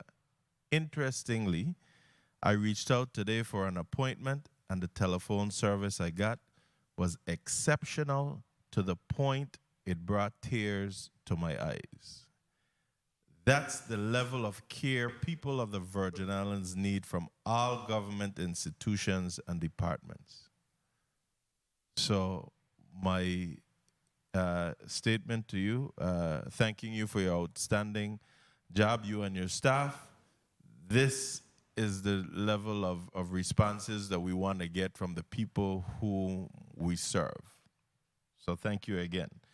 Most of my concerns were addressed. I listened when I was leaving the building and on my way back. But what I wanted to ask is, in the essence of time, does the $5 million that you're requesting, does this represent your true needs for FHC? No, it does not. Thank but you. Thank you for that. No, it does not.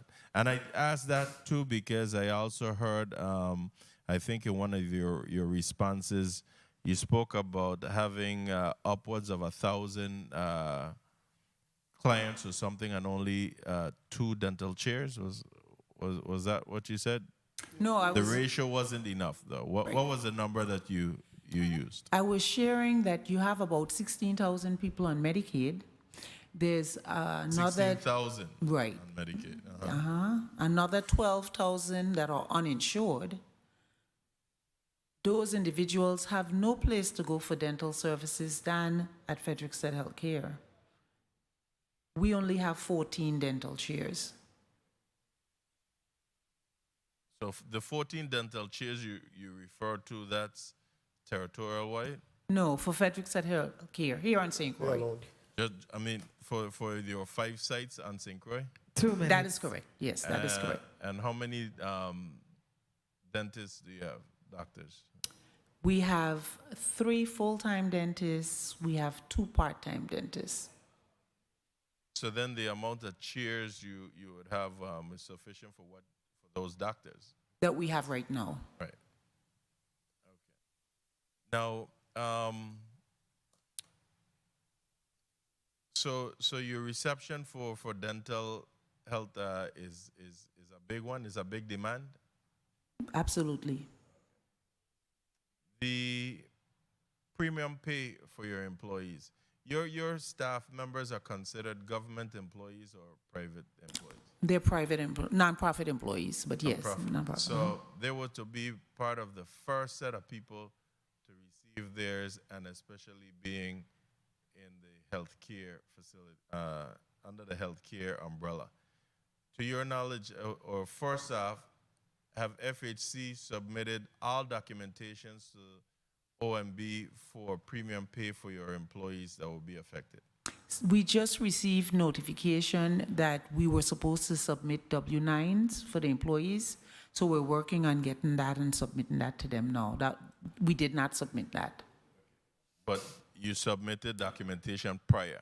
Exactly, yes. For how many employees will be affected there?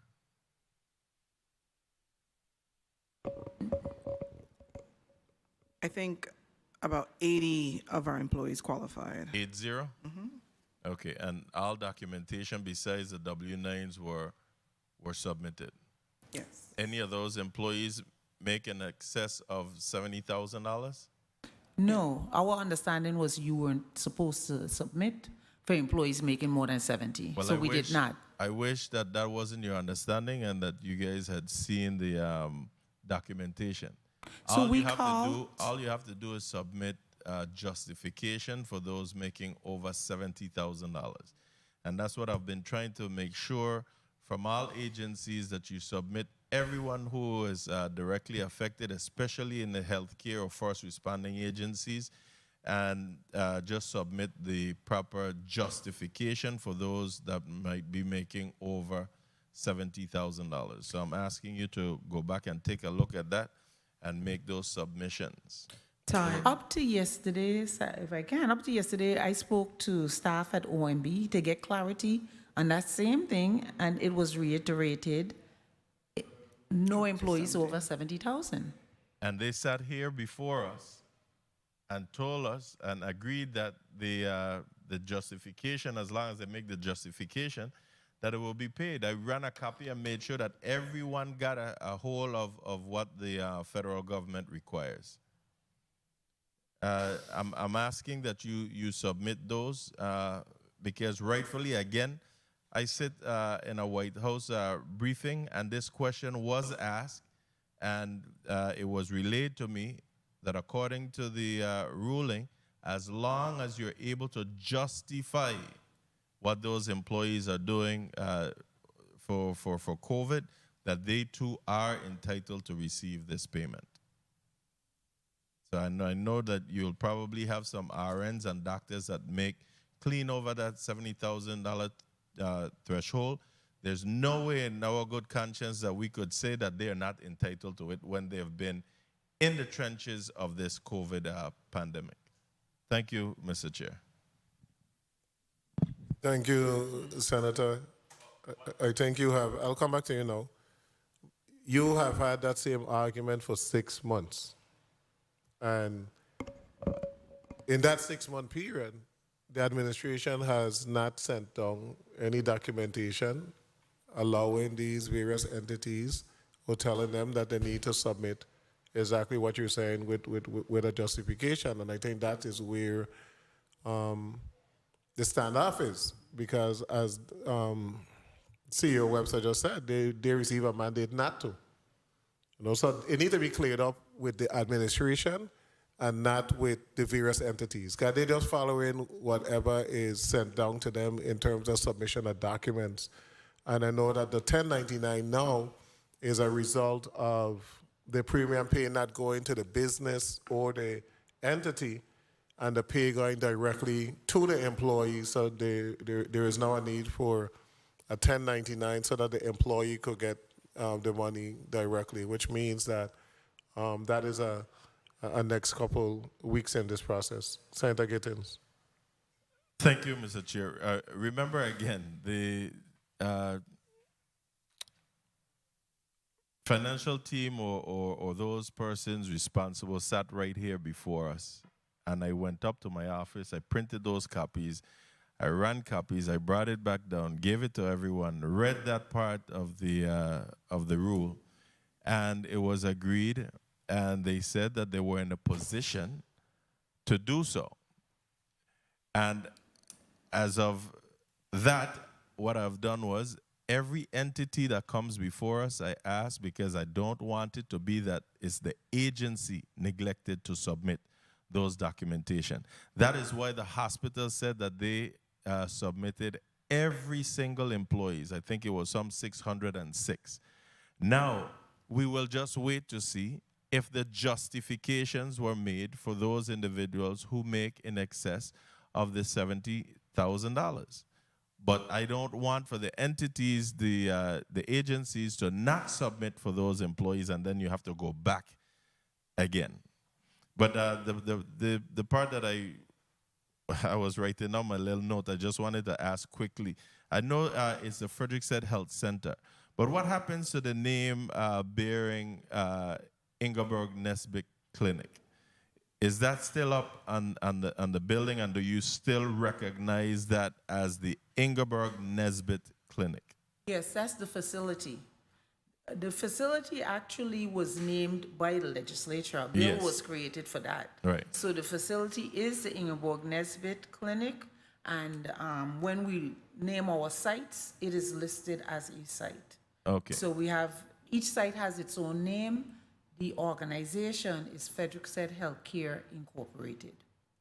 Thank you. I just wanted to make sure that we still honor the name of Ingeborg Nesbitt for that clinic site. Thank you so much. Thank you, Mr. Chair. Okay, thank you so much. And I'm just receiving information that every entity is instructed to submit the documents for all employees who work during COVID and meet all of the qualifications regardless of salary. So this is coming from the financial team. So they're saying to submit all documents. And that in reference to the discussion that we just had. So you can proceed to submit the documentation, I guess maybe in a separate list for those individuals who made over $70,000. Thank you so much. Senator, carry on.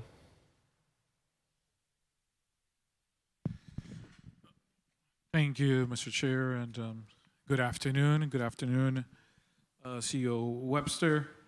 And I must also join my colleagues in commending you and your staff for the great work you're doing in our territory. So thanks. In the District of St. Croix, of course. So thank you so much. I'm a fan of nonprofit because they're able to fill the gap and the needs that the government is unable to do, and they do so much with so little. So really appreciate not only the service you provide, but the quality and the level of service that you provide. At one point, I was one of the clients also, so thank you for that. regards to budgetary challenges, what are some of the budgetary challenges that you are facing?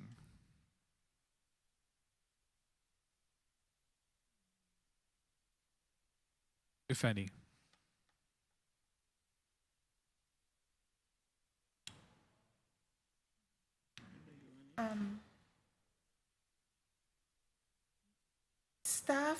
Hiring staff, I was sharing, it's a challenge.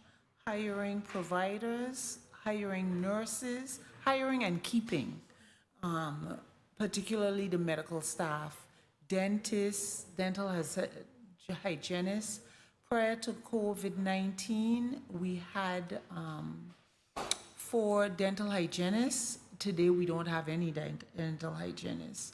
We didn't lose them all at one time. We've lost them, over different periods, but we've continued to try and recruit. And whether it is that the cost of living, for one thing, here in the Virgin Islands is so high, it's been hard to recruit and secure staff. So I would say staffing would be one of the biggest challenges we have, and a lot of it has to do with the income, the salaries that we offer. Salaries, okay. So it's in the personnel division that you're having those budgetary challenges. So if salary is the issue, what is the board considering or doing to make some changes to that? Because you guys are a nonprofit, so are your employees also part of a union? They're not, right? No, they're not. Okay. So what's the board position of what is the organization intent to correct this problem? Because I know nationwide, of course, we have a shortage issue, and we're facing it here with our Department of Health and even our hospital. But you have an ability that others don't have, that these things have to go through unions and negotiations have to take place. Please speak a little bit about what's the board position then.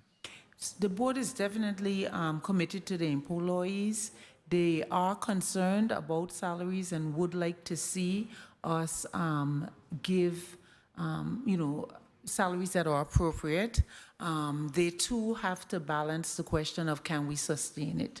So that's the ongoing concern, but the board has been looking at that, and they have directed Ms. George and myself, our HR, to look at what we can sustain and try and make appropriate increases as possible.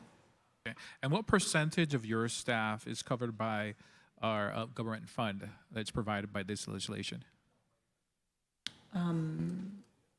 Percentage, about a third? About a third. About a third? Uh-huh. Okay. And what percentage is covered then by your program incomes?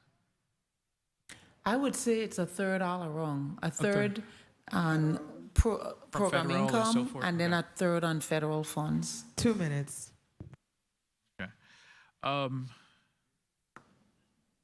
If there's any way that we can assist in that, please provide those numbers to us.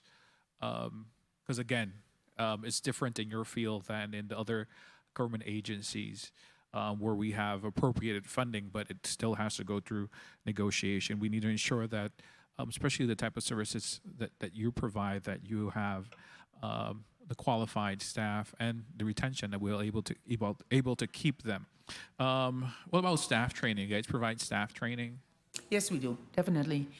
We actually invested in a electronic platform, Relias, that staff can go on, at their leisure. They can even go on remotely from home. So within your budget, you have something separated for training?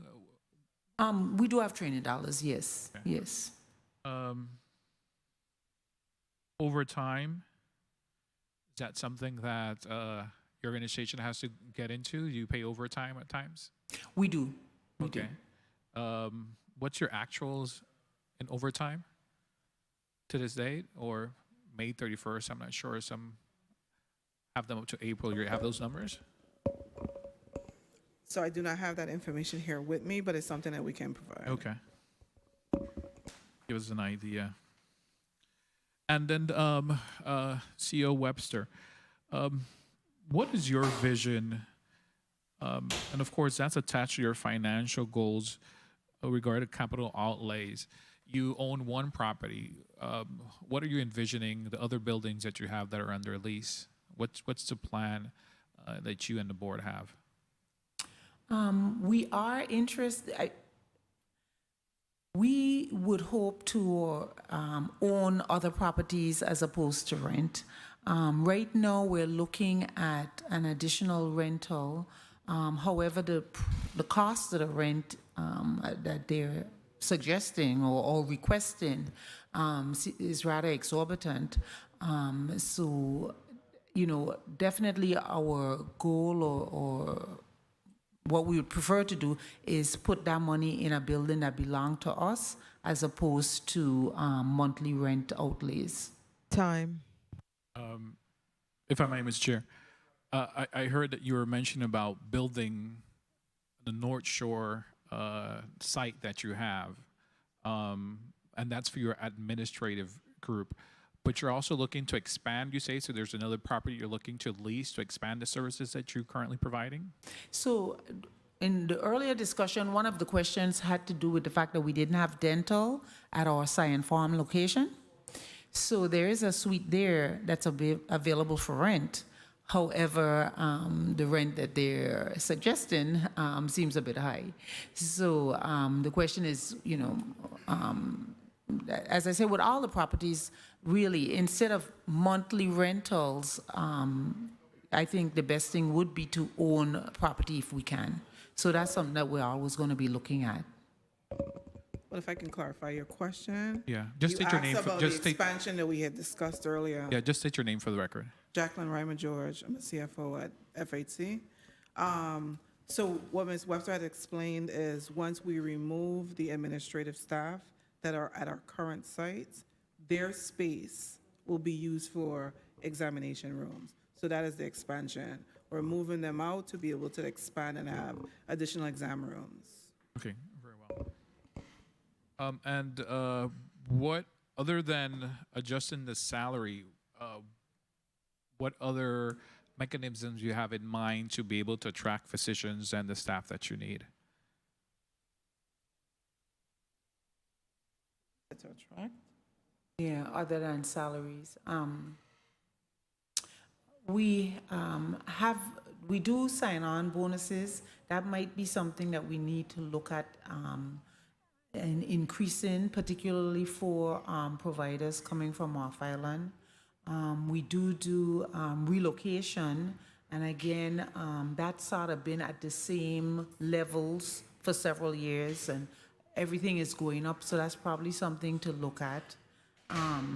There's the ongoing concern about housing when people come and whether we can try to assist with housing, even if it's just for 1 month or two. We've had a few providers turn us down after they've come, visited the island, done some,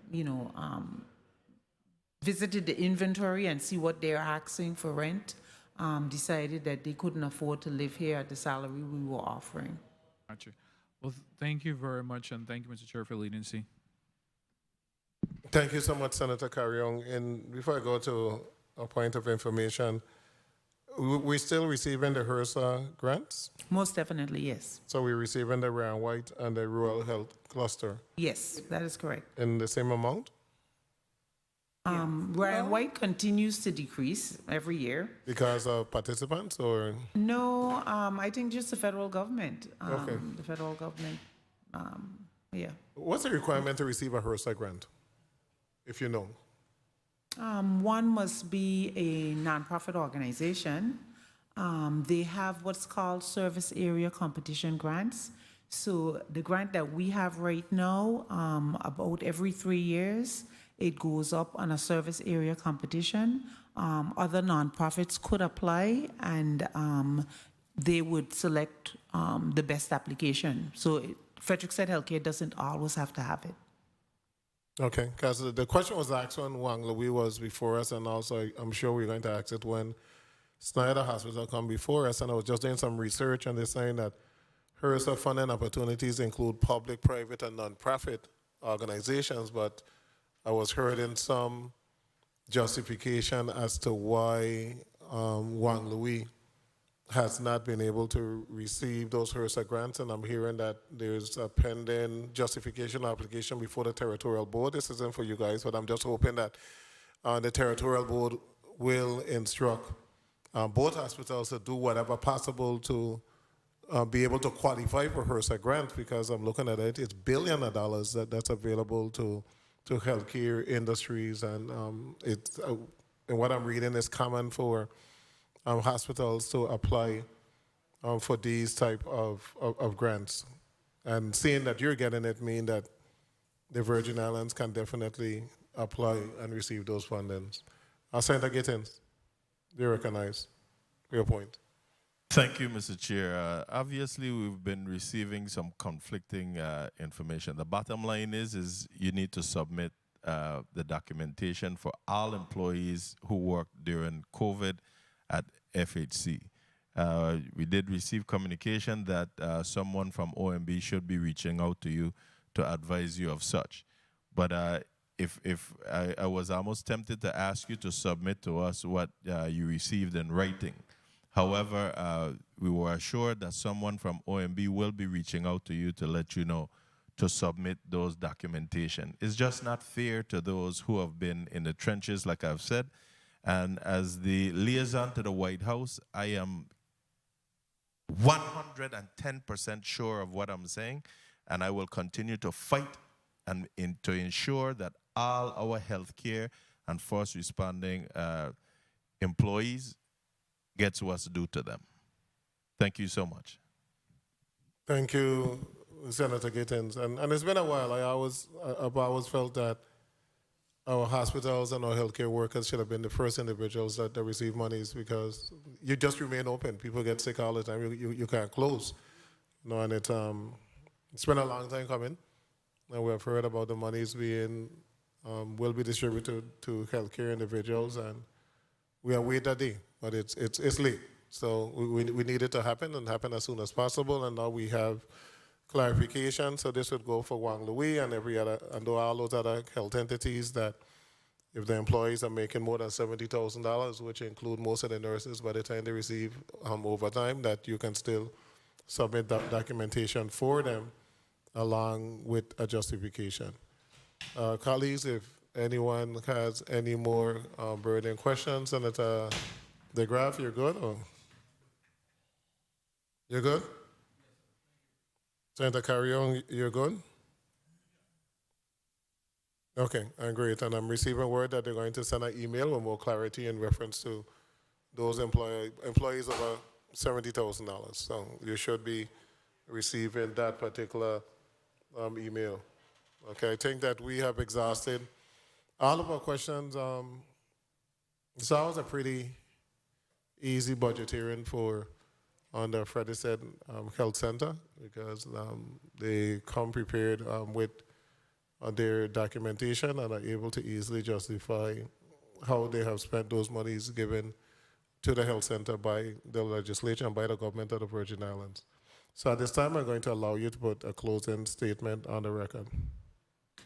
We thank you very much for the opportunity to present both the challenges and our successes for Frederick Said Healthcare on behalf of our patients, our board, and particularly our staff. I'd like to thank you very much today for the information in regards to the premium pay and the fact that it is that we can submit for employees over 70,000. Quite a few of our employees were rather disturbed and had shared their displeasure with me, particularly our doctors, who felt they were, also on the front line taking care of patients. So I know this is great and exciting news for them, and we will submit it as quickly as possible. We thanks for your attention this afternoon, and we wish you a good day. Thank you so much for your testimony, colleagues. We have an early day.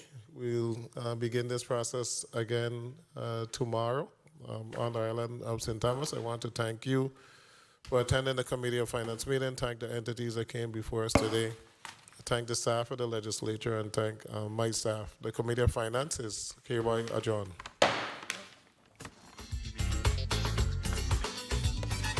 Well, the question